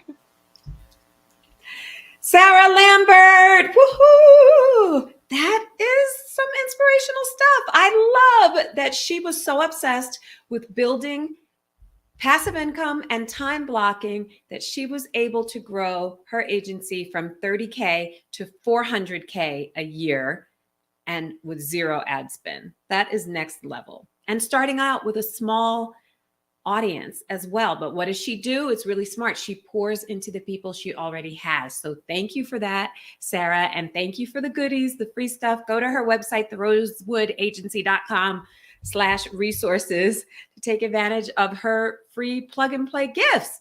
Next up, we're going to keep rolling. We've got another Emmy Award winner. He's just a brilliant man and a very kind person. His name is Mark Schechter. He is CEO of Think Global Institute. He's just written a book. I'm going to read it because I don't want to butcher the name. It's Think 8 Steps to Ignite Your Creative Genius in Business, Career, and Life. I loved hearing from him and just hearing the perspective of someone who's been a very, very successful Hollywood producer. He doesn't need to be in business. He doesn't need to be writing and helping entrepreneurs at all. But he talks about if you're a true entrepreneur, if you're truly following your calling, he talks about how you do the thing that you must do, right? We do this stuff a lot of times, not because we want to, but because we have a driving passion, desire that's bursting out of our hearts to serve, to express, to expand. And that's what he's talking about. And that's literally what he's living. He could have finished with Hollywood and writing books a long time ago. He's a best-selling author. He didn't have to show up for this summit, but he showed up just to give his perspective and his gifts. And I hope each one of us never stops giving back, even after we've reached the pinnacle of success that we envision for ourselves. Like Mark, we still give back. We still want to teach and positively impact others. So without further ado, listen to Mark Schechter of Think 8 Global. Look who we have in the house. I am so excited to introduce this next guest to you. His name is Mark Schechter. He's an internationally credited TV and film producer and writer responsible for over 2,000 hours of programming in over 80 countries. As a writer and composer, if that weren't already enough, Mark has created special materials for the likes of Ray Charles, Steve Martin, Jim Carrey, Elton John, Ella Fitzgerald. Oh my gosh, Martin Short, and more. But wait, Mark Schechter is also a best-selling author, a keynote speaker, and an original thinker who has pioneered a new system of creative thinking that empowers startups to Fortune 500 companies to build robust and sustainable enterprises. In his Amazon best-selling book, Think 8, 8 Steps to Ignite Your Creative Genius in Business, Career, and Life, he breaks down essential tools for every entrepreneur wanting to thrive and grow. So without further ado, welcome Mark Schechter to the summit. I'm so happy to have you. Well, thank you. As they say, delighted to be here. And thank you for the introduction. My goodness. You're amazing. That's very generous of you. Thank you. Thank you. Well, we have to peel back the curtain a little bit on this and hear about some of your life story and your experiences. Ella Fitzgerald, Jim Carrey, you've produced musical arrangements for them. You've been a Hollywood writer and producer. Tell us about that. Well, it was always a dream. I mean, we have dreams, you know, entrepreneurs, God knows we have dreams. And early on, from the earliest age, I wanted to write and compose. I started composing when I was 11 years old. And I was writing. I had a guitar. Who didn't, I guess. And as the years went on, I was writing more while I was going to school. And suddenly one of my songs got picked up. And I was on television being interviewed. And I got the bug. I said, you know, this ain't a bad gig. And I kept on with that. And I was going to be a lawyer. My family are all lawyers, really excellent lawyers. And that was a natural, you know, track. But my heart was taking me somewhere else. And the tipping point was sitting in law school. Everybody was reading the Financial Times, Wall Street Journal, and I was looking at TV listings. And I knew this was not the place for me. So I moved from law into full-time writing and was very fortunate to get the role going. And then 2 years later, after I started writing comedy and drama and various other things and really flexing that side of me, I got called to Hollywood. And sort of, you know, tick off the box. That was something I'd often thought about as a possibility. And there I was, really a kid sitting there on Hollywood Hills looking down and thinking, this is amazing. So that just led me to be able to work with extraordinary people and learn lessons in creativity that have held true throughout my career since and led me to the work that we're doing now. Wow, Mark. So tell us, what are some of the most interesting lessons you've learned both in Hollywood as a writer producer and in the business world as a really thriving entrepreneur? Well, if I distilled it down, it would be looking at what isn't there. Let me explain. When you're dealing with a performer, high level, right? And I'll take Ray Charles as an example. I mean, what are you going to write for Ray Charles? He comes on a TV show, you know, you're one of your head writers there. And you look at a gentleman like this and you go, he's done everything. He's fused rhythm and blues and soul in ways that are, you know, extraordinary. His background, his history, he's a legend. And he shows up on a program and they're saying, go do something with him. So I thought, what do I do with a gentleman like this? And so I always operated from a point of what isn't there, what hasn't been done, what hasn't he pushed the boundaries of? And very bold and very young and taking a big risk, I said, Mr. Charles, I'm going to let people know that you can see. Now you want to shoot yourself in the head with a statement like that. And he says, you know, I can.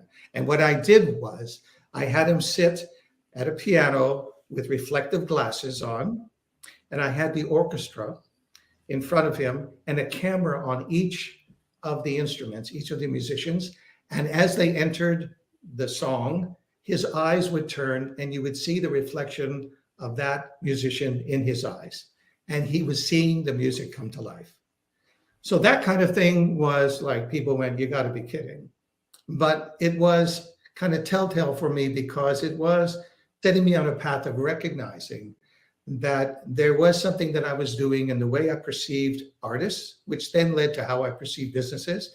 It's very easy to see what is there and improving what is there and moving that forward. But what is less obvious is the omission, the thing that isn't there, that you go, you know, like with Jim Carrey, he was doing stand-up, and I said, you know, you could do sitcom. You could do sitcom. And so sometimes the artists go, no, well, Jim jumped right in. You have that sense of the what isn't to what could be. And that really, I guess, is kind of your creative juices flowing, because it was kind of just how I saw things. It was a default for me that I had all my life, even when I was playing sports, and I was an all-star basketball player at the time, and I would see plays ahead of plays, you know, that kind of thing. Well, this kind of ability, I guess I kind of grew it, and it was something that I thought, could I help others operate that way? Wouldn't that be great if people looking at a problem could see the potential of a solution, a way to solve it that hadn't been done before, that was innovative, disruptive, words we use all the time, of course.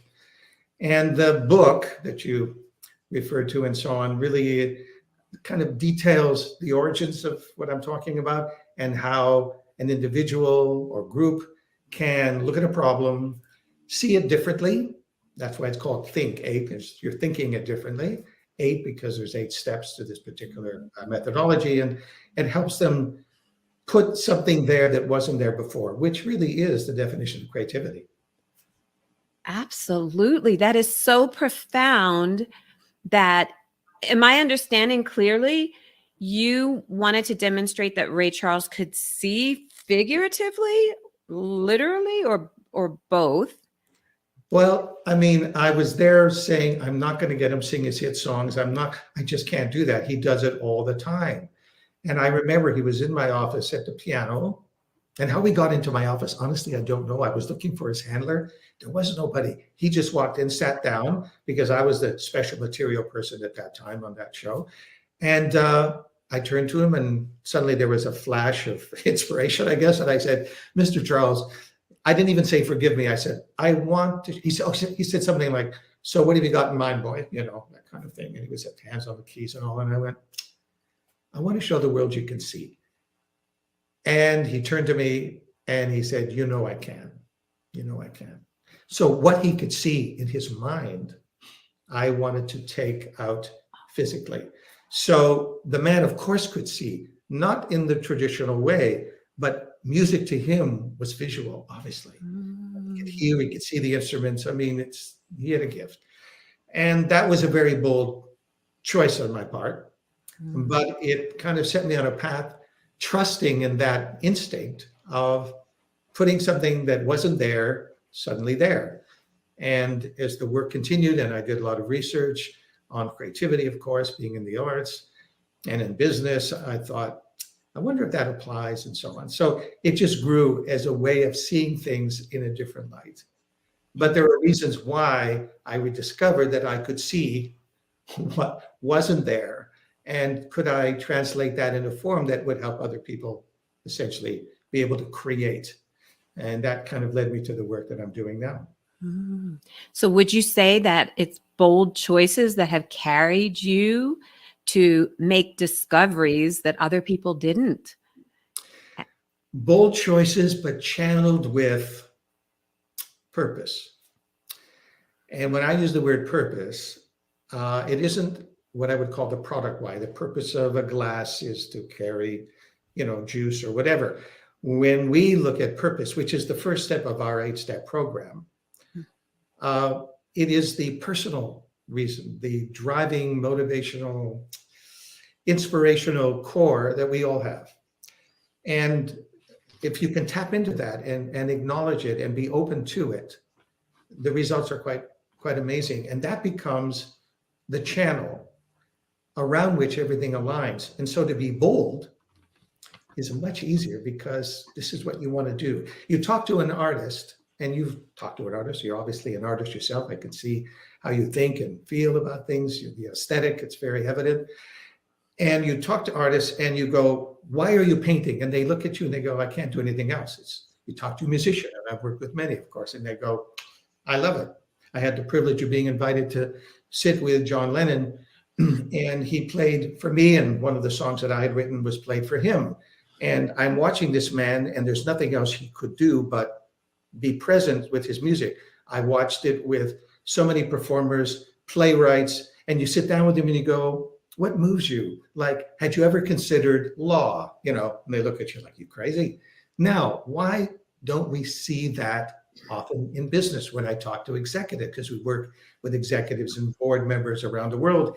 And I go, do you love what you do? And, you know, do you see yourself doing anything else? And they go, man, if I had a chance, I'd be out there writing a book. I don't mean the golf games, you know, but they haven't followed something that's meaningful. Not enough of them have. And so I thought, if I could find a way, if there was a way to help somebody actualize, identify their purpose, the life would change, because they would have to do it. They wouldn't have a choice. They would follow their hearts. Obviously, I think you know what I'm talking about. You've made choices, and you say, would you do anything else? You look at somebody and go, are you kidding me? I mean, like, do what? But the point that I realized was, okay, fine for me, fine for you, fine for certain people we've come across. What about others who haven't recognized how magical they are? And that they have that creative core. Kids have it, you know. You look at a kid and they're just building and making and imagining, and, you know, it's magical. And you go, well, where did that go? And one of the places that it goes, sadly, because I ran into this when I was teaching people writing, obviously using the new techniques that I had developed for writers, producers, that's where it began. They would say almost to the person, well, you know, I had this real desire to be a poet or a musician. And then my teacher said, you know, you're never going to be an artist, or like, what are you doing? Wasting your time. Get a job, you know, parental influence, whatever, peer influence, saying you got to be kidding. Nobody makes it as an actor. And it cuts itself out. And there you go. 25 years later, they're sitting in front of you and there's tears in their eyes because they weren't acknowledged that they had it, and then they squashed it. And it's very sad. So similarly, when I see a company in difficulty and they go, we lost our juice, you know, we're struggling with flatlining and so on. And I ask, generally, because this isn't the process, but it's one of the things that we do. And we go, well, when did you stop loving what you do? More importantly, when did you stop creating it? And they can always name the time and the moment and the place and the incident, but they've never been asked that question. They've never looked at it from a creativity influence thing. They just thought, well, there was a problem, we solved it, it didn't solve, we stressed. And I say to them, did you creatively confront it? Did you bring all your know-how and your energies and your magic to it? And they go, what magic? I mean, it's a business, it's a job. I had to solve this, and the operational system wasn't this, and the product needed a refit. But where's the love, you know? Where's the creative thing? Oh, I don't know. No. And then I go, well, when did you lose it? And there's always a time and a place. That's just kind of a parlor thing, but it proves the point that that magic that is inherent in all of us, innate, gets crushed or not exercised. The thing that really ignites it, and this was the research that I was doing to figure this out for myself first, was purpose. A true and passionate, motivating, deep purpose ignites, starts to explode your own creative juices. It's amazing, actually. When you aren't being, or don't know where you're going, you have less ideas. It's kind of something you can try for yourself. But when you suddenly tap into what you're meant to do, boom, and things start to align and things change and so on. But that's only the first part of certainly our methodology, because now you have to work out what we call the blueprint, the dynamic blueprint of moving it forward. But the trigger, the explosive moment is, that's what I'm meant to do. That's what I'm about. And what happens? You know, you've run into it. We all have. People go, that's really beautiful, but But if you're real about it, you really need a job, or do you know how many hours as an entrepreneur I work? You know, and then suddenly you go, well, I guess it's own dream gets kind of like encapsulated. And what happened to that? So you ask for advice or tips or whatever, and someone, you got to trust. You can follow opportunity. Right. Go ahead. I am so fascinated, Mark, that your own creativity brought you to a place of being able to work with the creative genius John Lennon, that we can also add to the list. Well, not work with him. He performed for me, and he was gracious to say, what do you got? So there was an exchange. Okay. I'm telling you, in that moment, and again, this is what I have such an admiration for people who do things sincerely. They just created something, whether it's a business, you know, or the arts. And I remember the moment when I realized, you know, suddenly that business was no less creative than show business. I mean, I thought, well, business is business. You're taught early to separate the business from the art. But what we do in our work now with companies, and again, outlined in the book, is the art of business. Why is the aesthetic and all that not considered essential for the business? And likewise for the artist, because we do a lot of instruction with artists around the world. Why couldn't artists have the business of art taught? Like, you need these two. And I don't mean left brain, right brain stuff. I mean, that's a whole other conversation we could have, which you just be creative and that kind of dissolves, honestly. But these two are not incompatible. In fact, there's a marriage there. There's that magical creativity. And, you know, putting something like this together, you know, the work was involved in doing this. It's like, yes, I have the inspiration, but damn, I've got to get down and actually get the nuts and bolts of things. Oh, yeah. The execution is one thing. The idea, you know, is another. But yeah. You got it. And the business model. Totally. You know, you got to figure that out. It's like fact of life as an entrepreneur, of course. You know? Yes. But it's very unorthodox, at least in my experience, to listen to someone who runs an entrepreneurial institute talking about things like magic and love for what you do. So I love that what you're doing is so different. What is Think 8 Institute? And please tell us about the principles you share. Well, in simplest form, the purpose of Think 8 is really to enable those who enable others. That is really what drives myself and my wife, Nancy Treitz-Botkin, who co-founded this with me. It is not only a marriage, but a marriage of creative energy, common purpose, which is really essential to the creative arts and to life in general. If you want to know a secret, because I know people say, what's your secret? I go, it's relationships. It's relationships with people you work with. So when I use the word love or like, and I'm working with clients, and we fortunate to deal with people at the high end of the economic scale, international 500, Fortune 500, and startups. We've launched multiples on those. The similarity is striking because they're the same people with the same juice. But if you love these people, if you admire what they can offer, it's a baseline. And Nancy and I, when we came together, really joined in terms of the further development of this work. And it's reduced to a simplicity of how do you get somebody to be able to realize their dream, to actualize something that matters to them. Profit, not for profit, governmental, doesn't matter. And in the research that I did initially in Hollywood, because it began there, when my agent said, and I turned to him and I was riding very high as a writer with awards,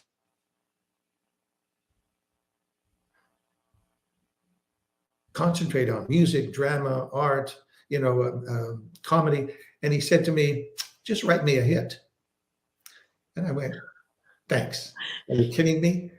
But what he was saying is, and he followed up and said, that's your job. And then I said, well, what makes a hit? So I did a bunch of study, analyzed all that media, films, TV. I isolated 8 points that seemed common to successes. And when they were not addressed to a lesser degree or not at all, they were less successful. And then that just grew. 8 points, they just kind of came down. Oh, I just did my homework. And my friends were saying, you know, there's so many variables you can't possibly predict. And I went, I think you can up the odds. You know, you go to a doctor and you say a surgeon, the surgeon doesn't say, I'm going to do my best. Come on, man. You know, you're going to take out the appendix or you're not. Like, don't say best. I don't like best, right? So I isolated these 8 points, and these 8 points not only work for writers, because I started training writers and producers, and their stats went up, and my sales ratio and pitching and everything went up substantially, and so on. It then migrated to business. I was called to start doing motivational talks.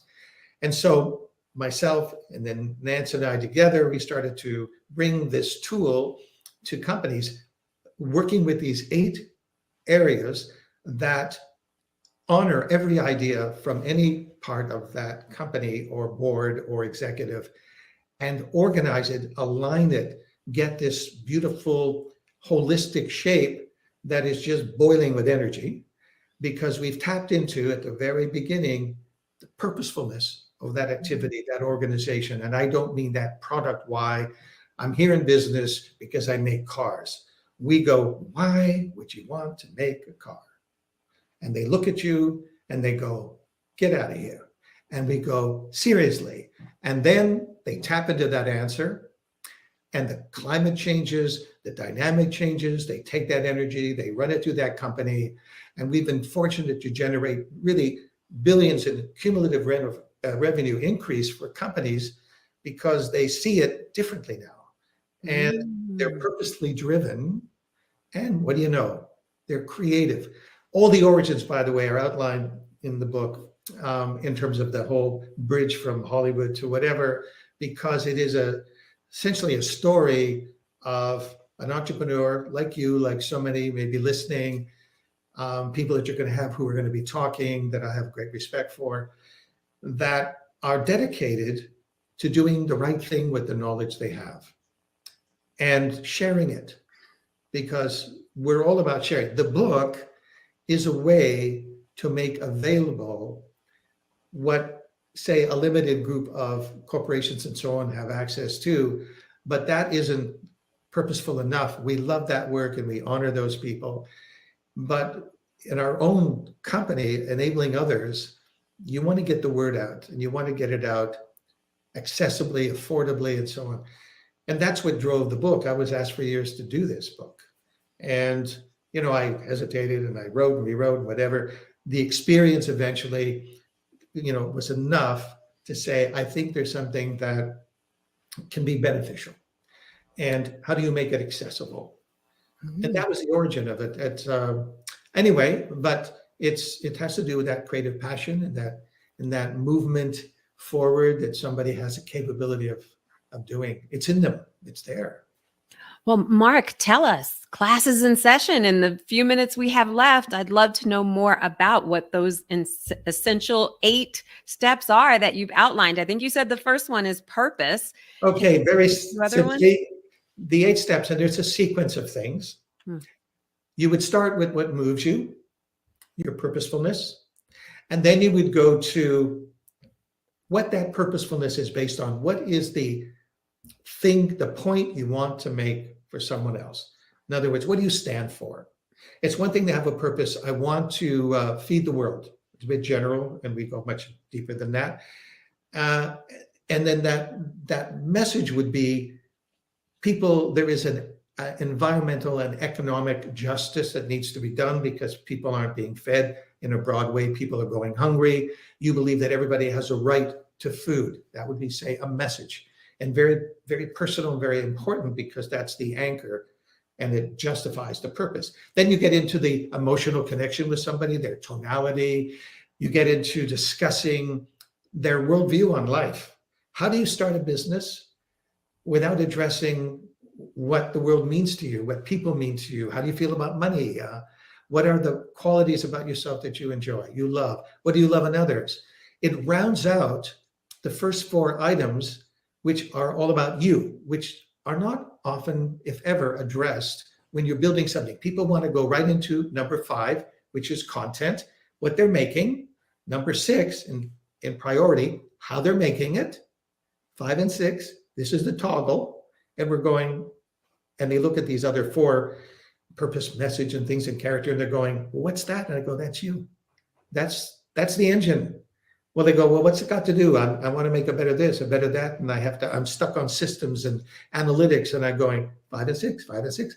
Then you get into, once you bring your whole self to the 5 content, what you're making, your service you're offering, and 6, how you're structuring things. You're into the brand. Of course, you got to communicate that. And ultimately, you have to look at the consequence of the whole thing. And it's really interesting in working with individuals and corporations, artists, executives, when you say, where are you taking this all? Imagine what it would be like if everything you dreamed of was happening. What does that look like, and how would you measure it? And how would you assess that you've done it? And the blanks come up. The most powerful people we work with go, I don't know, I'm grateful that I have this. And I go, but your purpose is, why don't you see that? Because that's your impact. That's the end result of all your efforts. Well, when you address those in a certain sequence, which we have, this is where the magic happens. And I don't want to overstate it. Let's say that they are coming up. It's not our evaluation. They, the individual, the group, are looking at something that they've never looked at before as a group, and they come to a consensus, and it builds that holistic framework. They know the path forward because they end up with what we call a dynamic blueprint, which is the way forward. It's not enough to be motivated. How are you going to pull it off? You put all those things in that certain sequence of things, and they go, we can do this. Our definition of strategy is a plan you know will work. And people look at you and go, how can you be so certain? And we go, you don't have your plan yet. And they go, okay, I mean, true. It's like, come on, I mean, they love our definition, by the way, of creativity. What's your definition of creativity? How would you do it? Ooh, it's a good question that I don't know if I've asked myself, but I would say the ability to tap into an intrinsic spark of expression that's been planted in each one of us. Beautiful. So each person has something that they naturally desire to express, and when they do, it's an example of a creative spark. I don't know, what is the definition? No, that's beautiful. And then to that we add, in our definition, when we get down to the kind of what the entrepreneurial viewpoint would be, it's an idea fully executed. Because we go, and this is in Hollywood, man, I learned this. Ideas abound, right? Dones are rare. So when you're in show business, boy, lessons you learn there, right? There's a bunch learned, believe me, and people who have been in the show business, there's that business side you have to be aware of, and it's also the show. But you come away with an understanding that ideas are wonderful and important, but it's development of the idea that really makes the difference. And getting it done is the genius. It's like when you're pitching to somebody and they go, an alien lands in a Western town, and the person's excited and they go, imagine. And the executive correctly says, what happens in season 2? And the person goes, I haven't worked it out, but hell of an idea, right? And he goes, go back when you've developed it. So, and then it gets done and you go, genius, pull all the pieces together. Now in a business context, when you're talking to businesses and you're going, what's your idea? Why isn't it executed? Well, we turn to them, and this is the confront, and we go, you didn't solve it creatively. You went outsourced. You didn't. No. Well, there was this and the environment and the economics and the world. And I go, you didn't have the creative chops to do it. How would you like to develop the chops to do this? Because our approach on business and creativity is really not just solving that problem, but enabling someone to solve any problem. That is the faculty and our address. People will talk about addressing the what and the how and even the why. all valid. We start with the who. You. And that's what the top 4 of those 8-step program, which we call the 8-step scale. And it's fascinating when people dig in there and what happens. And to them, they've expressed things like, this is amazing and wonderful. I mean, their experiences are personal and to them, but it's really allowing them, going back to the beginning of our conversation, to trust in that creative potential, to really dig down and go, there it is. Well, why didn't I exercise it? And who stopped me? And why don't we go boldly forward? And so on, sparked by tapping into purpose. Well, thank you so much, Mark Schechter of Think 8 Global, helping us to flex our creative juices and to have a conversation with someone who's worked with luminaries from Ella Fitzgerald and Ray Charles to Steve Martin and Jim Carrey is really inspirational. And to apply all of that creative genius and background to the business world, I know you've got a winning formula. So thank you so much for that. I am inspired and really wanting to be more creative. Well, Thank you so for much. the opportunity. I enjoyed it tremendously. Thank you. I so enjoyed having this conversation with you. Okay, switch. Mark Schechter, thank you for sparking the creative juices in all of us. I know a lot of this content and information is dense. Hopefully you were taking notes. If you weren't, still have the offer for the Diamond Upgrade. You can have eternal access to all of the recordings because we've learned so much in the last 2 days. These have been long days, thick with information from a lot of experts, but think about everything that Aaron Lohman Jack talked about when it comes to attacking the stage and making sure that you're the go-to expert that event promoters want to work with, bringing extra value. I really appreciated that. Sarah Lambert talking about putting in place a side hustle so you can have passive income and have a life and time blocking, the importance of that. Curtis Morley, the entrepreneur's paradox. If you're working on creating a product, who's working on running your business? What counterfeit emotions are you displaying? Are you shackled by, or are you expressing that are holding you back? And how can you overcome that and become a more successful entrepreneur?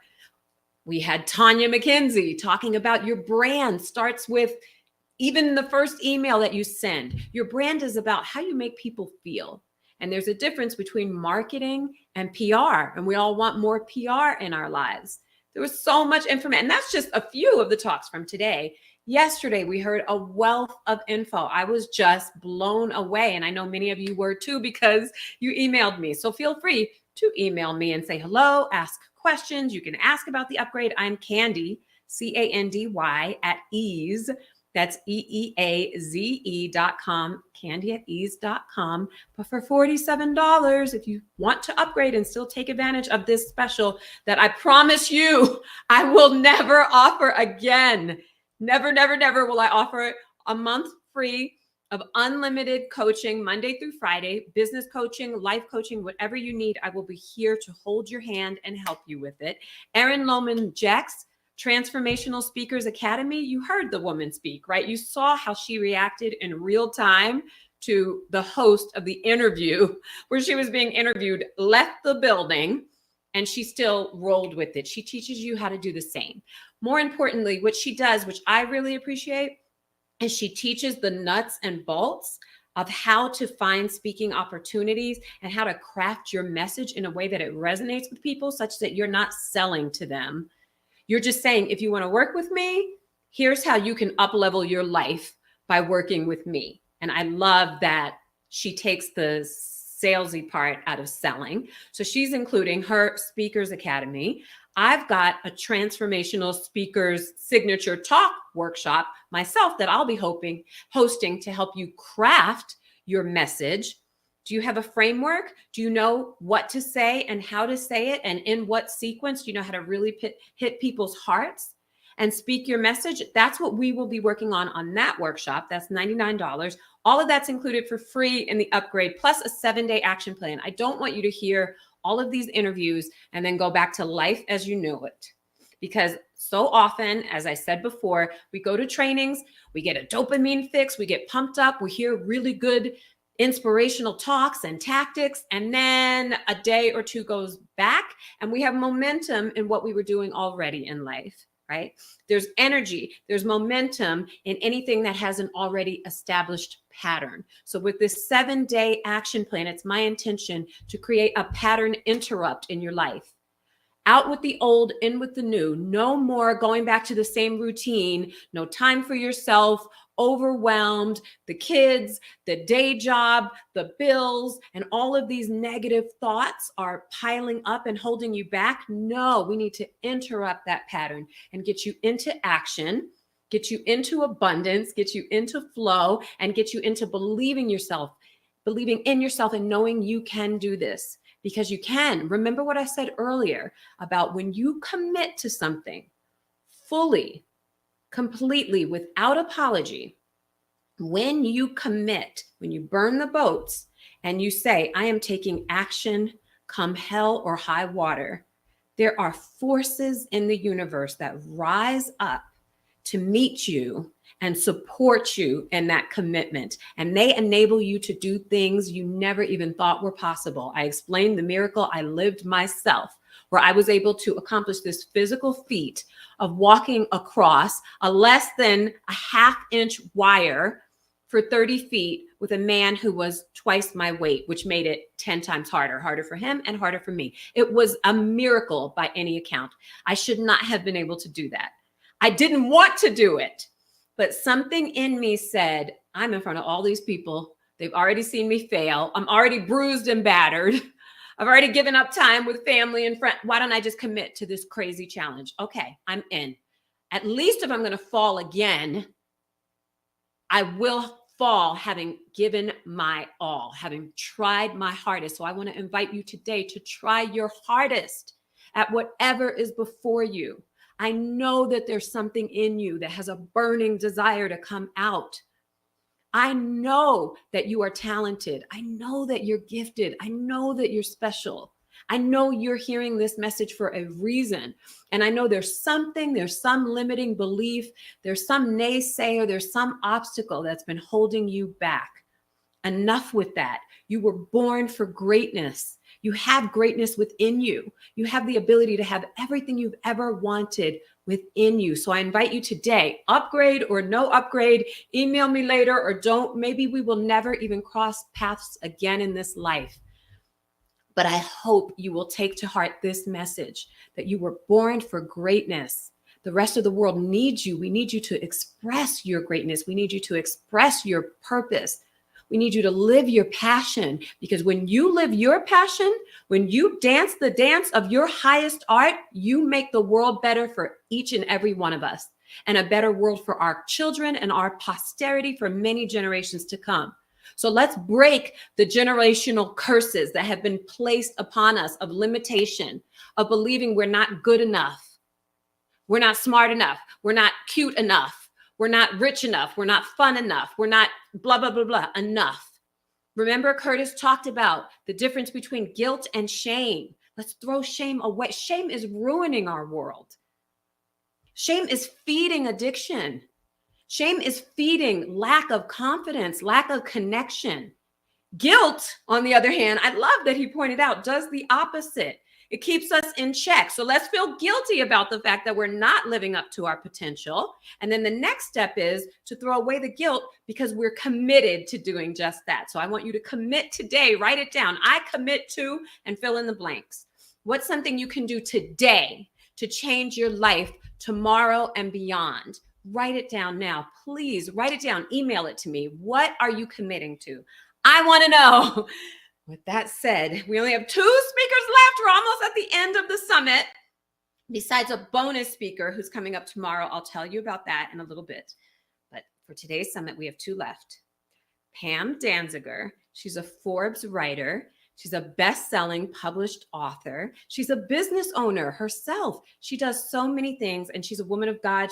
We didn't talk too much about it, but she even has a really amazing non-denominational, she has a non-denominational website all about her Christian beliefs. I'll include it in the chat. really good stuff. But Pam Danziger is going to talk to you about her latest book that she wrote, The Corporatepreneur Plan. It's hard for me to say, but it's a really cool concept. How you transition from living the corporate life and taking all of those lessons with you to become a top producing entrepreneur. So help me welcome Pamela Danziger. My next guest, Pamela Danziger, is a former librarian turned author, turned Forbes contributor, turned businesswoman, and so much else. In her upcoming book, The Corporatepreneur Plan, Your Roadmap for Mid-Career Professionals to Entrepreneur, she co-wrote the book with Ken Rawl, who started his company at age 50 after working his way up the corporate American ladder and then sold it to a Fortune 500 company. Is that the American dream or what? But I kind of love the premise of the book. And I think that this premise, can really benefit a lot of us. The premise is how to take what you learned in companies working in corporate America and apply it to entrepreneurship. I think that's really clever. So Miss Pamela Danziger, welcome. Absolutely. Yes. Well, and I think, well, it's nice to be with you, Candy. Thank you. And I'm enjoying the concept of your Passion, Purpose, and Prosperity Summit, because that's what we're all in for. We're all in expressing our passion, finding our passion, and prospering from it. Totally. So tell us what lessons you learned that can really benefit any entrepreneur while you were researching and writing this book. Yeah. Yes. Well, I'll tell you, I had worked with Ken Rawl and his family previously. So when they came to me and asked me, they had a whole big folder full of notes and asked me if I would be interested in helping them put this together. I just jumped all because I love Ken. I love the family. I think they started a business, which was basically in the plumbing business. That's what they sort of innovated in design, kitchen and bath fixtures, which nobody knew about in the 90s when they started their business, but there have been a lot of followers since then.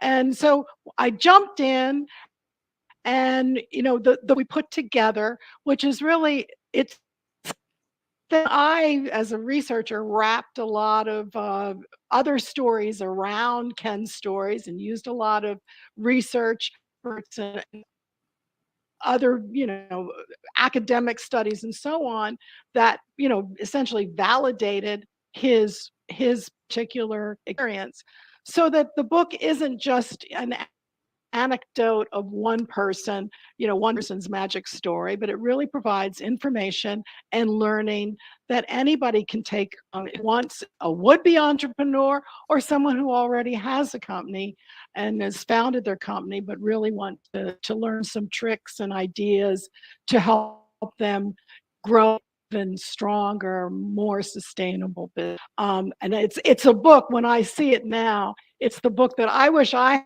had started my own business, because I faced a lot of, have challenges along the way, and a lot of day that I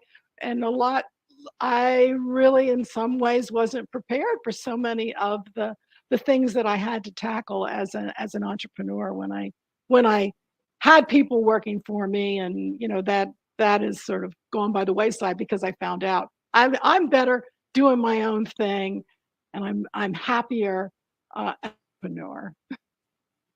Okay. So for instance, let's say I'm Betty Johnson. I'm an aspiring entrepreneur. I live in the Midwest of the United States, and I've always had a dream to be in business for myself, but I don't know how to grasp the concept, because I like the security and the benefits that come with my W-2 employment, and I'm just afraid to step out on my own.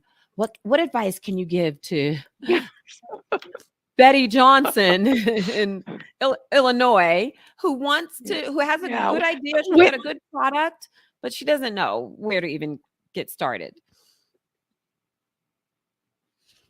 Well, I can certainly understand that. But I think the first thing we got to do is we've got to, you've got you've got to unshackle yourself from the I guess handcuffs that corporations offer you. I mean, you really have to have that inner drive that got to find out what I'm capable of. I've got to really stretch my limits. I mean, it doesn't mean that, you don't need to have a financial plan, because you definitely do. But so often when I started my business, I was like, I'd wake up in the morning and it's like, what do I have to do today to, get to be able to come back and do it tomorrow? So there's a lot of short-term planning, but I think the most important thing an entrepreneur really need is make a plan and work the plan. And the plan needs to be very detailed. I see a lot of business plans. Most of them focus on financial dreams, which are totally unrealistic and are not worth the paper that they're printed on. What you really need to do is you got to take your business apart, take your idea apart, and put it back together in the form of an action plan. And then you've got to test it and work it, because too many times something goes wrong and you get off plan, or maybe you don't even read the plan. I mean, that's another thing. People write a plan, they do a lot of work to write a plan, and then they shelve it. You really need to get that plan out, look it over, have your milestones, check where you're at, and work it. And then if it does need revision, which usually it does, then you go about and revise it. But the most important thing, make a plan and work the plan. Okay. What's the toughest lesson that you've learned from your entrepreneurial journey? Well, you've really got to know yourself, and you really got to know what you excel in and where you are really weak, and you've got to overcome your own personal weaknesses. I mean, in the book, we talk a lot about the art and the science of being a corporatepreneur. And the art really is all this right brain creative stuff, which a lot of people come into entrepreneurship that strong creative drive. And they're in innovation. They've got a lot of flexibility, and they can change on. They have very deep intuition, and they have leadership skills. Those are kind of the art of entrepreneuring. But then there's also the art, and the science part. You have to be very well organized and have to be able to organize your company. You have to be process oriented and know how to put one foot in front of the other. You have to be strong in strategy, defining your goals and what your goals are today, what your goals are tomorrow, what your goals are in 3 years. And you have to be strong in discipline. So very few people are strong in right brain and left brain. They need to have, you need to have both. And that's where really learning and researching and reading a book like The Corporatepreneur Plan will help you. The brain may not be as strong.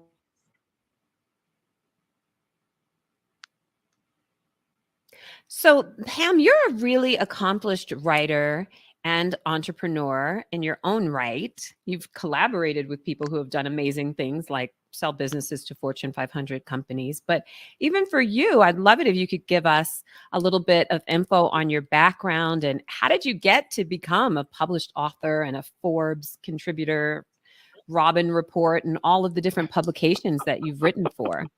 Because I bet there are a lot of aspiring writers in our audience too, who would love to know, like, how do I get started? Yeah. How do you get started? Well, in college, I was an English major, and I specialized in 16th and 17th century literature. So that was my passion. I just love books. I love reading. I love studying. I love writing papers of all things, and I love going to the library. So that's what I did in my undergraduate degree. I worked in retail for a number of years. I mean, that's kind of like what a lot of people do. And then I decided, well, I'm going to take my interest in reading and books, learn a trade. And when I got there, in the business, in the information business, and that's what I specialized in. So I never worked as a public librarian or academic librarian. I worked on information and making them accessible to people and designing systems. I was a business librarian for a number of years. That's what my background was in the corporation. But then, I just felt that my skills weren't utilized, but I felt underutilized. I felt there was so much more. I felt kind of like in a box because I was good. I was very, very good at my specialty. I really wanted to stretch. I wanted to try something, different. And, my husband and I, we sold our big house. We moved to the country, got a much smaller house. And I started a business. He started his, but guess which business has survived? It was mine. So I'm very pleased that we made that decision. That's awesome. Yes. He works. Can you tell us more about technically he works for me now. Yes, I've had a husband who worked for me too. It's a new world, right? I love it. Tell us more about this business that you launched alongside your husband launching a business, but only yours survived.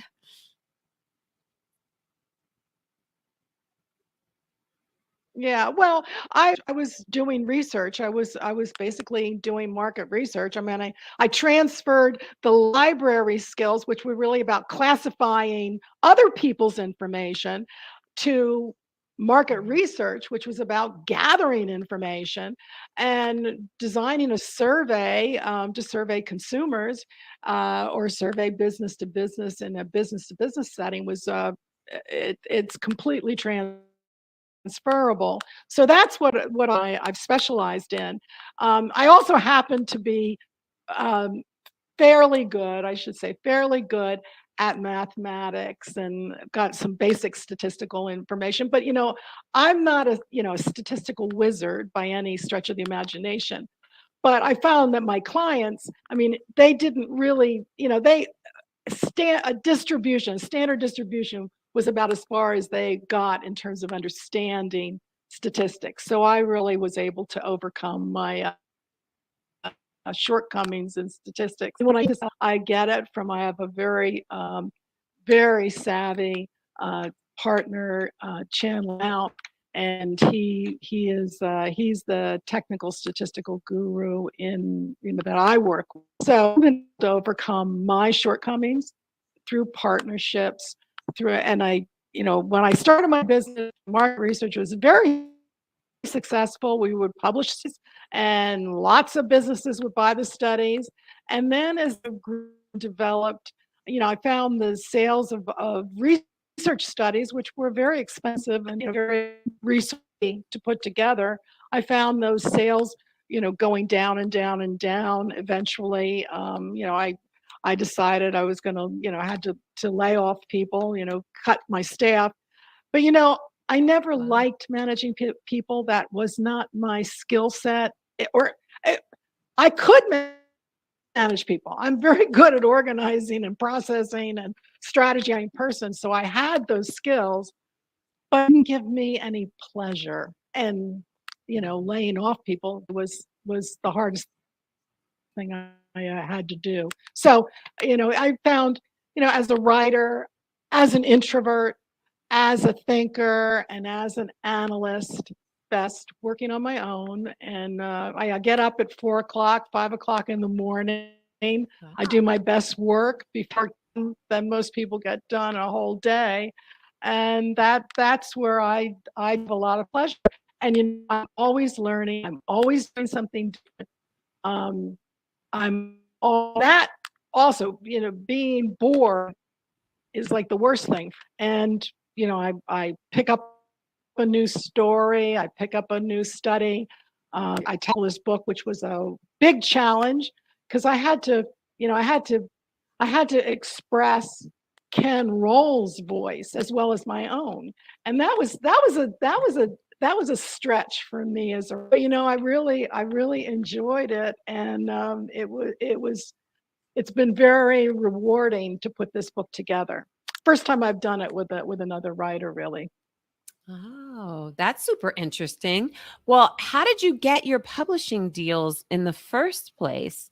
Because I'm sure new writers want to get some tips on how they can get their message heard, and B, you hear these stories of amazingly successful franchises that were Harry Potter was turned down by something like 15 publishers, something crazy, like maybe more, before she got a book deal. So how did you accomplish yours? Well, I had the good fortune of knowing very closely a woman who had she worked for American Demographics back in the day, and she founded a publishing company after she was a corporatepreneur. She left the American Demographics and started a publishing company. So I had an in with her marketing related books. So I was able to work with her, and that was a very successful partnership. But I have to tell you, there was a funny story, because one of my books, I think it was my first one, Why People Buy Things They Don't Need, which was very successful. And McGraw-Hill me and wanted to talk to me about putting together a book proposal. And so I went up to New York and I met with the editor and we talked and I put together the proposal and did all of this stuff. And I really thought, I've made the big time now. I'm going to be published by Hill. And don't you know, it never came through. It was it never came through. So I think that I did, I was perfectly satisfied, and I know I wrote the book with Doris again. So I think it was the Shops That Pop book that I wrote. But anyway, it's like it wasn't my goal to be, a best-selling author published by a big company. My drive is to show. Seth Godin, he publishes, he's a hugely successful entrepreneur. He's the Purple Cow guy. I mean, he's written so many books. Seth Godin says a book is really just the memento that people take away from a speech or an encounter that they have with you. It's like not really like a lot of people are necessarily going to read it. Pam's interview, unfortunately, was a little truncated because of her bad internet connection. We even had her move to another room and start all over. But this is something to keep in mind if you're doing online interviews. As we live in this tech age, got to be able to hardwire into the modem. So I'm just going to skip a little further into this interview to hopefully where it gets a little clearer. But please reach out to her directly through her website. We'll give her contact info if you'd like to ask her more questions. Learn how to communicate it. So one of the most important lessons is to teach what you have to learn and be very, very cautious about your innate cognitive biases, because we all have them. But I think entrepreneurs tend to have fall victim to what they, believe me, being an entrepreneur is the hardest thing that you're going to tackle, in your life. Maybe, yes, there are other hard things too, but in your business life, being an entrepreneur is going to be the hardest thing. So don't be over optimistic. You really got to look at the world in a very clear-cut way. You also have to be cautious about confirmation bias, which hear things that confirm beliefs, but you're not hearing. I say that the unique selling proposition needs to be revised and evolved to the unique point of differentiation. Yeah, yes, I'm so glad I said that so you could make that clarification because it's a really good point. Nobody does want to feel like they're being sold, but if you're solving a problem Yep. and you're Yep. adding value, then Yep. everybody wants to Absolutely. get next to the person who can solve their problem. You bet they do. That's absolutely the truth. Yeah. Sometimes, So though, they don't know they have a problem. I think a lot of entrepreneurs, though, are filled with Yeah. understanding they have a problem. They don't know how to Yeah. prospect, they don't know how to market, or it's difficult, or it's Yes. expensive, or It is there's lots of expensive. competition, or,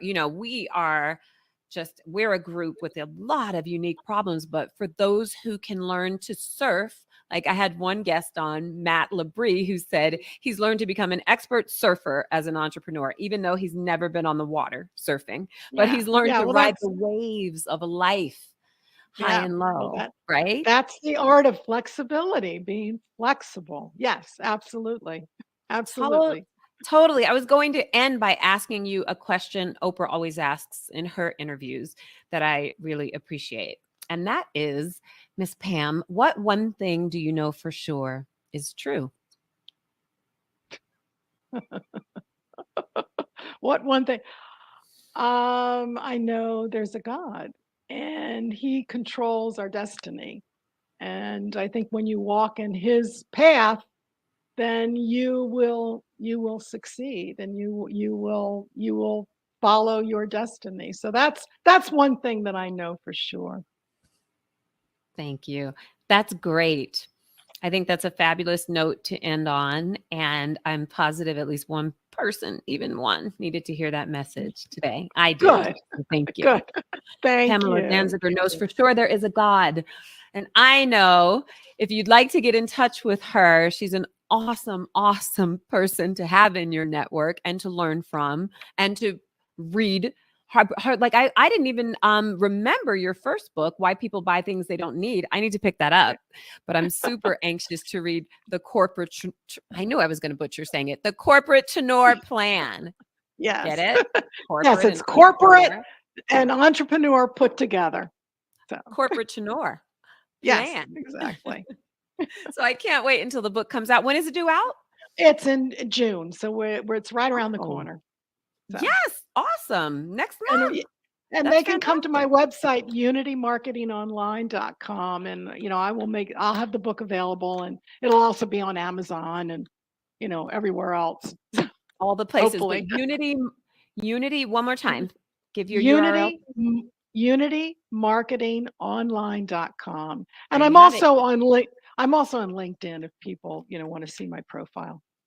Yes, we know you're very active on LinkedIn. So follow Pam Danziger on LinkedIn. Look for the Corporatepreneur Plan coming out June 2023. Thank you so much, Pamela, Thank for you spending so this time much. with us, sharing your wisdom. Keep setting the world on fire. You're doing great things. Thank you. you. Thank you.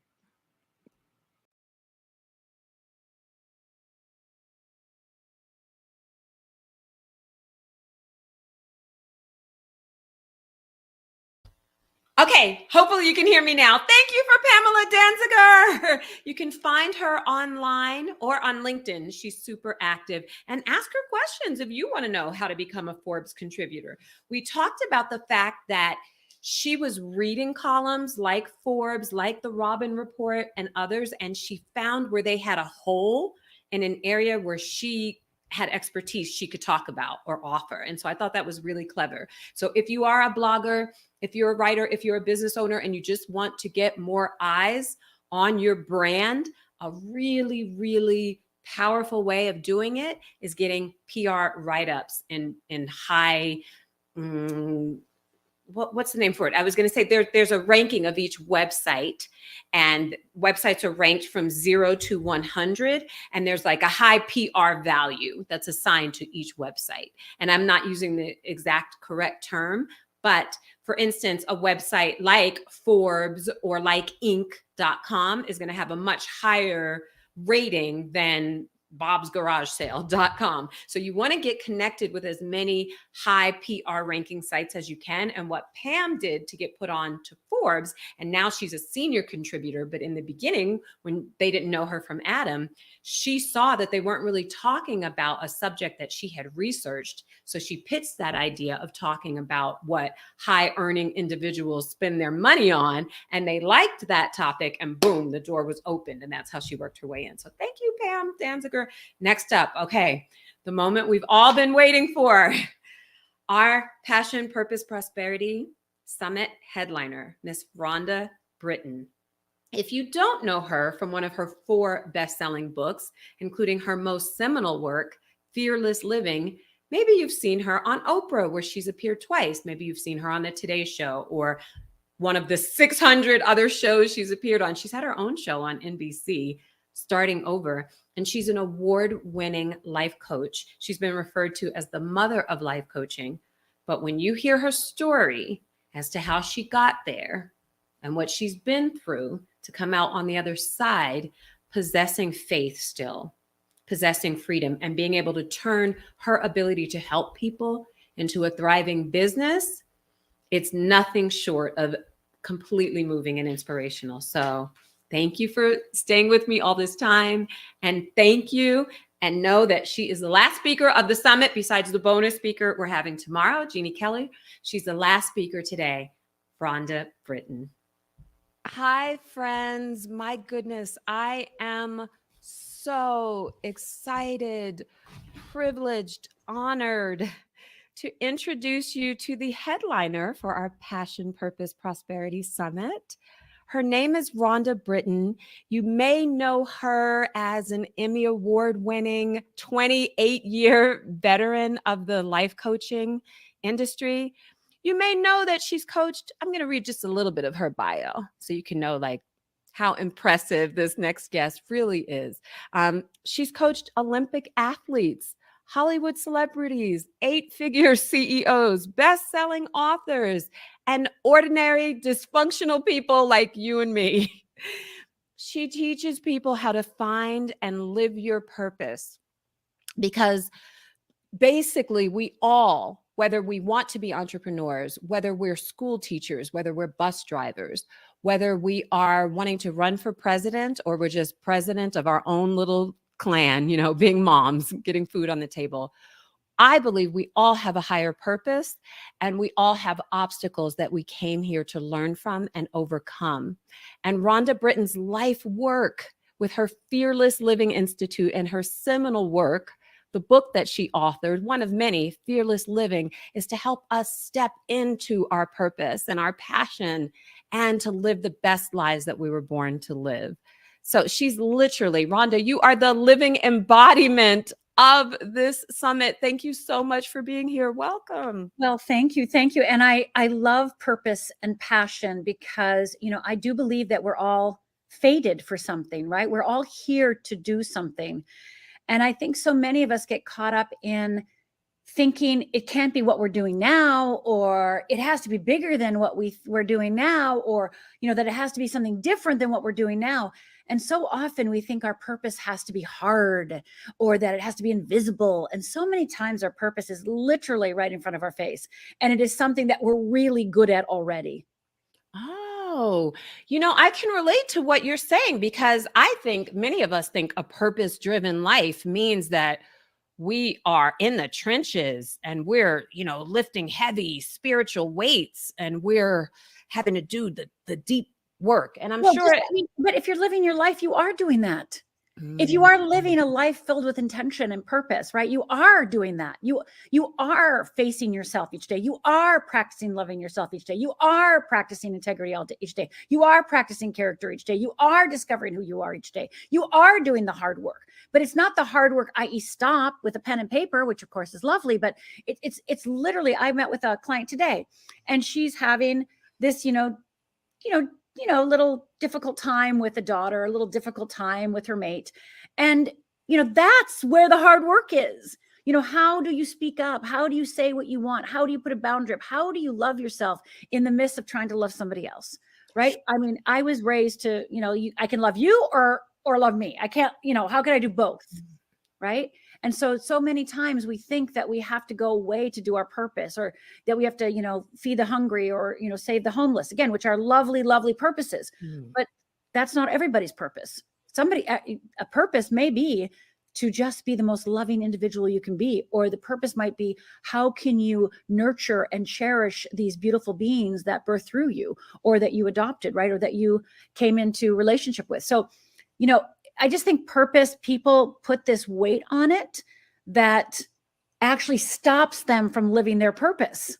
They have such an image of it, or a idea of it, that it actually stops the unfoldment of it. They don't even, they can't see it. It's right in front of them. But because they have this image, this beautiful fantasy, or this, like, I want it to be like this, it actually stops them from unfolding in the way that they're meant. Because my purpose unfolded each and every step of the way. And I thought each and every step of the way was my purpose, right? But then I went, oh, wait, that didn't work out. So wait a second, if that's not my purpose, wait a minute. And I realized that every step I took was actually giving me a skill, teaching me how to be prepared for the unfoldment of the purpose that was really the creme de la creme, so to speak, right? The thing that really was the unfoldment. But along the way, I thought being an actress was my purpose. I wanted to be an actress as a little girl. I wanted to be a singer, right? I wanted to do all these things. And then when I quit acting, I remember having such an identity crisis, like, who am I if that's not who I am? But God is smarter than us. And when I quit acting, I was lost for a few years, right? Like, who am I? What do I do? I don't know. I don't know who I am anymore if I'm not that. And then what did I become? I became who I am today, right? I became one of the first life coaches, et cetera, et cetera.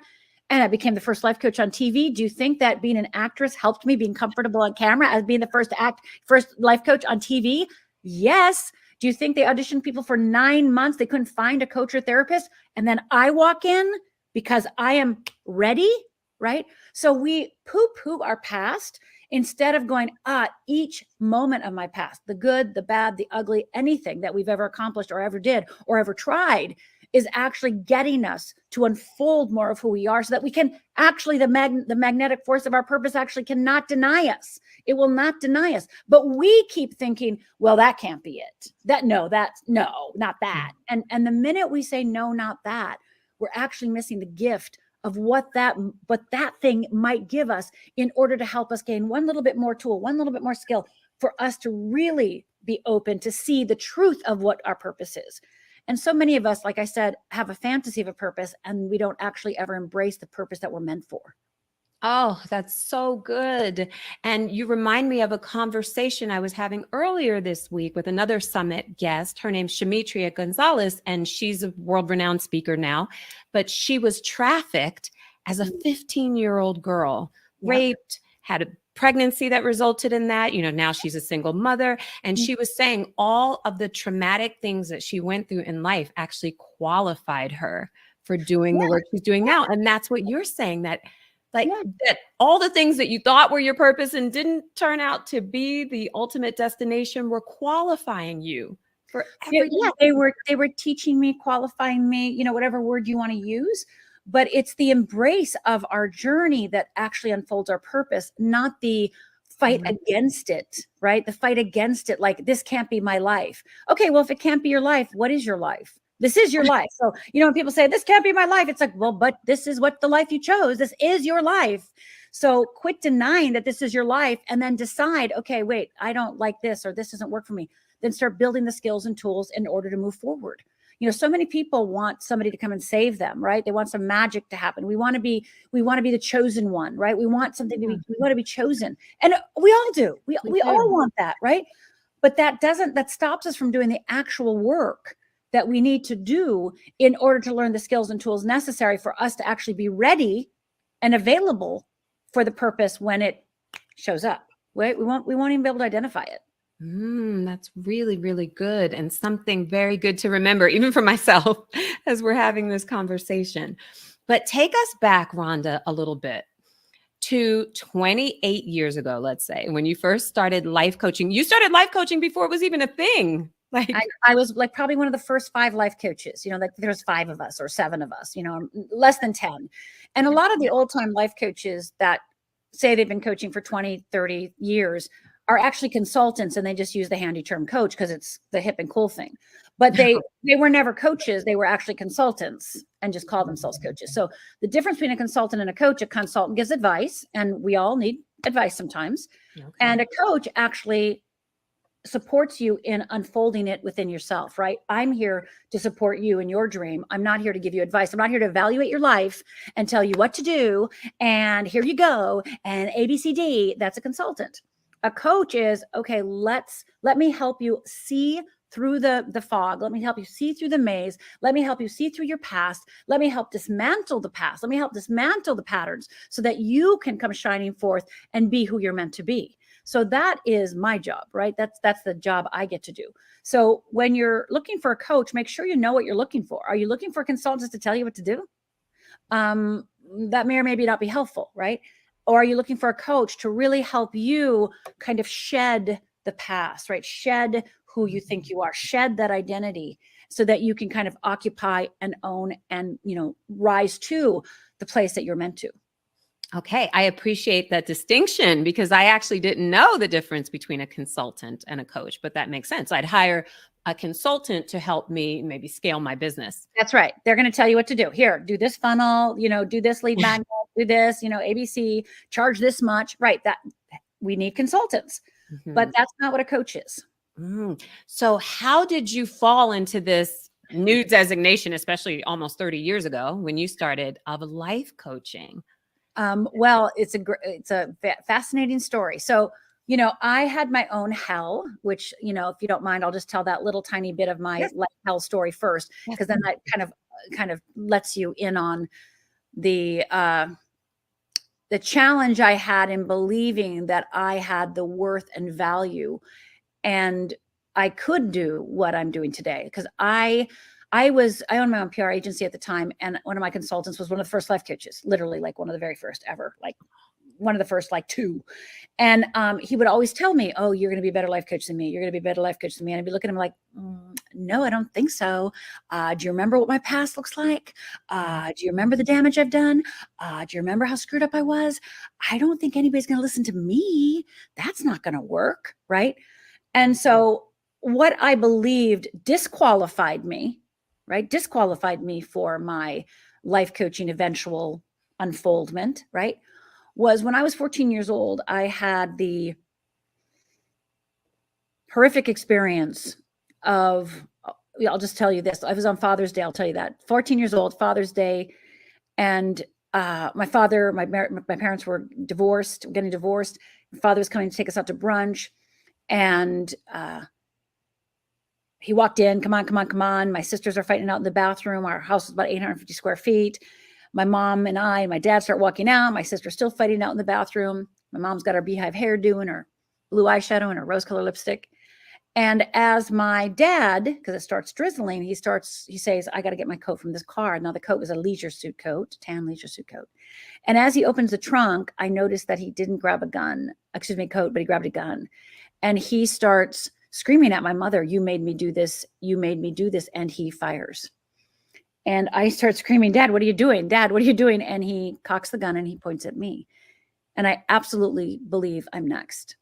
And he looks at me. I look at him. I blink. He blinks. He blinks. I blink. We just stare at each other. And then my mother, literally with her last breath, sees the gun in my face and screams, no, don't.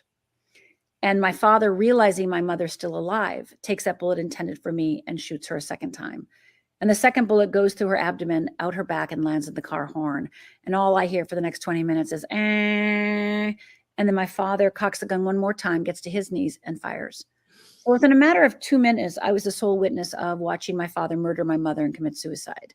Now, I don't know how other people would process that or handle that, but I blamed myself because I was the only one physically out there that could have kicked my father's shins or, jumped in front of my mother or, done something heroic. But instead I just said, Daddy, stop, Daddy, stop. And of course, now they're both dead. So for the next 20 years, I, kept my grades up in high school. And then the minute I hit college, nobody knew me. It was like, yeah, I discovered alcohol, became an alcoholic, got 3 DUIs, 3 suicide attempts. And on my 3rd suicide attempt, they put me in a psychiatric ward for evaluation. and they deemed me not crazy, and they released me after about 4 or 5 days from had a little straitjacket there just in case. And when I got to my little studio apartment, I realized I'm not very good at killing myself. Not good at that. And I have to figure out another way, right? Now, mind you, those 20 years, I do want to say during those 20 years, I went to therapy. I went to inner child work. I did shaman. I mean, you name it, I did it. During those 20 years, I was a seeker and a searcher. I did every single thing out there. And they were all good and they were all great and they all helped. But it wasn't until I discovered fear, which I'll talk about in just a second, that all the pieces made sense, right? So even though I had done all that work, you know, when I'm here in my third suicide attempt, it didn't stop me from trying to kill myself. It didn't take away the feeling that I still wasn't good enough. All that work was good, but it didn't take away the feeling in the middle of the night that there's something wrong with me. And so on my third suicide attempt, went back into my apartment and realized I have got to start over. I've got to start over. And I asked myself, what do kindergartners do? I literally said, what do kindergartners do? And I said, well, they have a calendar and gold stars. So I went and got a calendar and gold stars. And I started giving myself a gold star for any time for the next 30 days, anytime I did something good. And mind you, there were things like got angry, but didn't break anything. That's the level I was at, right? Had a drink and didn't get drunk, you know, so this is what we're talking about. Like we're talking baby steps. And then after the 30 days, I had a calendar filled with gold stars. And that to me proved that I was worth staying alive for, that I did have a reason to live.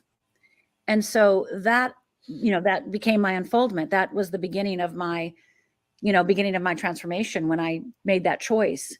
And then I, you know, forgave my father, who was the easiest to forgave my mother, who was hard to forgive. And then, of course, myself, the hardest to forgive. So, yeah. Can I just take a moment with that to breathe in what you just said? Because the fact that you can remember this account down to the level of detail of the color of your mother's lipstick and her beehive hairdo means it's real to you still, like it was yesterday. Yes, absolutely. Of course, a traumatic event like that. How do you ever? Yeah, but you can, you know, it happened to me. I lived through it. It ran my life for 20 years.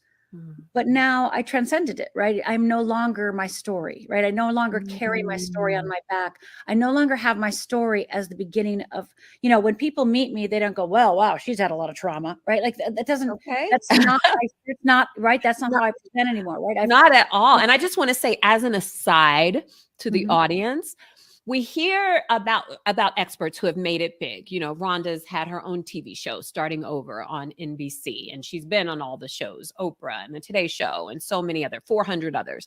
And we hear about these people who have reached a level of success, the pinnacle of success, if you will. And I think we always wonder, how are they behind closed doors? Who are they really? Are they who they say they are? Are they really happy? Are they really successful? And I can just say, in the interactions I've had up to this point with Rhonda, she is the real deal. She emails with grace. She's kind.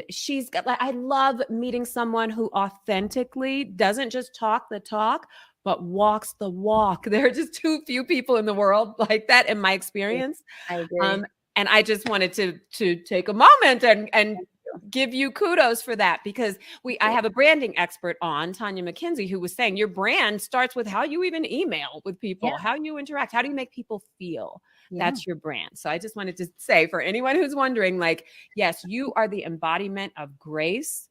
Thank you. And kindness and class. And it's not just something you turn on when the cameras are on, even just in the way we've interacted. I'm like, you're right. You are not a person who someone would meet and say, oh, she's mired in trauma. Not at all. But but you said your father was the easiest to forgive. He was the easiest to forgive. Easiest to forgive because it was, you know, it was evident to me, like, you know, I'm an expert at fear, right? So when I can see my father killed my mother because he was afraid of who he'd be if she left, right? He killed her because he was afraid to feel. He had to kill her because he was afraid of what other people would say, right? You know, if you think of all the violence today, and I would say, let's say 90% of it, okay? Because we're not talking about, you know, mental illness and the fact of psychopaths. We're going to put that over there, right? We're going to put over there, you know, those people that literally have missing parts of their brain, right?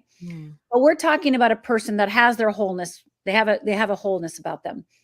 And if they're beating themselves up, if they're murdering, you know, my mother, if my mother stays because she is afraid to stand out and be alone, she's afraid of what's going to happen if she leaves my father, which that's why it took her so long to leave him, right? So all of us think that, oh, I'm procrastinating, you know, or, oh, I worry too much, or, oh, I feel too guilty, or that would be so selfish, right? We have all these reasons why we are not who we're meant to be.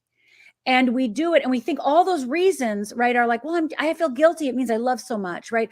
Oh, I don't want to put myself first because I don't want to be selfish, right? And it gives us the illusion that we are loving human beings, right? Because again, we want to love, so we want to do those things. We want to be loving, but we do not love ourselves in the meantime, right? So we are loving the others and not loving ourselves. We're ignoring ourselves. So I have a phrase that I say, my needs equal your needs. So it's like you and me we're equal, right? You and I are equal. Your needs equal my needs. We're the same. I love you and I love me. There's no, I love you only. So here we as human beings, I hear it all the time. I feel guilty. I'm worried. I have regret. I talked to a client this morning. She's having a problem at her job and she has so much regret and feels so guilty. You know, it's like, okay, but you know, you don't have to, right? But we do that to punish ourselves, to teach us. We know the difference between right and wrong. So I'll feel guilty for a while. I'll have regret for a while. So I punish myself just enough, right? And all of that is fear-based. All of that is fear-based. So when you can start removing the descriptions of who you are, well, I'm just a worrier. You know, I just feel so guilty about that. I can't do that. You don't know me. I haven't tried it. No, all that is just a cover for fear. And if you can then be willing to look at fear face to face, eyeball to eyeball. And of course, you know, I've developed a method to help people master fear, of course, because that's what changed my life. When I figured out fear, it was like, you know, all the things that I'd done in the past, you know, the therapy and the inner child work and the blah, blah, blah, shaman work and energy work and, you know, everything I did, all the workshops I've ever done, right? All the spiritual work I've done. It's like fear kind of became the glue that put the puzzle together. It filled in the missing spots. So when after, you know, you go to therapy or you go to a workshop and you go, why don't I get this? Why am I doing the same things? It's like, because it's not glued to, you don't got the missing piece.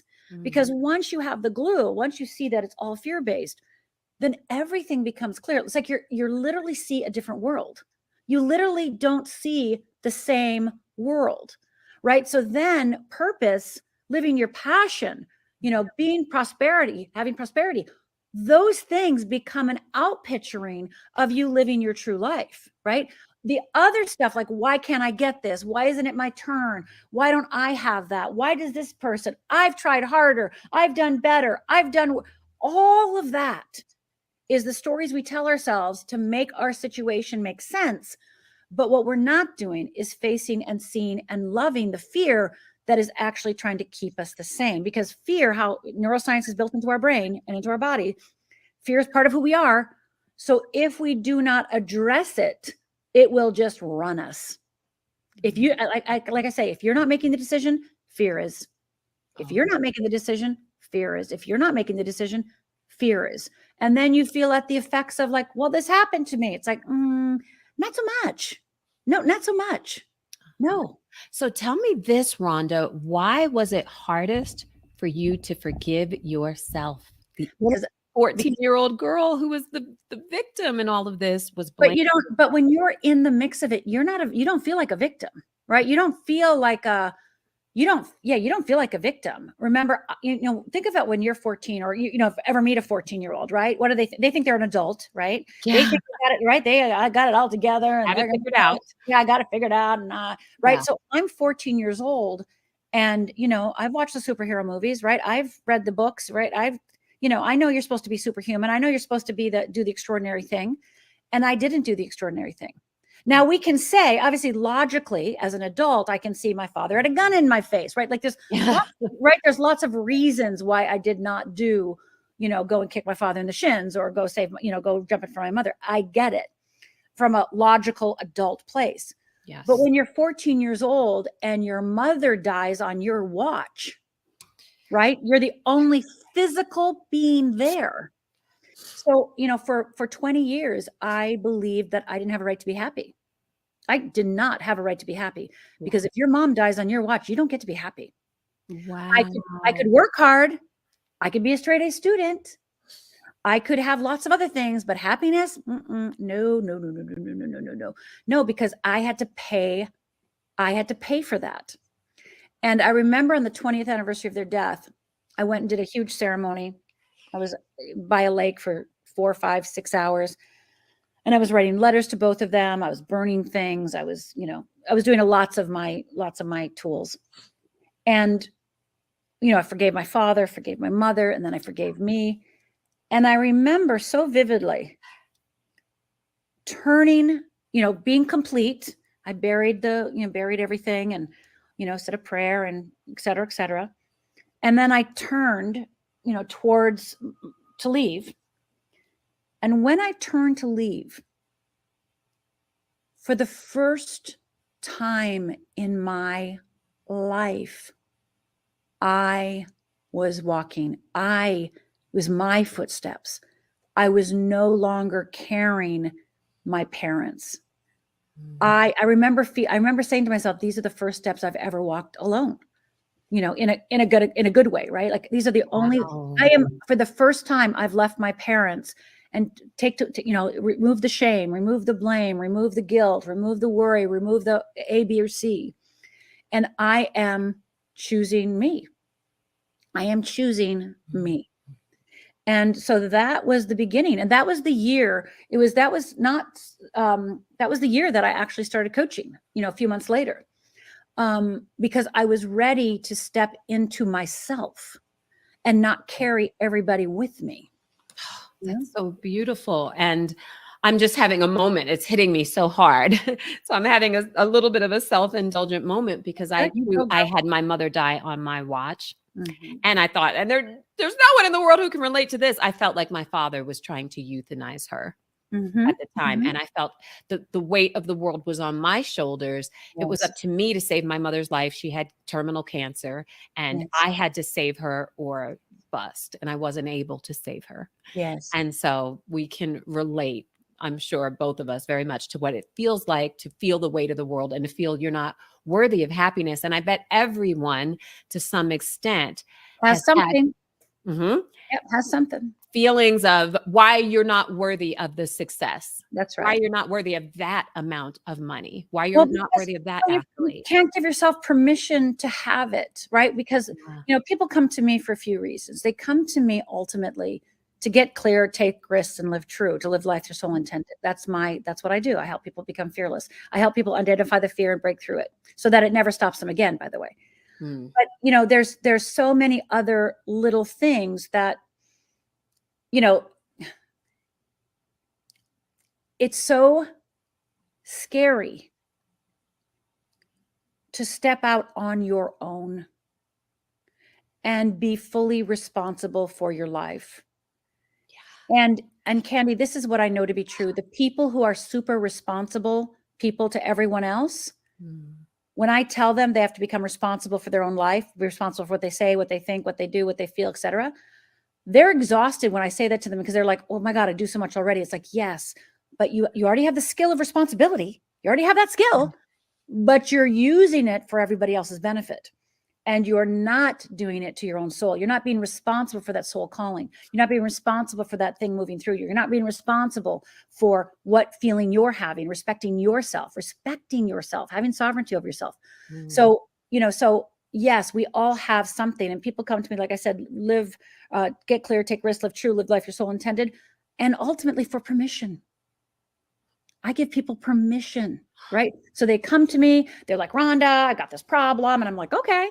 And they just want that shift. So they finally have permission to say yes to themselves, permission for that calling, permission for that purpose, permission for that passion, permission to feel alive, permission to have more meaning, permission, right? Because we all have the tick list in our head. Most of us have the tick list. Well, I didn't do that. I didn't have that. Can't do that. I guess that takes away my permission because I didn't do that perfectly. I didn't do that, didn't do it, i.e. the way I was supposed to, or whatever way.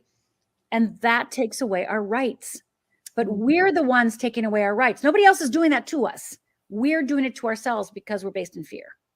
So powerful and so confronting, because I'm saying, am I not giving myself permission because I didn't tick everything off on the box this week? And so that's really good. But I want to ask you, you've basically accomplished what everyone watching this summit is searching for, I'm sure. And that is creating a business by doing something that has positive impact on the world, by answering your life's mission, your life's call, because we're entrepreneurs, most of us, not because we want to be, because we have to be, because we have this nagging call that we have to answer. We're gluttons for punishment, right? But the world it's creativity.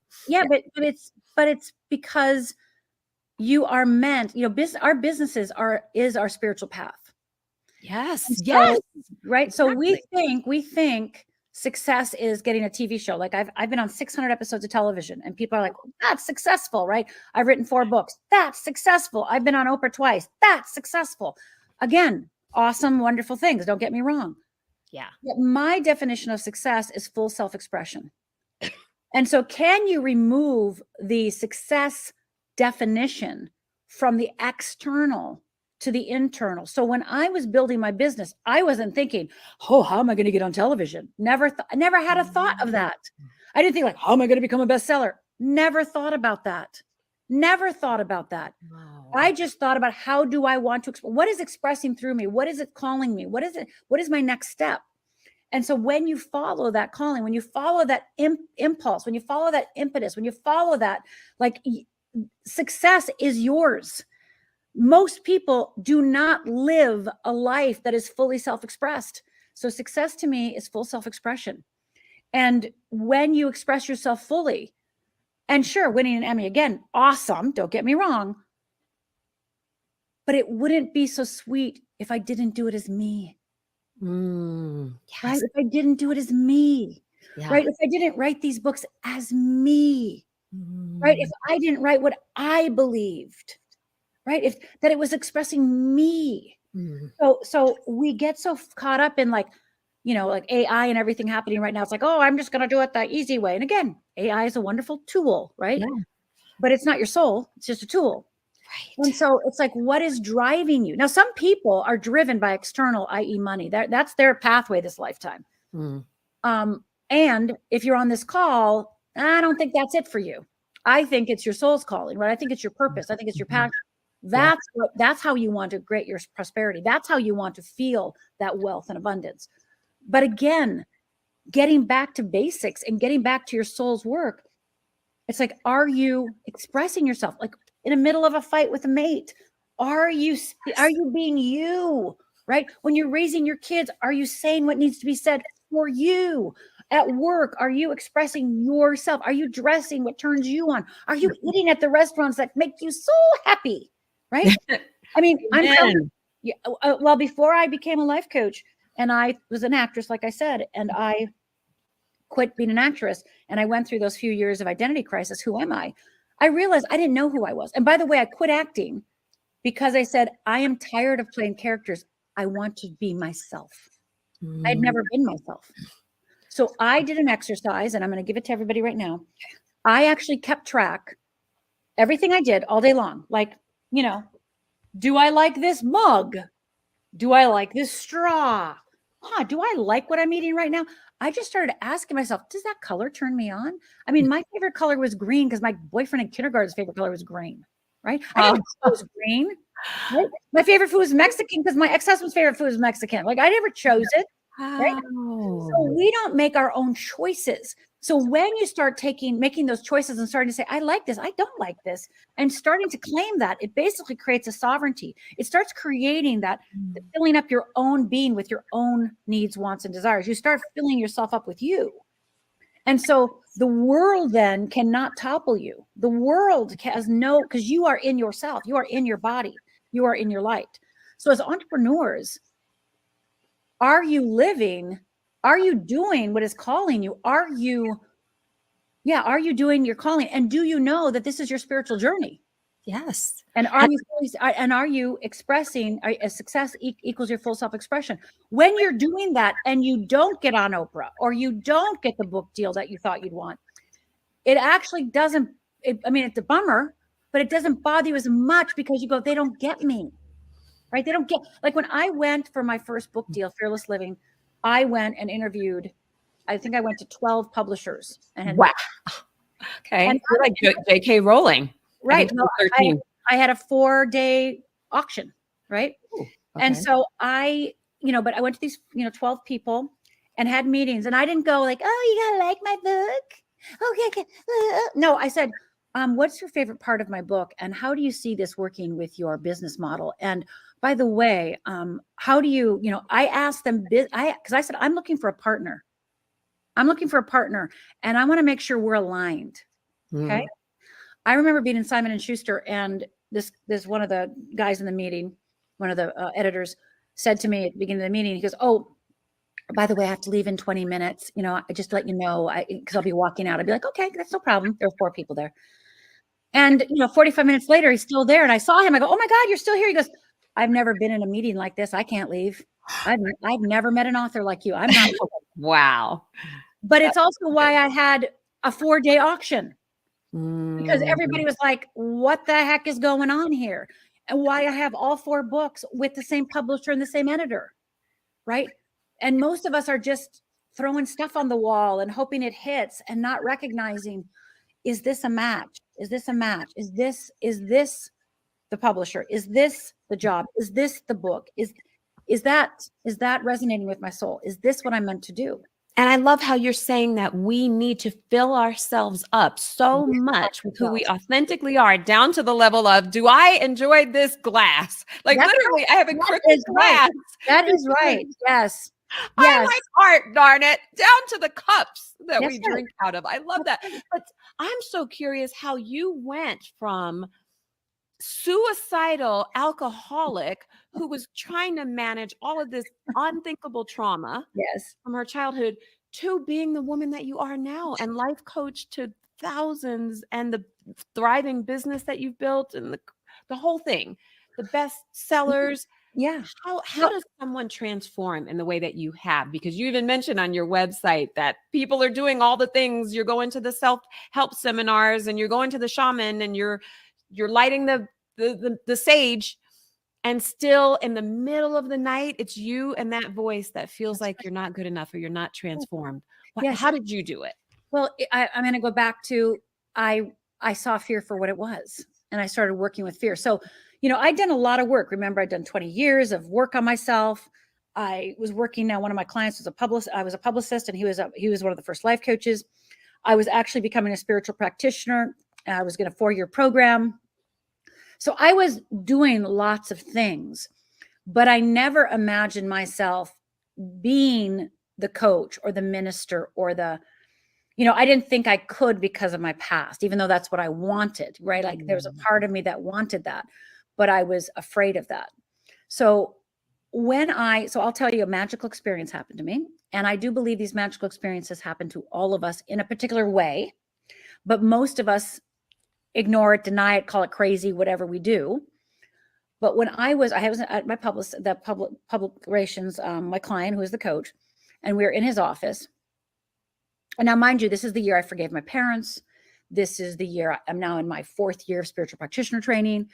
So I've done a lot of work on myself. So I need to remember that, because it wasn't like, oh, all of a sudden I'm, but it does feel all of a sudden, because I was with my client, and we're in his office, and he's on the whiteboard writing stuff down, and we're brainstorming solutions, right, for his business issues.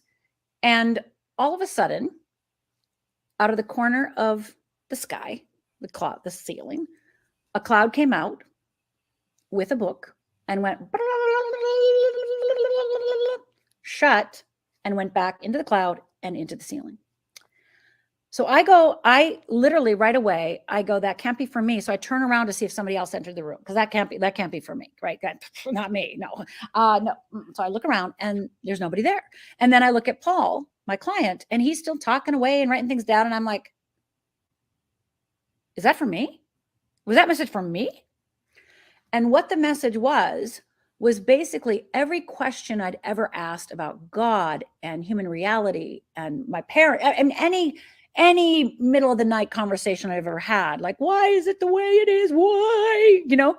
I got my answers. Like, I literally had all the answers to the questions I've ever asked. And inside of that message was also like, you must go and teach this. So luckily for me, I had a minister appointment the next day with my minister. And I went to my minister and said, okay, this thing happened to me. Am I like crazy? And it told me that I had to teach this now. Must have the wrong person. Remember 3 suicide attempts, 3 DUIs, little time in jail, alcoholic, no, father kill mother, like that. No one's going to listen to me. I mean, I'm the last person people are going to trust or listen to. And she just kept saying the same thing. Well, you got the call. You're ready. And I went, no. I have to go get a master's. I have to go get a PhD. I have to write a book. It's going to be about 7 years. 7 years, I will do it. And she goes, well, you got the call. You're ready. And it might seem magical because, I saw a book and I got a cloud and all those things. But most of us have all had a moment where we knew what we were supposed to do. We knew our next action. But that knowing, that instantaneous second, we don't grab onto, like we don't grab it, right? And believe this is more real than everything out there. I always say to people, if you could just grab that moment of insight and grab it and go, that is my reality. That is my North Star. That is the truth. And all these other things out here, all these other thoughts, all these beliefs, all this fear, that's not this. And all of that is the cloud, the fog, the resistance, whatever you want to call it.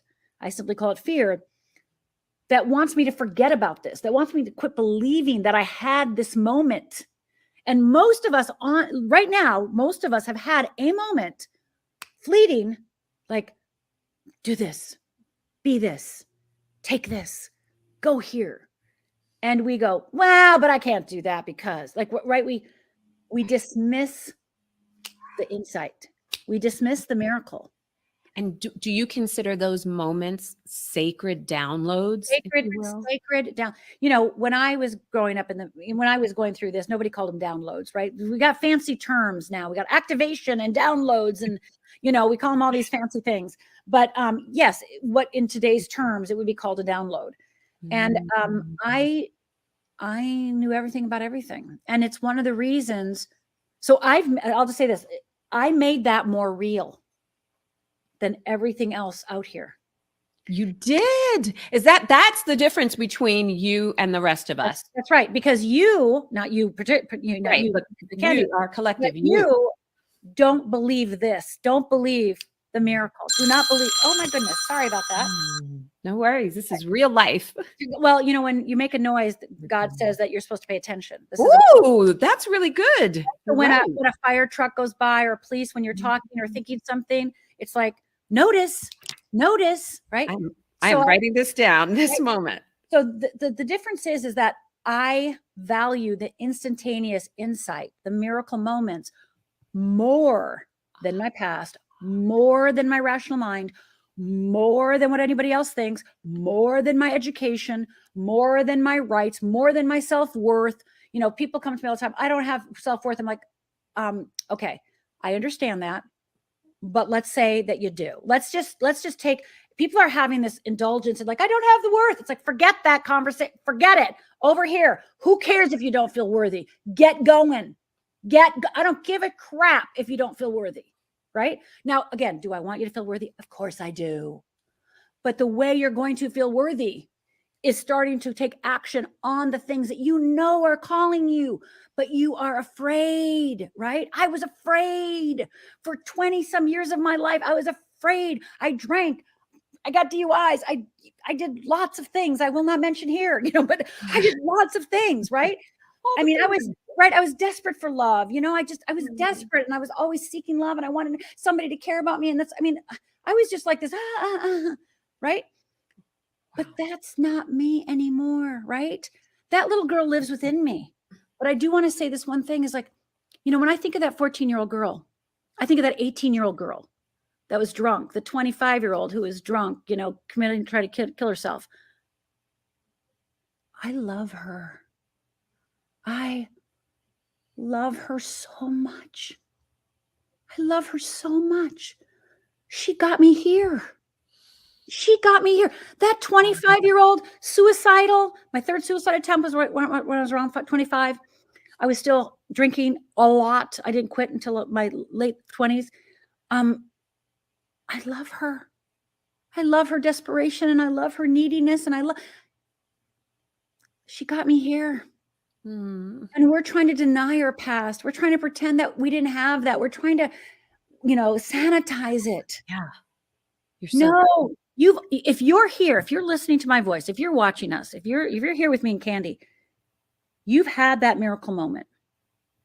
And if you can't remember it because you buried it, you know the secret to do, right? Before you go to bed, you just say, okay, Spirit, God, whatever you call it, I am willing to remember.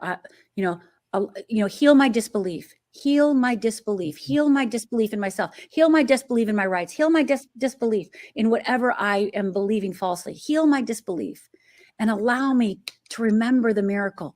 Allow me to remember the moment. And that moment will become alive in you again. And then your job is to follow it. Your job is because when you do, you will get more and more and more of them. Remember, I never planned on having it. There was no such thing as reality television. There was no such thing as reality. When people say you have to see it before you believe it, bullcrap. There was no reality television. How could I see it? There was nothing to see. True. You have to believe it so you can see it. No, forget that, right? Like you can't, exactly. You can believe whatever. You have to have it here so you can have it out here. Right. So full self-expression. And again, I don't even think you have to believe it in here sometimes. We're so worried that we have to be 100% like, I believe, or no.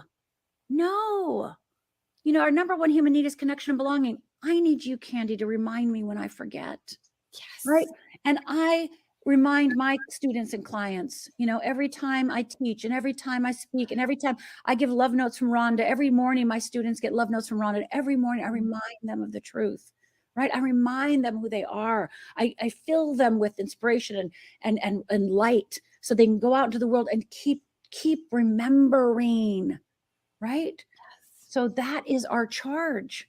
Our charge. That is how we live our purpose and passion. That is how we have prosperity. That is how we have success. That is when we're living in alignment. And if you're listening to my voice, if you're watching us right now, you know exactly what I'm talking about. You know exactly what I'm talking about. Yes. But I love that we've pinpointed that this is the difference. Like this is where, what do they call it? The rubber meets the road. Yes.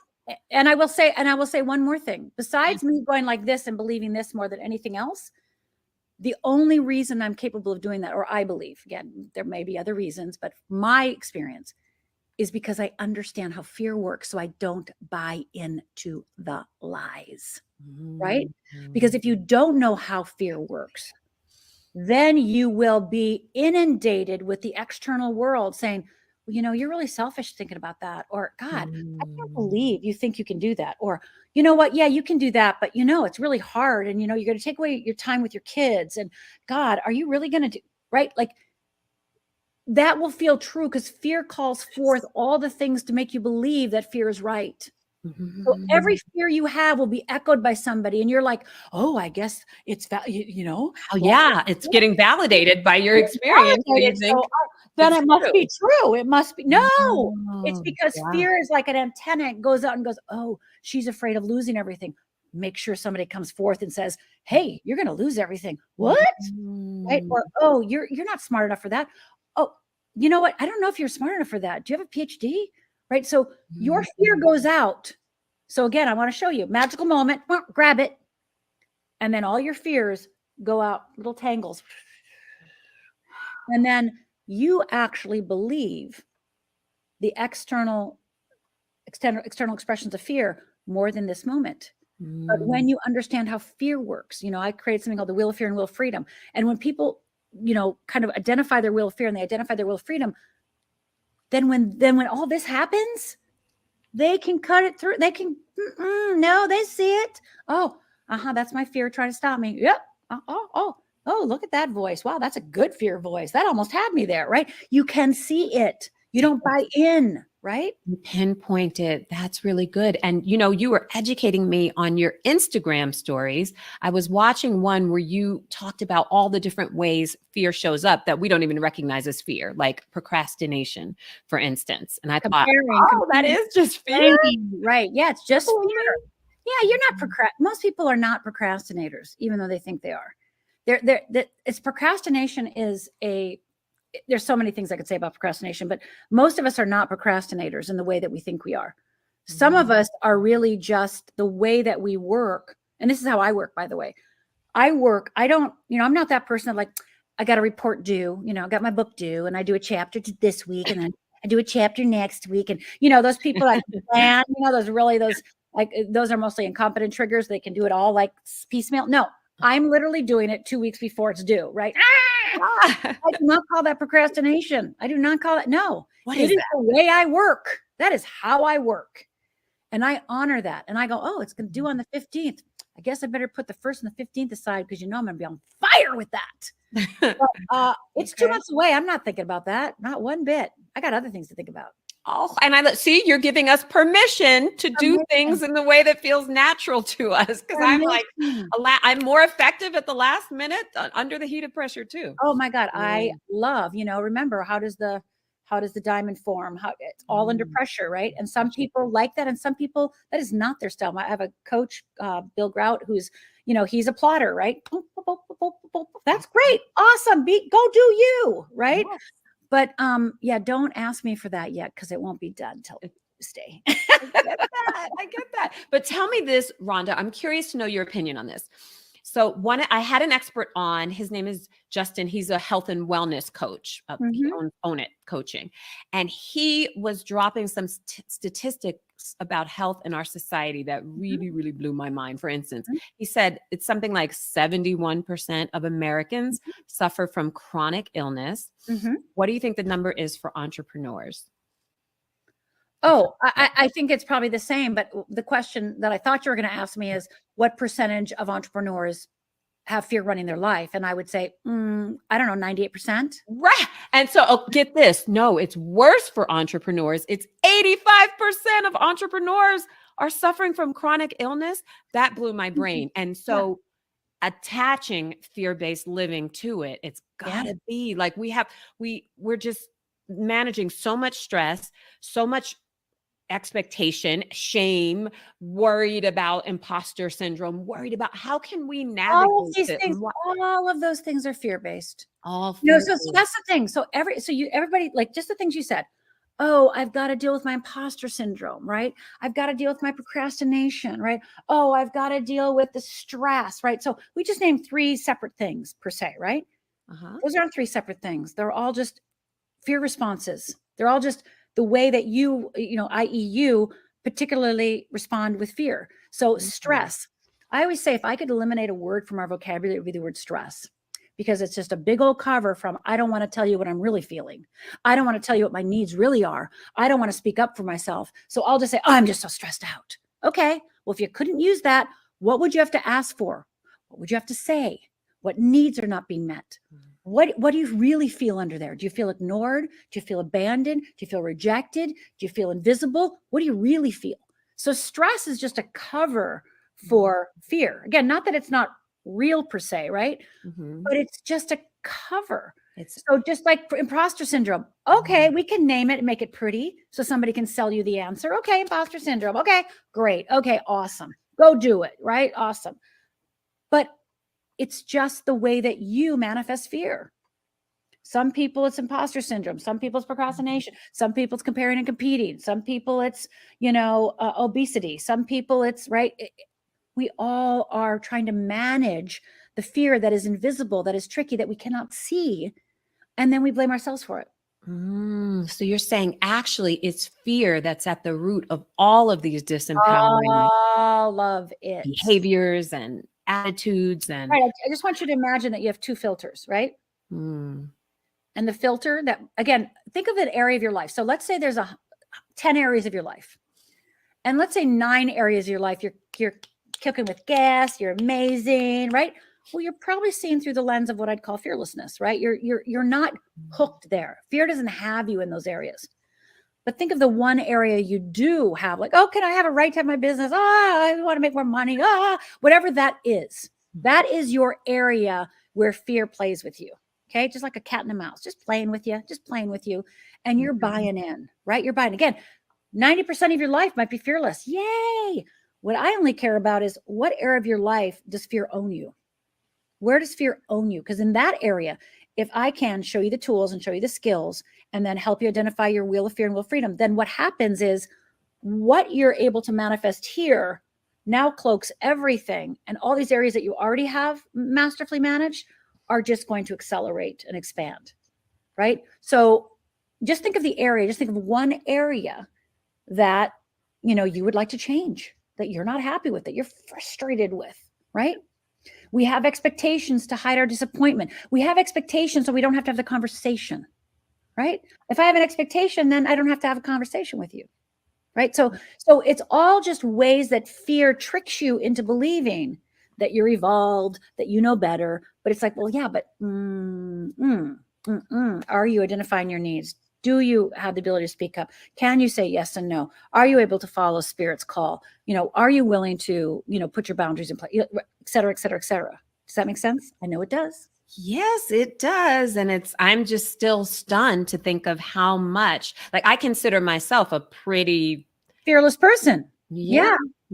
And yet I procrastinate. I've got anxiety in the night that keeps me from sleeping. No, you no longer have procrastination. Nope. Right. That's the way you work things. Now, anxiety, again, is just right. Those things that we're suppressing, right? Anxiety is just that suppression, right? We feel anxious because our need isn't met, or, we're not sure how we feel, or we haven't spoken up, right? We haven't lived true. So I'm not saying that all of my clients get off their anxiety meds, but a lot of my clients get off their anxiety meds because they're no longer worried about the unknown. So freedom, everybody get their pen and paper out. Freedom equals your capacity to live in the unknown, right? Freedom equals your capacity to live in the unknown. If you can't live in the unknown, then you're not free.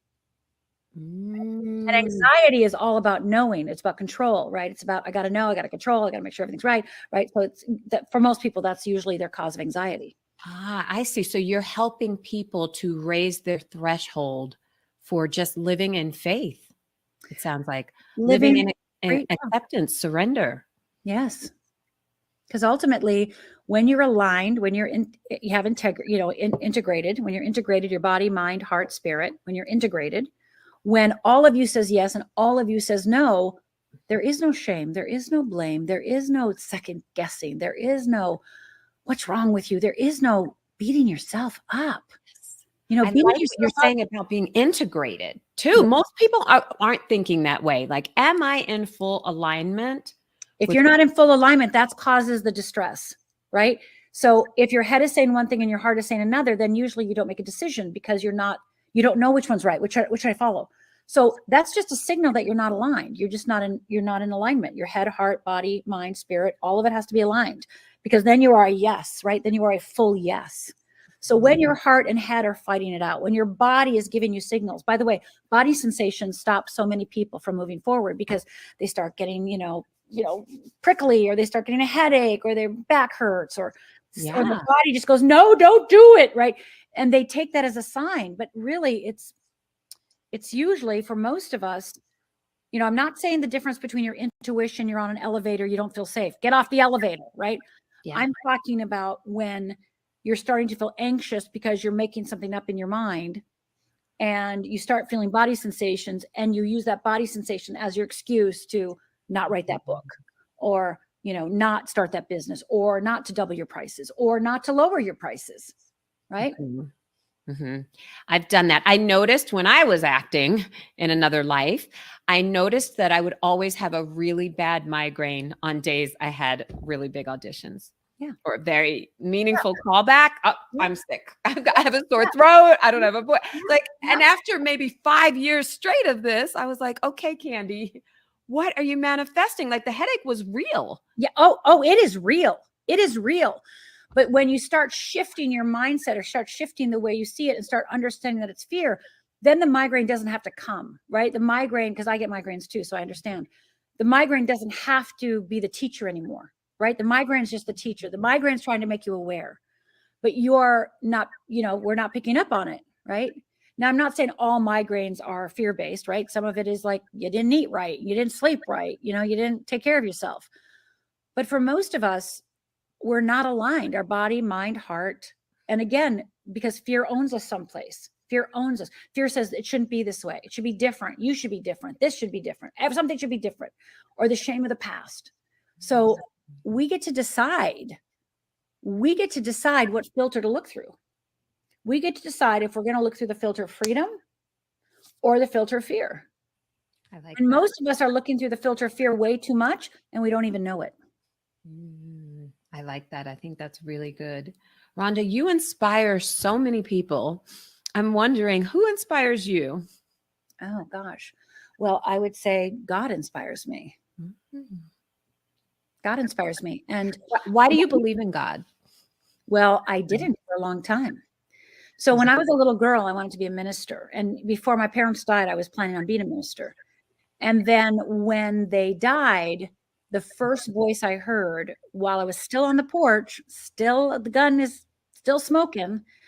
I heard the voice say, I will never give you more than you can handle. And I remember saying to God, yeah, well, this test is too big. So I didn't talk to God for almost 20 years. I couldn't. I still liked him. I never got angry at him. I never said like, wow, dare you, God, because I felt like, okay, he gives tests and I just failed it. Okay. So I didn't talk to him for 20 years, and I didn't trust him for 20 years. There's no way that I was going to trust him. And I would go to spiritual things. And if someone said the word God, I'd say spirit, universe, light, energy field, source, because I couldn't hear the word. The word God was like, right. Fingers like nails on a chalkboard. I could not hear it. And I didn't do it until actually, as I started doing Fearless Living, as I started doing the work I do today, I started forgiving him, forgiving God. Wow. So that's inspiring. Books inspire me. People inspire me, just watching. God, I get inspired. I mean, just the kindness of people, the courage of people. I could watch video, during the pandemic, I never watched YouTube videos. And then now I'm like watching YouTube shorts or, oh, look at that. Right. I even watched an animal video the other day and I was like, who am I? But Wow. watching those inspiring people, like just. Yes. We're all part of the human family. And I think it's too easy for us to forget that sometimes how interconnected we all are. And I feel like if you have cause to still believe in God and praise him after all you've been through, I mean, that's really a testament to the rest of us, right? Nobody can spoon feed anyone what your beliefs are or should be. But I asked it as like a personal, selfish question. Why do you believe in God? Because I've had my own, questions and. But that's good. That's brave, right? It's brave to question God. Everybody has to find what they believe. And I don't care if it's Buddha, light, energy, source. I don't care. But there's something, maybe you can call it, silly or ignorance, or if people are atheists, they're going to be like, oh, you're just in a fantasy world. It's like, okay, but it makes me a better person. Yeah. So, if I'm wrong, oh, well, I'm not going to find out till I'm Right. dead. So If I'm wrong, it made me want to love my neighbor. yeah, Gee. right. I remember I was working with a client and her husband was really upset with her spirituality, with the church she was going to and the book she was reading. And I basically said to her, I don't care if she believes a book is God. I don't care if she believes the straw makes her better. I don't care on some level, of course, because if it is there to give us the courage to make the fearless steps, then so be it. So if it's the word source, great. If it's the word light, great. If it's the word, Buddha, Allah, right? Buddha, Allah, right? Jesus, whatever, right? Yeah. It's there to guide you and support you so that you can have the courage. When you don't have the courage, right? When you don't have the worth, when you don't have the belief, then you can go, okay, God, I'm going to lean on you and just push me forward because I don't know what the heck I'm doing, right? And you still keep going. You go, even though you don't think you should, you go, okay, I'm going to do it because I know this is what I'm supposed to do, even though I have no idea how I'm doing it. Don't know what's going to happen. Oh my God, it's going to be a big mess. Oh, whatever. And it's like, yeah, but remember that thing, that miracle moment, right? You grab it and you go, okay, I know that's my next step. So in our last moments of this just emotional, compelling conversation that's just had me just waterworks over here, but hearing your life story and partaking in your wisdom and your grace is just, it's really a privilege. Like I said, Rhonda, thank you for that. To anyone out there who is afraid to step out on her own and start this business idea or build her business idea, build it or scale, go to the next level for that person in the middle of Minnesota or New York City, Arizona, or India, or India or South Africa. Yeah. So there's nothing wrong with you. It's just fear. There's nothing wrong with you. It's just fear. There's nothing wrong with you. It's just fear. It's just fear. And so, just go on over to fearlessliving.org/risk, RISK, fearlessliving.org/risk, RISK. And I'm going to give you one of my very favorite exercises that I created for my very first client, Lisa. It's called Stretch, Risk, or Die.